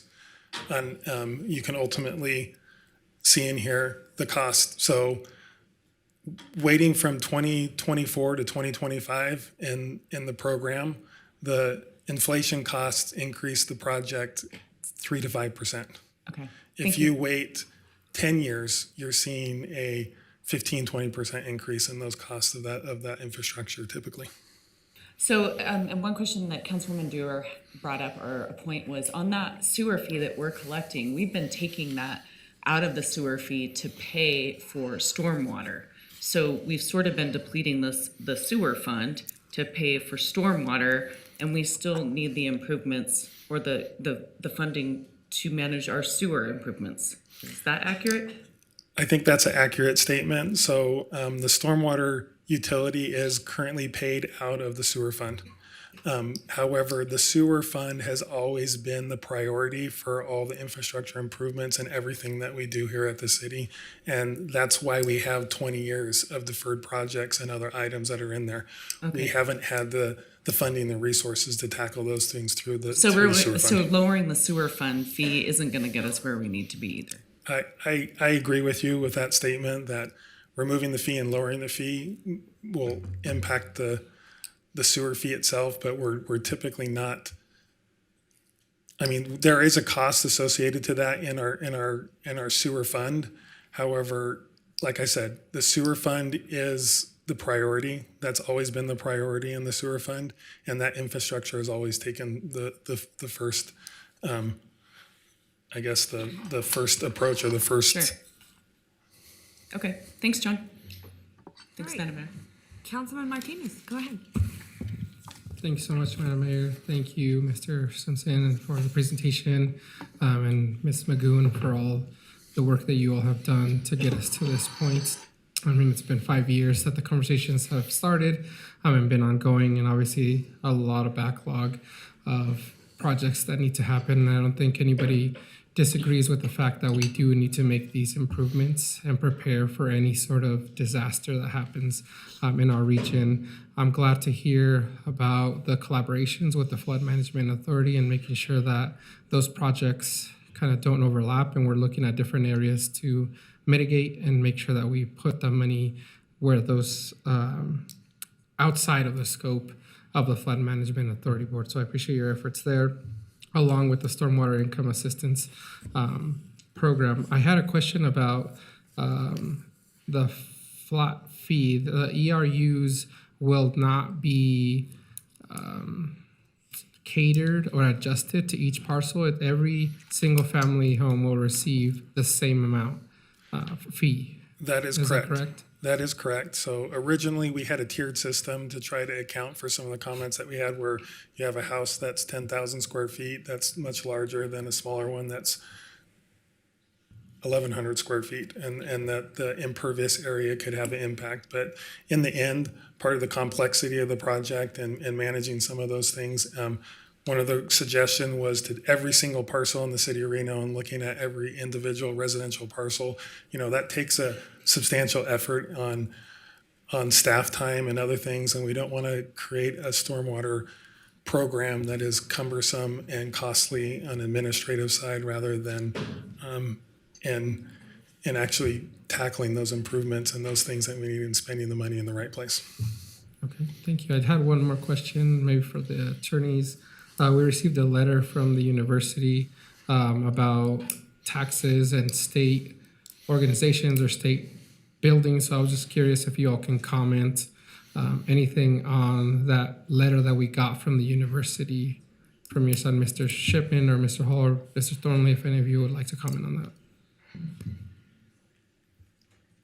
So just to clarify, there's a question about whether it's a tax or a fee? Is that correct? It's, we've done the research on it, and it is a fee. It's not a tax.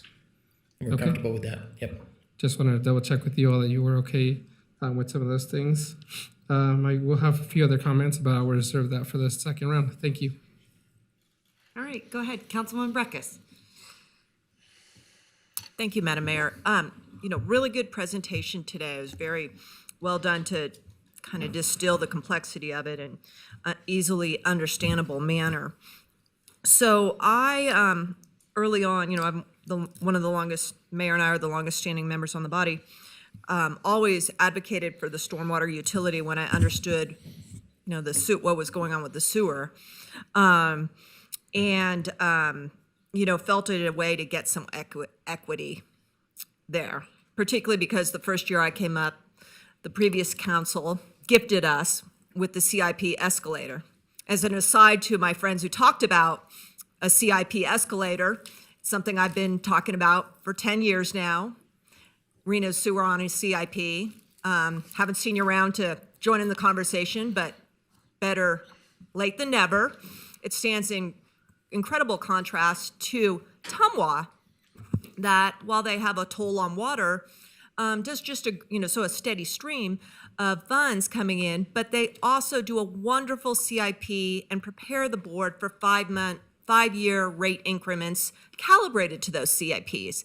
And I have been very troubled by the fact that the city has not demanded the same on our sewer fund, and hope that maybe a day would be where we do get there. So the escalator was always going to be a problem for me. In fact, I've been calling for the sewer to not escalate.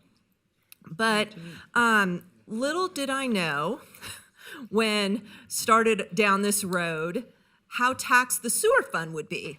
So my friends in the development community can't have it both ways. Can't be demanding development that drives RISWRF expansions, TUMWRF, and then come and say you're against the sewer fund, or the stormwater, because we've been stealing from the sewer to do the stormwater. So can't have it both ways. And I've sat at the corner of where Santerra is going to be draining a whole canyon to know that there will be big maintenance operations when Toll Brothers is off and made their, nut on that one. So I do support that. I think that I would see it come a little bit more with a certain amount that the council is comfortable of getting the CIP, giving you a longer life on the O&M, but then being honest and not going on CIP. I'm very uncomfortable with a CIP, and even make the pledge out into the world that we're going to repeal the CIP on the sewer fund. I think that'll make the Reno budgeting much more honest, and we have a great example with Tumwa. To the public agencies, I'm a little sympathetic. I'm glad UNR didn't stand up, but I guess they wrote a letter because, I've seen a lot of money get invested through the sewer fund to enable certainly UNR. I think we have a drainage project right now, that one behind Costco, that we're doing pretty much to protect the airport. The school district is a little bit more challenging for me, but I know that we're always out there. They're dispersed, and that's why. So I think there's a balance to be had. I'm not sure that the airport, what they're asking for is exactly where I want to be right now. If a single-family homeowner in Southwest Reno, their driveway counts, I think a Cessna owner who has a lease on a hangar, their driveway should not count. So those are some of my concepts on that. But I think we're definitely very close to being on the right track. And not only that, it's getting perilous with what we've got sitting out there with the Risworth expansion, I think. I think early on staff was saying, we got it handled from the sewer fee. I think the fact that we've got a stranded asset with Risworth, no idea really how we're going to turn that effluent into whatever we're turning it into, knowing that the standards for tongue river are coming down, it's dire. We got to stand this thing up. Got to stand it up right, but I think we need to do it very fairly. So we'll see where it goes from here, but I think we're close. All right, thank you. Okay, I'm gonna send it now to Councilman Reese. Thank you, Madam Mayor. My comments in this round will really just be brief and thoughts about what I'm thinking about the entirety, and then I have a second round where I have more specific questions. The first thing is, I think the presentation, Mr. Simpson, was outstanding. It painted a real human picture to the issue that we're facing. I think this council has acknowledged some historical deferral of maintenance across multiple different systems, including the sewer system, our roadways, now here stormwater utilities. So where prior councils were dealing with different kinds of issues, this council is now being left with the vestiges of a long period of time. It's more than 20 years. I know it said 20 years, and the principle is that it's probably been a 30 or 40 year kicking the can down the road. And so I'm hopeful that this council will not do that, although I do have some concerns about what we've talked about today. I'll say also that with regard to some very specific properties, I look at the history of our region. I think back to the 1997 floods, which did $1 billion worth of economic damage to our airport. I look at even, if you've lived here long enough, you know about other flood events, and all of those flood events have resulted in dramatic impacts to our region in terms of damage, in some cases loss of life, because we have had experiences where we've had people who have died as a result of the flooding. So what we know about our region is that we're going through more the intensity and frequency of flood events is increasing. So it's now is a time where we've got to make some commitments. I think it's part of our sustainability issue. So we have $500 million in deferred maintenance. We have ditch companies that appear to be, to me, undercapitalized and potentially ready to fail at any time. And so I think we're at a moment in time where we can make some good decisions. Now, my next start of this is to say that I think we still have some work to do. I'm not sure that I'm prepared today to move forward with every aspect that's been proposed. The reason why I say that is in part because we have so many of our good partners in the room today who have raised legitimate concerns about our involvement. Now, what I will say is that most of these people spend a fair amount of time in the legislative process, lobbying legislators. This is why we haven't seen them a lot in these rooms. And the legislative process has a bit more time that allows things to percolate and be reworked. And then they get through committees and hearings and staff and all those things. It's not that we haven't spent time on it, but I just wonder if we haven't included everyone that we need to. When the AGC comes and they say, look, we're not opposed to the thing that you're proposing, but we'd like a little bit more time. We really weren't invited back to the table after the initial pass at it. And we feel like we haven't had the opportunity to make all of our thoughts known. That gives me pause. There are a number of different constituent groups, whether it's builders or NAIOP or EDON. We don't generally have this number of people in the room who are all saying essentially the same thing, which is we recognize the need for it. We know that there are things that are going to happen that cost money and no one wants to spend, but we'd just like a little bit more time to bake it. So that's really where my concerns lie at this time. So let's see what we get to in the next couple of rounds, and I'd love to hear from my colleagues. All right, thank you so much. Councilwoman Ebert. So I agree that we need to do something, and I was going to bring up something that Councilmember Reese mentioned, the flooding of the airport in 1997. I'm sure that was a huge cost to repair. I'm not sure who paid for that at that time. But to Councilmember Taylor's point, nothing ever gets cheaper. We need to do something.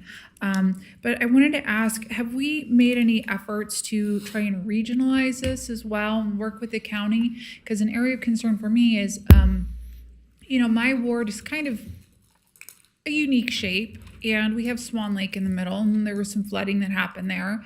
And it was an unusual circumstance where, it was county land and city land, and I could see a benefit to having these kind of things regionalized, not just for management purposes, but also it might be a cost saving. So has that been looked into, and what was the outcome there if there was consideration? I think conversations about regionalizing not only the stormwater but the sewer and other things have been a conversation for a long time. Trying to do that is something completely different. Trying to set up a regional stormwater program, I would anticipate that taking years, probably 15, maybe more years to try to accomplish something like that and get that in place. Is it a good idea? Yeah, it very well could be a benefit for our community, but it gets really complex and difficult to establish something like that. And I think it's going to take years to do that. My recommendation is let's try to take care of the infrastructure that we have now. If we already have a fee in place, that can be adjusted if a regional approach comes in. Yeah, that would be my recommendation. Is I do believe we need to do something now, but also maybe take steps towards regionalization, because Sparks is doing something. If we could share that burden, like I said, it would be a benefit, both with maintenance and potentially maybe with savings across the board. So that's something I would like to see pursued, even if we move forward with this today. So. And I would like to point out that we work hard to work with our regional partners, Washoe County and Sparks and our other agencies, to make sure that we're coordinating and doing those things when we have flooding issues or events and of those things. That doesn't mean that's not occurring and that, a regional, look with our other agencies isn't happening, but establishing a program for a regional stormwater infrastructure is something that's going to be difficult. All right, thank you. Okay, we did one round, so I'm going to start now with Councilwoman Breckus. I do want to speak to the regional nature. I think we can always participate on projects when they're on our mutual CIPs, but I think Sparks is happy with theirs. And Washoe County, if they'd stand one up for the unincorporated, and that's just large lot residential for the most part. The meat is here, and we need to deal with this now. With the airport, I think we can get there. I don't know about a map, because then every time they change something, it has to be done. I just think that it needs to be the non-private enterprises. They have a lot of private enterprises. Even someone who has running a flight school, that's private. And so I hope that's not included. The pad for the Cessna owner, that's not included. So that's a great question. We do have and worked with the airport. The private hangars, the private plane parking locations, and those things are not part of the area that is removed as part of the pervious area. We're really looking at our runways, our taxiways, and the aprons for the commercial properties. Okay, yeah, and not Mr. Dermody's 8 million square feet, where he's going to be bringing in warehouse trucks. The education criteria, I'm very uncomfortable with. I don't want to be involved in curriculum development. Let the legislature say, you got to do this kind of education, that kind of education. I think it's really not a good place for a local government to go. What do we do next time? Approve a school site and say you have to, talk about the little weed that got torn down to build a school there? No, I don't think the city's here to provide direction on what that curriculum is. But what we do know that can benefit our community is when we take these younger children and build them up with a knowledge of what flood risk is and what stormwater quality and what stormwater is in our community. We build advocates for our infrastructure in the future, but we are not planning to provide any curriculum to the school districts at all. We're saying if you do provide this education opportunity, you can receive this credit. Yeah, I'm not even comfortable with that. I'm comfortable with the way that Tumwa has their, One River Fund, and there's a set aside, and we grant out. I'm just not even comfortable with that. I see you want to give them a break, and I support, if that's 5-10%, bringing that down. But the two I really want to talk to are the two-tier residential. And because I always get cut off, and this is so consequential. Every study that's been commissioned says the more affordable housing is going to be smaller in size, maybe attached product. And I would really like to see some tier for what we're seeing build, which is attached product. And we had that in the first draft, and I understand your explanation about the complexity. The second one is in the overall is, I'll throw out here a 7-year with a CIP, with a number to get the CIP to where we want to do, 7 years. And I think we need to be realistic about how many projects we can get out in a year. Because I've heard over at Tumwa, if you can get out 50% of your CIP budget in 1 year. So 7-year plus a 5-year O&M budget for a 12-year life. And then after that 12-year life, I want to gift the next council what I wasn't gifted with is some decision making. So that's the number I'm saying is a 7-year O&M, and it can be as aggressive as what first came out. But it has to be realistic on what you think you can spend down. And then 5 years plus that of O&M. Okay. And I want the sewer to come off the escalator. Okay. I want the sewer to come off the CIP. All right, thank you so much. Councilwoman Dewar, go ahead. Yeah, thank you. I'll just jump right back in. One of the issues, first of all, I'm very grateful for the people in the audience and others have written in because they have revealed to us where the pinch points are and where the issues are from their perspective. So I want to first talk about the crediting. I think that it's quite artificial to establish a 15% credit. I understand you needed something to work with, but I really think that some of the communities, the developers that are participating in the regional system, it could be greater. And I think when you put that number in the ordinance, many people don't look at it as a maximum, they look at it as a minimum. So they want at least a 15% credit. And I think each one should be evaluated on, are they generating a regional credit, and what is that? And appropriately credit it. So it could be 30% credit. And an example of a 30% credit might be where we have identified the critical flood zone, where we've required 30% more, like 1.3 to 1 mitigation. It's that 30% over that 0.3 is going to address a regional system. The 1 is what they have to do to keep water from going on to their neighbor. So that might be subject to a credit process. And so I would like to just delete the 15% number and just leave it open so that each group that's providing a regional benefit can have that conversation with you and address it in a very scientific manner. On the public issue about the Washoe County School District, the UNR, and other really, like the airport, I think that potentially we could use a cap so that no charge would be greater than a certain number. And I think that would serve to contain it, but still acknowledge that they have to participate, but that they should not participate to an extraordinary amount, like 10 times more than other people. There was a question about community benefit, and there wasn't a mention about developer and property. I think developers, property owners, as well as communities and HOAs should be eligible for a credit based on what they're contributing. Perhaps someone contributes a piece of land that will help us. That land might be more than, the whole stormwater credit, far more. And so I want to be able to recognize the contributions that people are making. On the CIP, I similarly think, like, we've experienced 7% on the CIP this last 2 years.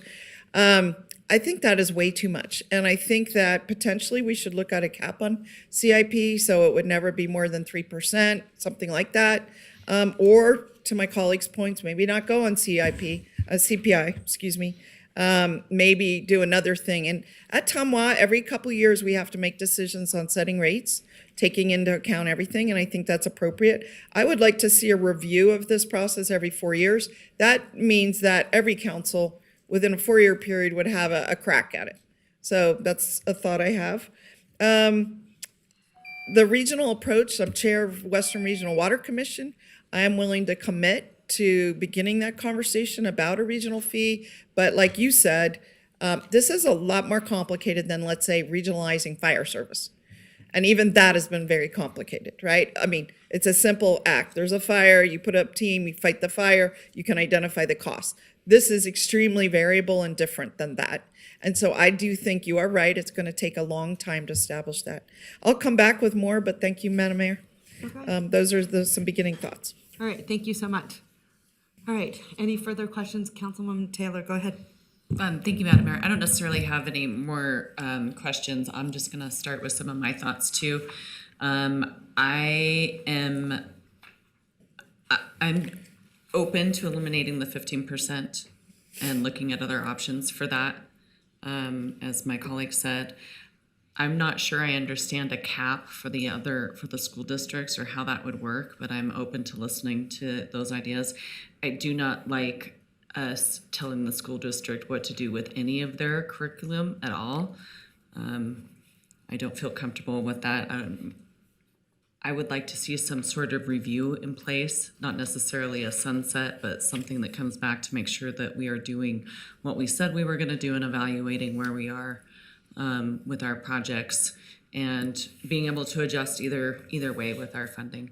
I think the rate is appropriate based on where we started and where we could go, and looking at it's going to take us 32 years to accomplish $470 million. I think that is a good start, and that's where I'm at right now. Thank you so much. Okay, thank you so much. Go ahead, Councilman Martinez. Thanks so much. Similarly, I'm just going to take the opportunity to mention a few of my thoughts on this.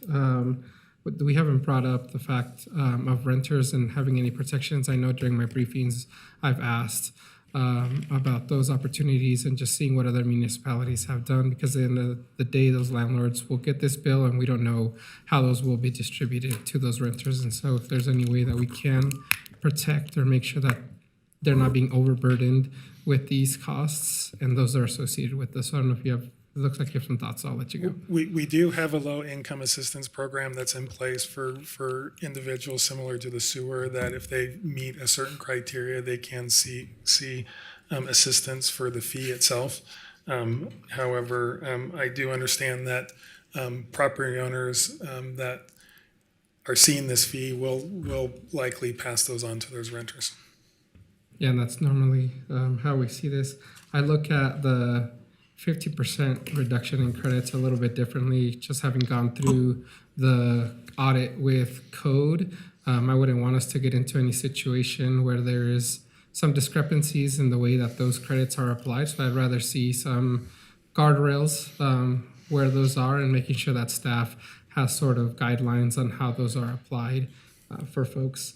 The other thing I agree with my fellow council members is making sure that we review this every so often, making sure there's a timeline of when this comes back for us to see, and then maybe introducing a cap to those increases in CPI if we are to move forward with the attachment for that fee there. So those are kind of the thoughts I have in that space. Yeah, I have. Right. Sure that I'm fair. So I don't I'm want to ready for skip round- over Councilwoman Breckus. Nope, I'm ready So- for round two, Madam Mayor. Okay, and I think Councilwoman Breckus, you had two?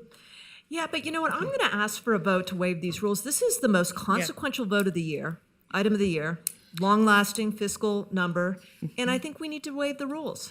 It's 3 p.m. My Christmas vacation doesn't need to start at 3:15. No one else is saying their Christmas vacation needs to start at any time. So we can- all think it's important. I want you to know that. So Can I? Is that a motion? Are you making? I'll make a motion to waive the rules. Okay. I'll move It's to. okay. Stay I'll- calm, I'll Councilwoman. second for the purpose of discussion. Okay. I think, Ms. Breckus, you are not wrong, but I also want to understand what you hope the rules waive or will mean. Will you be speaking for 20 minutes, or do you just want another 3 rounds? I'm supportive of your argument. Yeah. I'm trying to be lenient. Yeah. What for does that you. look like? I think it looks like everyone having their questions in a very thoughtful direction to staff. And so I still have some questions. Will they be 20 minutes? I doubt it. But I do still have some questions. We've got a lot of public here. I think we need to do that. And I think we also need to be not confined as we craft motions, because there's going to be a lot of different ideas. There are already a lot of different ideas on the table. So, Ms. Breckus, I've seconded because I agree with you in principle, but what I will say is that there are, of course, procedural rules that allow us to call for the question, and I wouldn't want to obviate that when we get to a moment where that looks like the will of the body. Yeah, okay. Okay, so I've seconded it. Okay. Okay, so let me just say one thing here. I always allow more time. I want everyone to understand that, regardless of what is construed up here. So I would like to propose, why don't we do 2 more rounds? I agree. But some of you still have not. I think everyone's had 2. No, Councilwoman Niebert hasn't. So if you haven't, then you get 2 more. Okay? All right, so that's my motion. Or your amendment to, or specificity on it? Yes. That's what it would look like. Okay? All right, so all those in favor? Aye. All those opposed? Motion carries. Okay.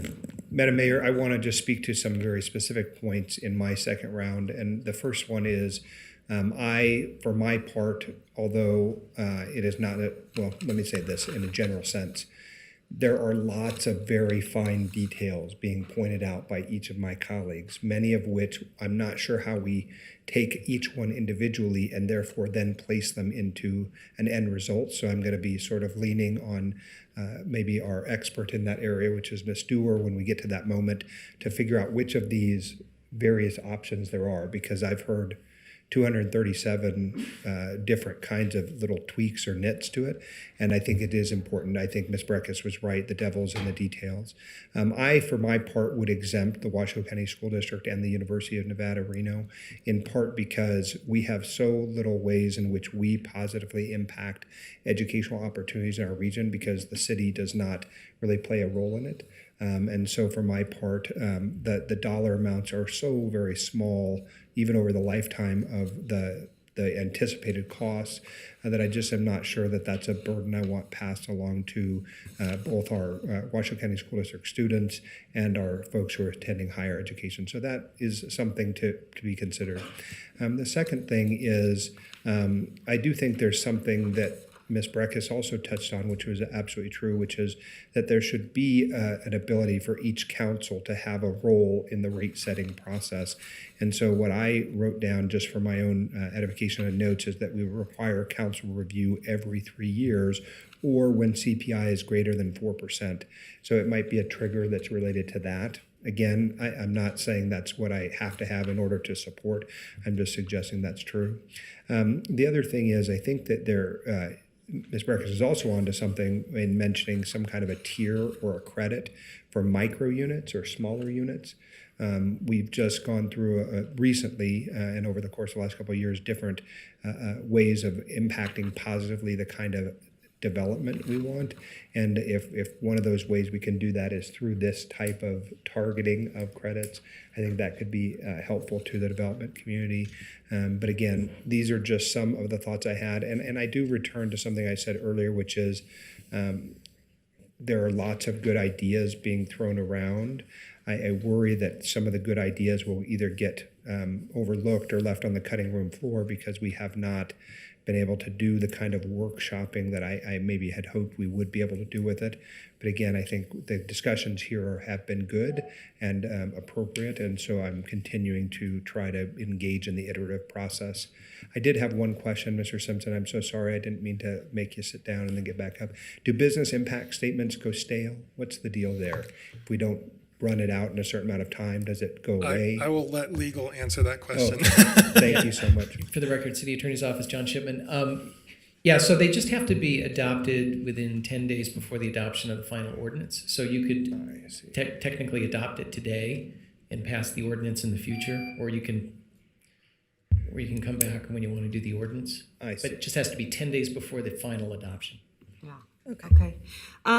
So I just want to point out, so Breckus 2, Martinez 2, Taylor 2, Reese 2, Dewar 2, Ebert 1, Mayor 0. Am I correct, Councilwoman Ebert? Yeah. Okay. All right. So just a couple of quick questions. Obviously, there is still a lot of uncertainty here, and I think there was a lot of really valid points in public comment. I also think my colleagues here on this body have asked some really good questions and have some very valid concerns. Why don't you reiterate what the fee is exactly? Because I know it's bounced around, and so let's get some clarity. Correct? So Yes. $980 a month. And why do I want to say we started out at like 7? Am I right? 13. No, we The- started the- at 13, but the feasibility had a structure that was at $8 to $10. $8 to $10 was the original feasibility study that was sent out with the feasibility study. Our first round with the first BIS was $13.46. okay. And then comparing in the region, what is Sparks? Sparks is, it's 1552 for 1552 in Sparks? Okay. And Carson City has a range on theirs, and it ranges from $7 to about $15. 7 to 15? Correct. Okay. And those are for residential property owners. Okay. So it's common to be in there, and Reno would start out lower. The other thing too, I think the question, because I did get a lot of correspondence on this in email, was the double taxing in Damani. So I think that needs to be very much clarified, what that looks like, because it seems so confusing. I know Councilwoman Dewar has been on that, so yes. I appreciate that. But I think you're right, like everyone, all of us probably have the same, it's kind of broad, so I want to make sure that we don't leave any of those out. I would imagine, Councilwoman Dewar, you're keeping a list? I am. And checking it twice? I'm keeping a list on what everyone's saying so I can give a Okay. motion that everyone could agree with. Okay, so just include those on there. And then the other thing is, I was surprised because we work so well with AGC when Alexis said that she did not get a response. I really think that this is one of those that we've got to get right, and we've got to be super responsive. And so if they have concerns, we've just got to have answers, whether we know them or not. I think sometimes people, respect the fact when you say, you know what, I don't know. I'll find out. We'll get back to you. That one is always a tough one when you feel like you haven't been heard. And I know that you guys have been so busy. I think I've sent you a ton of people too, and I appreciate you, and you've been very kind. But I also know you've been inundated, so I appreciate it. But I do think, there's probably 15 to 20 questions here. So I don't think that we have come to full fruition to see the light of day yet. So anyway, okay. I just want to make sure. Third round? Councilwoman Ebert. No, you're fine? Okay. Then we're going to go back down to Councilwoman Breckus. Go ahead. Yeah, I am prepared in terms of moving forward to kind of have some touch points and just have this come back in January to take votes up and down on different specifics of it. I think that would be a best process. And I think the airport one seems solved, so I wouldn't put that in the bucket. I do want to talk about the credit because it changed quite a bit from the two versions. And the credit, let's remember, not applicable to single family, okay? So right there, out the chute, single family homes don't get it this discount. Problematic to me. I also want to say that, I'm in strong opposition to what Ms. Stewart says is don't cap it at 15, make it, this way. That's negotiable. That's subject to political pressure. I don't want to put staff in that world. And here's the other way how I see these, the way it's drafted with the add-ons is, some properties in modern times, okay, like say a Daybreak, were so difficult to get to approval because they were so vulnerable that they had to put a lot in, okay? They're not going to get a credit out of that in my world of fairness. No. In my world, they'd be sitting on their old rural zoning because they're going to cause a lot of problems, okay? But this is set up to let them off the hook a lot, and that's not right. So I am not even in favor of the 15% discount. And I hear this double taxation thing. I was around when Damani was permitting, and a lot of that, I recall, was wetland mitigation, because under the laws of the United States, they were not going to be able to develop there. So let's come back in January and really noodle that, because, and I get it, I represent an older part of town where they didn't even have zoning. Okay, so Mr. Newlands, he could just do what he did. But I don't think this 15% is on the right track at all. And I think it's unfair to, homeowner Joe or homeowner, Joanne.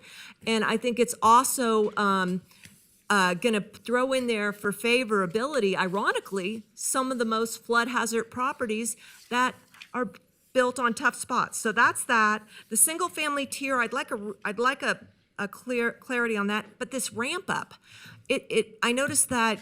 Was there a 4-year ramp up, so a phase in of the fees?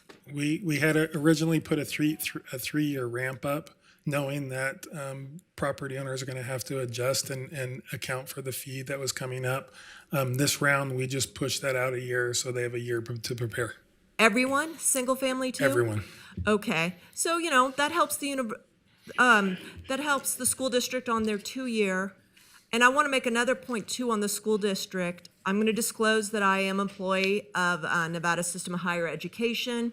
I have a part-time job at Truckee Meadows, but I thought in here, because someone said UNR and school district, well, TMCC is going to be asking. And then I thought also, are charter schools even included in the language here? The language says all K through 12. So even the parochials. So I just want to call that out, because I think it was Mr. Reese said, let these ones out. And I just don't know. I would be more comfortable with a highly rebated education structure. We've got single family, we've got non-single family, and we have education if we want to go that way. Those are my comments. Thank you. All right, any other? Yeah. Okay, one second. I just want to ask, because this question has not been asked. City Manager Doug Thornley, has there been a conversation with the county on what this possibly could look like in collaboration, or where are we at? Give me a little background there if you have some. I can give you a very little background there. As Mr. Simpson said earlier, regionalizing services like this is the topic of ongoing conversations between us and the county. And while there is a willingness from the county to continue having those conversations and engage in ever more detailed discussion, to date, there has not been what I would describe as meaningful traction in that space. Mm-hmm. So I think it is an aspirational goal of ours, but what we are concerned about as your staff is the ever-growing challenge of maintaining this infrastructure in the face of failure. Mm-hmm. Right, because we all know actually, what affects our backyard affects everyone else's backyard. So I think, again, the conversation needs to be had. So that was another thing I'd like to have included in the motion, Councilwoman Dewar, of a letter to the county and having a conversation. We have not had a joint meeting in a very, very long time with Washoe County. And there is a lot going on, and this is probably one of the top subjects. Madam Mayor, can I just go right ask, ahead. I think that we've got great regional partners in the county and the city of Sparks. I understand that Sparks is a little bit out ahead of us, and they've been doing this for a little longer. I sometimes think about the way in which Tumwa was formed, right? It is something that came afterwards, and then, certain assets were then pledged or committed to Tumwa. I don't know that for me, it tells me we should not act. It just says that once we have acted, if we continue down that path, in the future, it may lead to greater opportunities for regionalization. I fundamentally believe that sewer, stormwater, and general water-related things, anything that touches water, should be something regionally thought about. And so I think it's worth our pursuing it. It doesn't mean for me I'm opposed to doing it, but I do think those conversations should be happening as quickly as practicable. Agree. All right, Councilwoman Ebert. No? All right, go ahead, Councilwoman Dewar. All right, my third time. Something I haven't touched on yet, but I have brought up to staff a lot, is that as we move the stormwater out of the sewer fee, I think it's a time to take a close look at the sewer and how we're managing that. We charge a flat rate. So if you've got one person in your family or 5, your charge is the same for the sewer. Despite the fact that you have 1 shower versus 5 showers, like, you know, any number of times a week, or that you do 1 load of laundry or 5 loads of laundry, it really impacts it differently. I brought this up many years ago on council. I was told that there was a big implementation fee, cost, with bringing on the stormwater. We're going to have probably additional staff and additional time to look at this. And I think it's critical, just like we've said, we don't necessarily want a flat fee on stormwater, which I happen to agree with the same thing. We want to preference micro units and smaller impervious. So we need to charge these things differently. So I want to, while we're looking at that on stormwater, I think we need to, right now, we've already got the meters in place. There's a process that we could follow, is to meter sewer. The second thing is that we have a sewer rebate program, and undoubtedly we're going to come up with a stormwater rebate program. That rebate program is only annual. You get to apply during a period of 60 days. People that have come to me and said, like, I am paying so much for sewer right now. They've pointed out their rate went from like $40 or 30 some dollars. It's now $171 per quarter. They are looking for a rebate. They're, again, a single small person. So I've understood that administratively we can fix these things and we don't have to fix it by ordinance. But I wanted to go on record as saying that while we're implementing potentially a stormwater rebate program, we should be looking at the sewer rebate program and making that a 360-day. You could apply any day. Nobody says everybody moves into their place on January 1. I think that's artificially bureaucratic, and I think we have the opportunity to do better. As far as the review period, I think that we should review this. Let's say it implements in January of 2025. I think we should review it pretty soon after, let's say within 2 years, and then go on to maybe a 3-year or 4-year, whatever review cycle, so that we understand how's it working. Almost always when you implement something this big and this new, there's going to be tweaks you need to make. And so we shouldn't hold off like for 3 or 4 or 5 years. We should get right on them. Councilmember, yes. If I might, on the review process, this will come back in an annualized basis as part of the regular CIP workup and the budget process. And so there will be already a process by which the council will have an opportunity. It's very hard when we're dealing with $1 billion budget to understand the impacts of a little program, just one little program. I think we should take an affirmative view, but that's my thought. I understand what you're saying. I just don't want people to think that it's never it's on autopilot. It's never revisited and it's on autopilot and it never comes back to this room. Okay. Then finally, I think we have to take a close look at what's included in the capital project for stormwater. I've already discussed this at some length with our staff. Things like big bridges, they don't have much to do with stormwater. They have a lot to do with flooding, such as Virginia Street Bridge that backed up water and caused flooding. But generally, they allow water to pass. And stormwater has a water quality component and a overland flow component. And so I just want to, I know that the staff have gone back and they fine-tune what's in this capital program, but I just want to make sure some of these things should be on our regular CIP for civil projects. They shouldn't be bundled into the stormwater program. I think that may have been done in the beginning, but we just should be clear on what's stormwater, what's sewer, and what's general civil CIP. CIP. Thank you. All right. Any further questions? I'm going to send it Councilman Breckus. This is your final one. Yeah, I just, I agree, concur with the, through the budget process, but I don't even think a review, a review, we do reviews. I've seen reviews skip and we haven't done reviews. I really believe in a termination of it, set it once in time. And that's how I would do it. Also, I know that the fixture count argument for the single family on the sewer, let's just not do the CIP. Let's just have that rate go flat as a first step after a period of time. So if I was to make a motion, which this is not, I would accept the fund setup. I would accept the business improvement setup. I would direct staff to come back in January to show us a proposal for dealing with educational institutions. Maybe that's a third tier, non-single family, single family, and educational facilities that are, have some definition. I would also want to understand a little bit more of the single-family tier and see if we can get somewhere for attached lots. It looks like between the two versions, they changed some language and put duplexes in. But I really would like to understand that. And I think we also need to plan for the probability of accessory dwelling units coming in too, because that could be a gray area that we're gonna lose out on. I would say let's work with the 986, but let's get a duration proposal from staff for a CIP to, make some progress in 7 years, show the public we've made progress, solve some things, and then go an O&M after that. I think then the case would be made to a council in the community.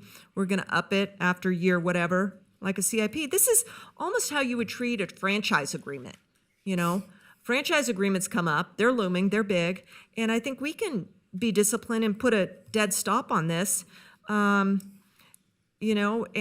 show to whoever's sitting in these seats at that time that it's done. And then I also really do want to revisit the credit program. I have quite a bit of heartburn on it. I'm not saying I'm completely opposed to a credit program, but I think just the rate got knocked down. The rate should be what the rate is. The ramp up, I think I'm comfortable with.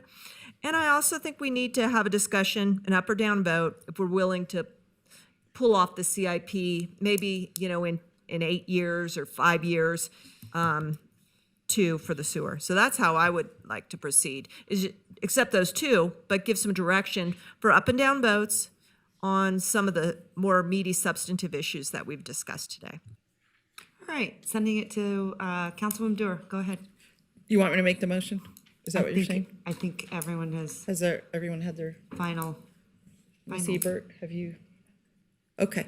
So in terms of this type of motion where we still we don't have consensus on some things, and some things we do, my recommendation is to direct staff to address these issues, and there's about 10, maybe a little more, and to come back with a proposal. We may not all agree, so to Councilmember Breckis's point, we may have to have some up and down votes on a specific thing where we're concerned we don't agree. But so what I would like to do in the motion is to say, staff, please consider this issue. You've heard what we said, and come back with a proposal, and we'll either like it or we'll amend it. Does that make sense? Well, Ms. Stewart, I just want to make sure, and they've dragged the recommended motion up because there are so many different nits. So I wonder, Well, I think Mr. Shipman was sort of helping us to figure a piece of this out as it related to the staleness or not of the BIS.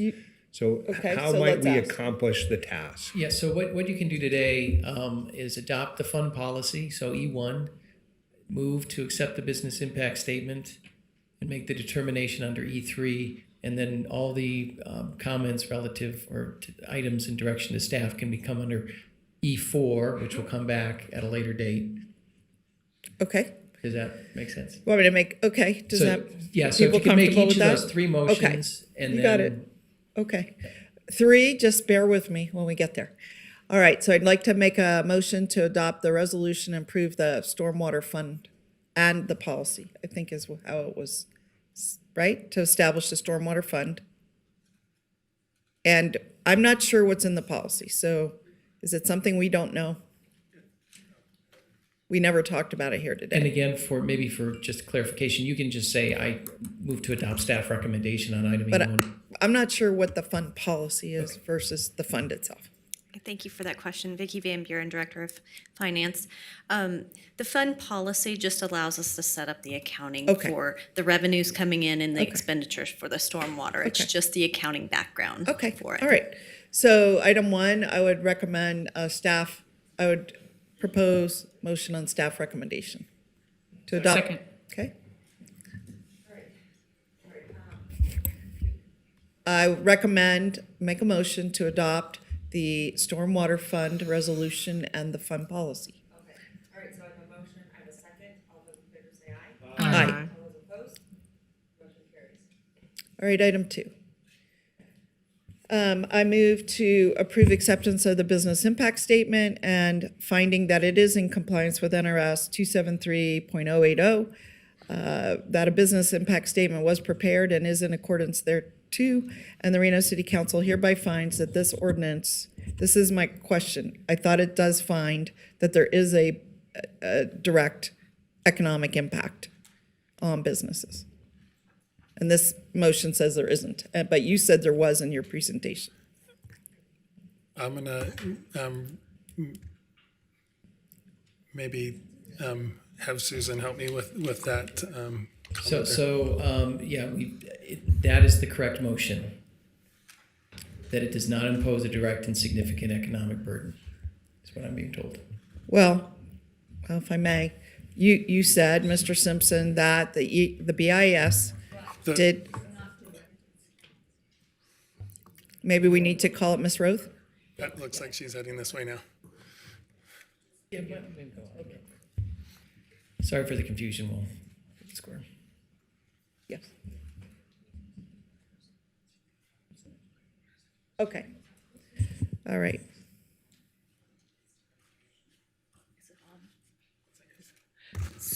Susan Bell Roth, Deputy City Attorney. Good afternoon, Mayor, council members. Pursuant to the business impact, it's significant. Okay.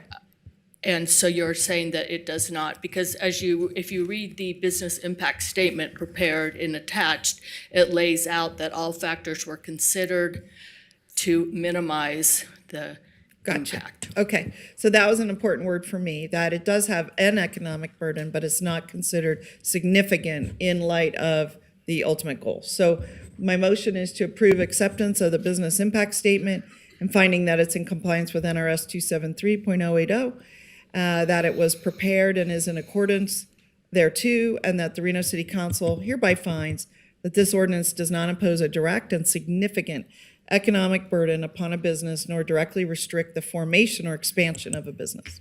Right, so the motion. I have a second? Second. I have a second. Any discussion? All those in favor say aye. Aye. All those opposed? Motion carries. All right. Okay, now on this one, since I want to read a lot into the record that summarizes our discussion, I'll ask our attorneys, this doesn't really. On item 4.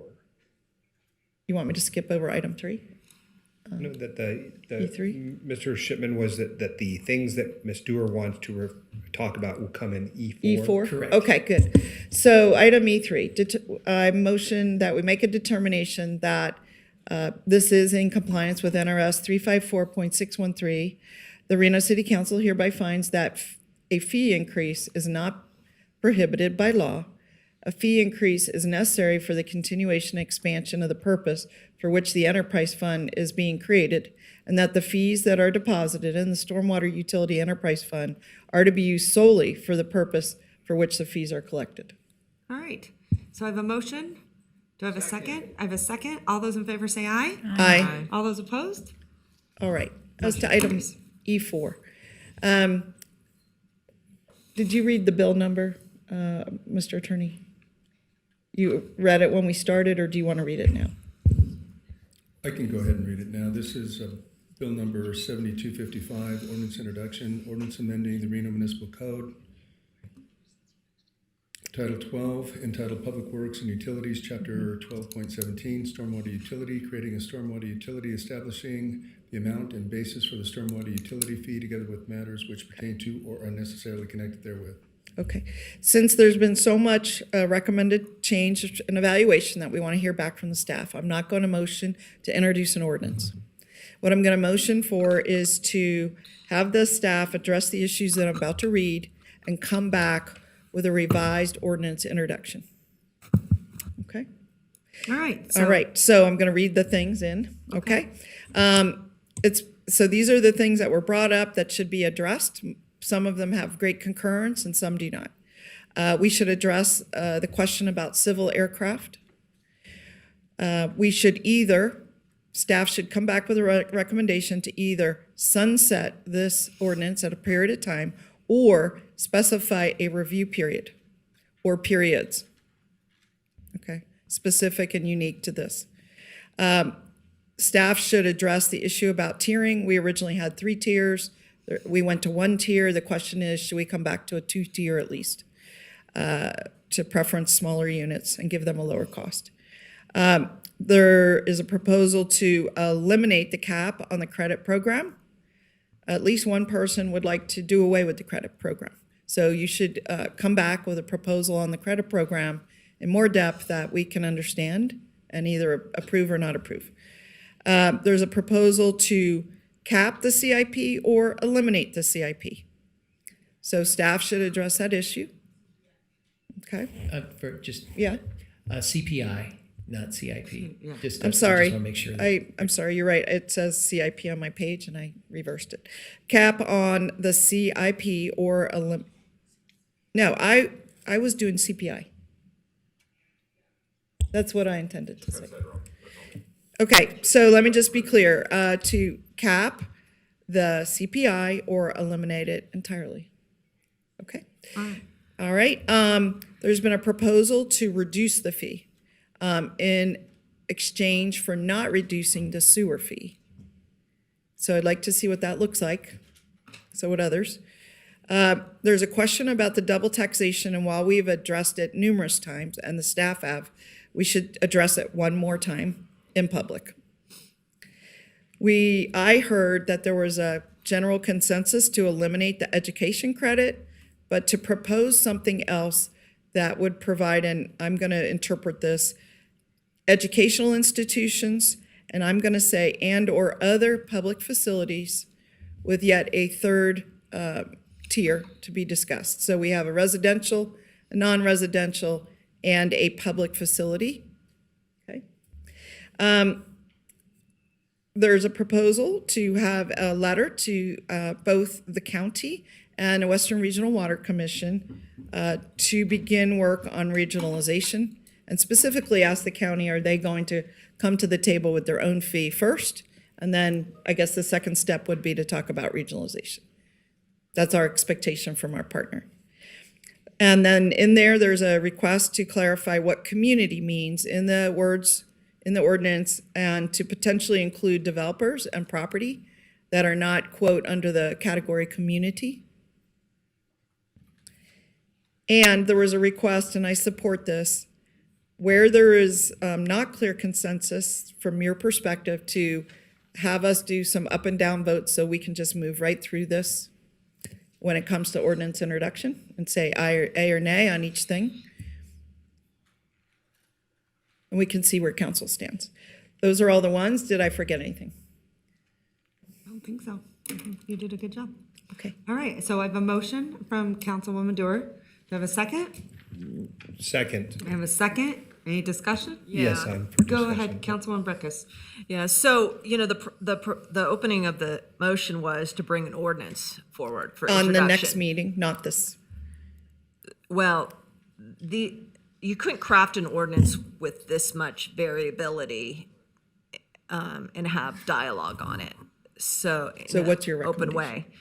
Well, I think these issues need to come forward, and when these issues are resolved, then the introduction Okay, a comes two-step following. process. Yeah, I'm not because you opposed to can't that. craft. I mean, unless staff wants to, to do an ordinance introduction, you have to have it in form. That's correct. And I didn't see mechanically what you're doing. So I think I would recommend that you amend that ordinance to Okay. say, that votes on these outstanding issues to then give direction for crafting that. That sounds fine to me, but Yeah, and then I really do feel on the cap, I think we need to give them a number to work with. I think we should give them the 986 to work with on the duration, because now you're saying just come back with whatever. what is 986? Do come at 980 cents. Yeah, 980, I know that number. Yeah. Okay. So they're working from the 980, or might we see another number from your concept? I think we're starting at 980, and they may, based on where they get, propose a different number. Okay, I guess I can support this. I see 10 points to Right. it. And with that amendment, okay. I'm fine with that. I'd like to hear from others, to not bring back the ordinance, go through all the issues at the next time, and then. Councilman Reese, go ahead. I think Ms. Breckus is correct that we are not going to be able to bring back as a bill for referral at that time. But so it'll have to come back to another general meeting where we'll discuss the stormwater utility. Great. I will say, I'm not sure that needs to be like the first meeting in January, in part because, look, I don't necessarily want Miss Magoon and Miss Simpson spending the next 6 weeks of their lives while we're in the holidays, worrying about every jot and tittle of the things that we've said today. So I just think it's artificial to say when it should come back. Sure. I will leave it to the city manager to, and Madam Mayor, to you to bring it back when it's appropriate. I also think that may address some of my concerns that I have about some of our friends in the audience who have not had the opportunity to spend as much time with the substance of it that they would have liked to have had. Ultimately, my hope is that by the time we work through each of these 10 or 12 or 237 things that we've raised, that we'll have people who line up to say, yes, we are supportive, 100%, let's go. Because again, I come back to something very positive that was said at the top, which is, I did not hear anybody in the audience or even in email say, we do not want this, period. What they've said is, we acknowledge the necessity of what you're proposing. We can make it better. And ultimately, that's what I think all of us are doing. And I'll also say this to my colleagues. We sometimes have divergence of opinions in this body, but the discussion today has been incredibly gracious. There's been a lot of thoughtful, collaborative approach. And I don't think we often get the credit as a council for the work that we do because, unfortunately, if it bleeds, it leads. And it's a lot easier to make news when you're talking about people sniping at each other. But on this issue, we have been really gracious to one another. So I thank all of you for that. All right, thank you. Any further comments? So, Madam Mayor, I would amend the motion to delete the time frame of the first meeting in January and direct the manager to bring it back when it's ready for prime time in our discussion. And then number 2, not to bring back an ordinance per se, but rather discussion of the issues we've identified. Okay. All right. And the seconder were you the seconder? Okay. You're happy to second? Okay, so a motion and a second. All those in favor say aye. Aye. All those opposed? Motion carries unanimously. Okay. All right, thank you, Councilman Dewar. Appreciate it. Sure. Good job. All right, Madam Clerk, I'm going to send it back to you. Thank you, Madam Mayor. We're moving on to item E5, Edward 5, which is an ordinance introduction to be read by the city attorney.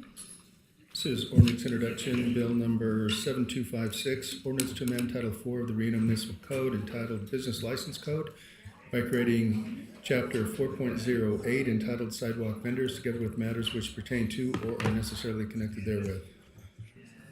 So moved. Wait, no, I want a discussion on this one. Sure, and Lance Ferrato, Director of Business Licensing, for the record. I have a couple slides that I can go over Yeah, to explain what happened here. This is something that we thought was going to adoption, and it didn't. So I think that explanation, at least at minimum, is worth discussion. Correct. As I said, I'm back here today before you to bring the sidewalk ordinance, which was No one originally told you introduced on November 15th and ultimately referred for a second reading and adoption. In preparation for the second reading, an error was discovered in the draft, and staff was discovered by staff, and it was deemed substantial enough to reintroduce the item. As you know, the word merchandise is used throughout the ordinance. In one particular section, merchandise was omitted and pulled into a separate subsection. This was a drafting error, clerical in nature, and does not change the original explanation of requirements. It would, however, create an enforcement issue based on how it was worded. And as you can see there, there's a red line where that is deleted from the second section, and word merchandise is entered into that top section. Secondly, as a matter of coincidence, during this time, staff had conversations with Northern Nevada Public Health, who noted that the ordinance referred to the health department and not the health district. In order to avoid any future discrepancies, the title of health authorities was used, and this applicable section was condensed for clarity. And as you can see there, it was basically 2 paragraphs combined into one just to make it a little bit more concise and clear. And then lastly, I just wanted to touch on this. Council had concerns last meeting with regard to special events. And to clarify, those vendors authorized by the promoter and properly permitted would be allowed to operate within special event. Any vendors operating outside of the realm of the permitted event would be subject to the standards of this new ordinance. And as I said, with that, nothing else substantial or material has changed to the report that you read last time or to the presentation you received. And so I'm happy to answer any questions or go through anything from the previous presentation. Madam Mayor. Thanks so much. Okay, Councilman Burkus, go ahead. Yeah, and I appreciate the, explanation why it didn't go to adoption at our last, or at this meeting, because I think 2 weeks in a row. But wasn't there something else that happened? Isn't there some statewide committee meeting on this, working on this? I believe you're referring to the Safe Sidewalk Vending Task Force. The Safe Sidewalk Vending Task Force? That's correct. And did they meet They have met a few times already, yes. since our little blip with the? They did meet Yeah. one time after that. Yeah. What's going on? What was the outcome of that? It was more updates. They had 2 presentations, one from the Northern Nevada Health District and the Southern Nevada, as well as myself. And it's just more discussion purposes on where everybody's at, what are the requirements, how can they make things better going forward. It's my understanding they'll be meeting on I believe it's a monthly basis, maybe it's a quarterly basis, but as it kicks up, they've met multiple times already. And we're still ahead, even with our little holdup here. We're still the first ones out the chute with an ordinance. I believe there are a couple other that are underway right now. I don't know that anybody's actually effectuated one or adopted one, but Okay. it's coming into that time period. Okay. I mean, I'm going to submit to the council again that, this was an issue that came up out of Vegas and, it's still going on. No one is out of Vegas has put their ordinance in place. I understand. There's still a task force meeting. There's no prize for being first. And what it does is it addresses quite substantially a non-issue in Reno, which is gets all these cart vendors out of downtown because of the spacing. I mean, I think we just hold and wait. There's a task force. Hopefully we've never had any documented problems with these vendors in downtown. And now that, it's the ordinance, the state law was called like helping small vendors, the title of it. And how does it help small vendors to tell them, no, you can't come to downtown Reno, so you're, vending up in neighborhoods? It's just, I think we just, we can take a pass on this. It's not a burning issue. If I may, the bill was passed and the law will be effective January 1st statewide. So there are certain provisions in the state law that we have to abide by. The task force will continue to meet, but their job is to solely gather information and recommend back to the legislature. So nothing in that law will change till minimum the 2025 session. But even if it goes in on the first, it doesn't put a vendor in the position of, having to be not in downtown. And I just think that we don't need the prize of being first on a non-Reno issue that has substantive impacts. I think this was statewide legislation that really went counter to a Reno need, and so I think we just take a pass. I'm still not supporting. Yeah, my motion is no motion. My Okay. motion is just to move on from this item right now. That's how I would do it. Okay. I think that's the best practice. Anyone else want to weigh in on this discussion? Go ahead, Councilwoman Dewar. No? No? Okay. Well, then let's just pass. I do agree. I honestly think, this was really, to me, from what I understood, was Southern Nevada centric, and they were really having a lot of issues with it. I see someone in our gallery shaking his head. I also believe, I like the sidewalk vendors. I think it's important. It sort of adds some arts and culture and makes very, very the smallest entrepreneurs, have a place to be. And we don't have that issue that Southern has. So I really, and we're always trying to be business friendly and, so like, I do think that this sends a really bad message. I just do. I don't like it. Now, I do also want to say, I get there's some issues in the sense, because I have heard this before, like maybe it's food and there's issues with the health department. Now that could be very problematic, obviously, if they're serving food that could be contaminated or whatever, right? Like I get that stuff. So maybe Lance, help us get there. Like, what does this look like for you?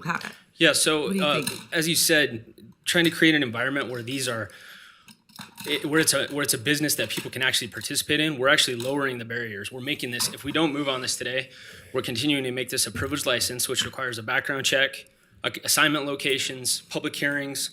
Excuse me. The implementation of the new chapter will make this much easier for small businesses to operate. And it's lowering the barriers to entry at the end of the day. Thank you for explaining that, because that's a whole other thing that businesses have to stop their day. They have to start over and do that whole thing. I know from firsthand experience, so I'm glad that you brought that up. So then I completely agree with you. If we're taking down barriers for small business, I think that's the direction we need to go. So, Madam Mayor, if I may comment, I have been working on this at the Health District for the entirety of its proposed introduction by Senators Donate and Flores in the Carson City Legislature. And of course, the Health District has a very specific rationale for their in unique involvement. I will say that this bill and the related work that Mr. Ferrado's office has done have been supported by Make the Road Nevada and a number of the other Hispanic-related community forums and political organizing groups, because it does lower entry and barrier and access. It makes it better for folks to be able to conduct the sidewalk vending that they wish to do, but that also provides guardrails for making that safer. So your point is well taken, that we want to make sure that people are successful and that small businesses, and these are kind of the smallest small business, I suppose if you're working out of your house selling Etsy items or something like that, but these really are good and valid things. It is okay for us to have been out in front. Mr. Ferrado has been working very hard on it. This is something that we should support, and I would not be inclined to support Ms. Breckis's pass. It's the time to do this is now, before the rollout in January.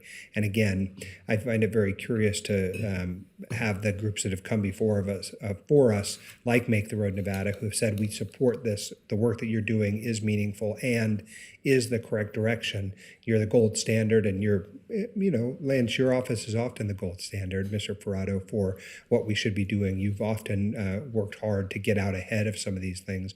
So I am supportive of the introduction that you've made today. Okay. Anyone else? No? Okay. You just need a motion? That's right. Okay, motion. Move to approve. refer. Second. Yeah, All right. Madam Mayor. Go ahead. Wait, I have a motion. I have a second. Councilman Breckis, go ahead. Yeah, I'm still not going to support. I mean, what's the use of enabling, some more streamline if the center of where you can do the business has been highly restricted? And I'll refer y'all to, 4.08.030, prohibited acts with a license, sub A through D. And A is pretty substantial. 1,500 feet of a resort hotel, an event facility with a seating capacity of 20,000 people, and is constructed to accommodate a minor league sports team. It gets other parts of downtown that are kind of far away from the casinos. A convention facility. I mean, really, these people are just going to be in neighborhoods. A median of highway. I think we have that in other ordinances. So, I'm not going to support it. Maybe they, and I think all the health items for the food is covered under any other regulations. This just really puts these folks out of foot traffic. Yeah. All right, thank you so much. Madam All right, so go ahead. I do have a quick comment. I too don't get this. We identified this last time, that rather than helping small businesses, we're actually restricting where they can work, these vendors. I mean, is that your assessment too? Have you mapped this out? Oh, absolutely. The area that they're able to operate downtown is prohibitive. And again, that's out of our control. That was passed at the state legislature, and our hands are tied on that. Right, until but we what go back. about the issue about the convention center and other? That's all state law. Yeah, I mean, honestly, our hands are tied too. So, right. I mean, we might not agree with that. I think Councilman Breckis has some good points. Then I also, you can't have it both ways, but also a lot of this is not something that we can control. So, but I do want less regulations for them, the things that are really tough. And all these things that we want to change, we have no ability to do so. Well, now, maybe if you get elected, you might be able to do something for us. Okay, commercial. But do we then even want to adopt an ordinance right now? Like, maybe we should be silent on this until, are we given a time frame for adopting this ordinance? I mean, I voted to do this before. If I but- might explain a little bit yeah. more. So if we don't act today, Yeah. it remains a privileged license where background checks are required. Which is an, Oh, and right, public we hearings don't are want for a required. small business, let me just tell you, because I'm going through this right Right. now, it is ridiculous. Yes. Right. I cannot begin to tell you, if you own a business, anyone up here, if you own a business, you will understand how Right. ridiculous that is. And it takes a long time to do, doesn't it? And also you can go through it a few times. I'm just saying, so it's ridiculous. Madam Mayor, I may I ask him a question? Go right ahead. How many cart vendors do we have licensed? 0. I mean, so chances are, maybe we'll have 0 between now and when the legislature thinks about making some changes to this. I mean, what it is it puts someone in a position of having more regulations on them where they are and suitable to, enforcement, whether it's a code officer or someone else. Let's just take a pause and see how others. So here's the if we thing, I don't also pass- think small business, they're much happier knowing what their parameters are, where they can be, where they can't be, versus the regulations that we put on them. Right. And a lot of them are incredibly antiquated. And regardless of what happens today, if you pass or you don't pass this or move this on, those regulations will still be applied statewide. Yeah, Wow. So they will not be able to operate there So you regardless can- of what happens today. You can like it, you can not like it all Right. day long, c'est la vie. All right, so I have a motion and a second. All those in favor say aye. Aye. All those opposed? Opposed. Motion carries. Thank you. Thank you. Thanks, Lance. All right, All right, Madam moving Mayor, right along, Madam Clerk, take it away. we're moving on to item E6, which is a bill introduction to be read by the city attorney. All right, Ordinance Mr. Carl introduction, Hall. Bill number 7257, ordinance to amend Title V of the Reno Municipal Code entitled Privileged Licenses, Permits, and Franchises by repealing Chapter 5.15 entitled Sidewalk Vendors, together with matters which pertain to or are necessarily connected therewith. Okay, thank you. At this time, I'm going to just ask, do we have any public comment? Madam Clerk? Thank you, Madam Mayor. We do not have any public comment All right, and have not thank received you. I any have a motion correspondence. from Councilman Reese. A second from Councilwoman Taylor. All those in favor say aye. Aye. All those opposed? Motion carries. All right, Madam Clerk. Item We're F. moving on to item H1, Or which H1. is city council comments. All right, any comments from the body? Go ahead, Councilwoman Dewar. Well, I have an amazing announcement. Okay, give us an amazing announcement. Okay. Councilmember Reese Councilmember Martinez and I participated in the last Friday's flood board meeting. And at that meeting, we did 2 amazing things. One, we approved in concept a $17 million agreement with the Pyramid Lake Paiute Tribe to cover mitigation from the impacts of the upstream flood project. This is significant. This is the first time in 20 years that we've been able to come to concurrence with the tribe to allow our project to go forward so that they will not be objecting at every minute, thinking that they are being impacted or hurt. They will have the money, if this goes through, to address the impacts. Number 2, which is very exciting, we agreed to move forward with design of the Living River Plan, the project on Mill and McCarran. That would include new flood levees on the north bank for Sparks, on the south bank for Reno, and in between a restored river, and in between a brand new park that would include new recreation areas, new flat fields, and potentially more. We have moved forward on many other projects in the flood project. I'll just recap a few very highlights. North Truckee Drain, the Reno Sparks Indian Colony Levee, the Virginia Street Bridge, the Washoe County Home Elevation Project, 4 restored wetland areas downstream between here and the 102 Ranch, Mustang Ranch, down by the Trick turnoff. So we've done a lot. We spent a lot of money. This is considered the centerpiece of the project and should be a cause for celebration by everyone. When I had the opportunity to make the motion, I actually found myself welling up with tears.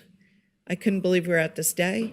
And after I reflected on it, after the meeting was over, I actually might have broken down into sobs because this has been so long coming and our community has begged for this. And here we are, we're doing it. And Councilmember Martinez might have something to add. I don't know, but it's worthy of celebration for sure. All right, thank you so much. That is amazing. It is amazing. I know you're incredibly proud, but it was also something we never thought we would ever. I wasn't sure we would get here. Right. So good job. Okay, anyone else? Seeing there is no further comments, let's send it back to Madam Clerk. Thank you, Madam Mayor. We're going to move on to item J, which is closing public comment. Elliot Mallon. Okay, come on over, Elliot. Nice to see you. Good to see you as well. Good to see all of you. I think I know all of you at this point in time. Good afternoon, Elliot Mallon for the record. That's an old habit. I'm here in a different capacity today. I'm here as a Jewish Renoite and a board member for Jewish Nevada. Last week, you all passed a $500 grant to Jewish Nevada, and I want to thank all of you for that. Jewish Nevada, what we do here is provide services for our Jewish community throughout our state. For security, because anti-Semitism is up 400% in America, anti-Semitic hate crimes are up 400% in America, and our community is not immune from that.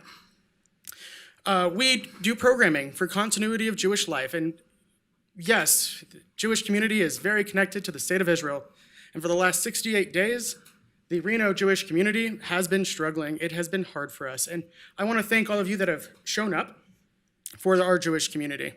But I'm also extremely dismayed by this agenda item being pulled last week. Pulled to attack Israel under the idea of what proportionality is. Proportionality under the law is the idea where you measure the strategic benefit from a legitimate military target and the collateral cost of that. War is a horrific thing. We should all be horrified by war. And I want to say this too. We should want as many innocent Palestinians to be saved. That is a good thing. We, the Jewish community, did not start this war. Israel did not start this war. It started because Hamas acted with the intent to destroy in whole or in part Israelis from the Gaza envelope region of Israel. That is the definition of genocide. That is why we are here. And again, this community is not immune from that. The Reno community, myself, I know people who have been taken hostage. I know people who were slaughtered. We have other community members who are in the same boat. I know another Renoite here that's Jewish that has 2 cousins still being held hostage in Gaza. And while I address this, I'm really here to talk about Jewish Nevada and how reprehensible it was to me to see this agenda item pulled to attack Israel. Jewish Nevada is here to support Jewish Nevadans, Jewish Renoites. We get funding for security because, again, it's dangerous to be Jewish here. I can't go to temple and pray without armed security or RPD to show up. We've had 3 events at the very least, a vigil, a hostage table to raise awareness about the hostages, and the menorah lighting. Councilwoman Dewar, you did a great job there. And I'm dismayed by not seeing the support from everybody. We do give funds to Israel. We did, yeah. We raise money for trauma centers, psychological services, the families of those that were taken hostage. We have a sister community from Nevada in Israel that lost people in the attack, and we sent services and support for them because that's what we do. And that was all civilians. It's not about funding a war. It's about supporting people and all people. So thank you. Thank you, Elliot. Thank you, Elliot. Very, very powerful. And I am so sorry. So I want to apologize for that personally because it is really unfortunate. And you have been an incredible community member, activist, all the way around for a lot of causes. And I'm proud to know you and proud that you are a part of this community. So thank you, my friend. Good job. Madam Mayor, I was here last week, and when Miss Ebert made her gracious donation, and I was a bit stunned by what happened, and so I'm going to ask my staff to commit an additional $1,000 to Jewish Nevada, and they'll bring that back in a resolution format. Yeah. And I'm happy to do the same. I'm happy to do the same. I guess we just want you to know how much we support you. So thank you. Madam Mayor, our final public commenter today is Bill Shrimpf. Oh, come on up, Bill. Hi.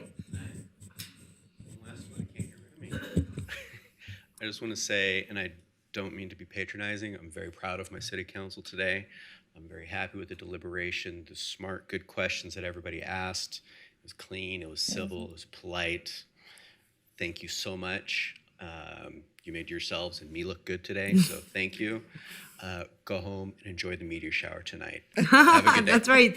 That's right. Exactly. Thanks, Bill, for letting us know. Really appreciate it. Thanks for being here. All right.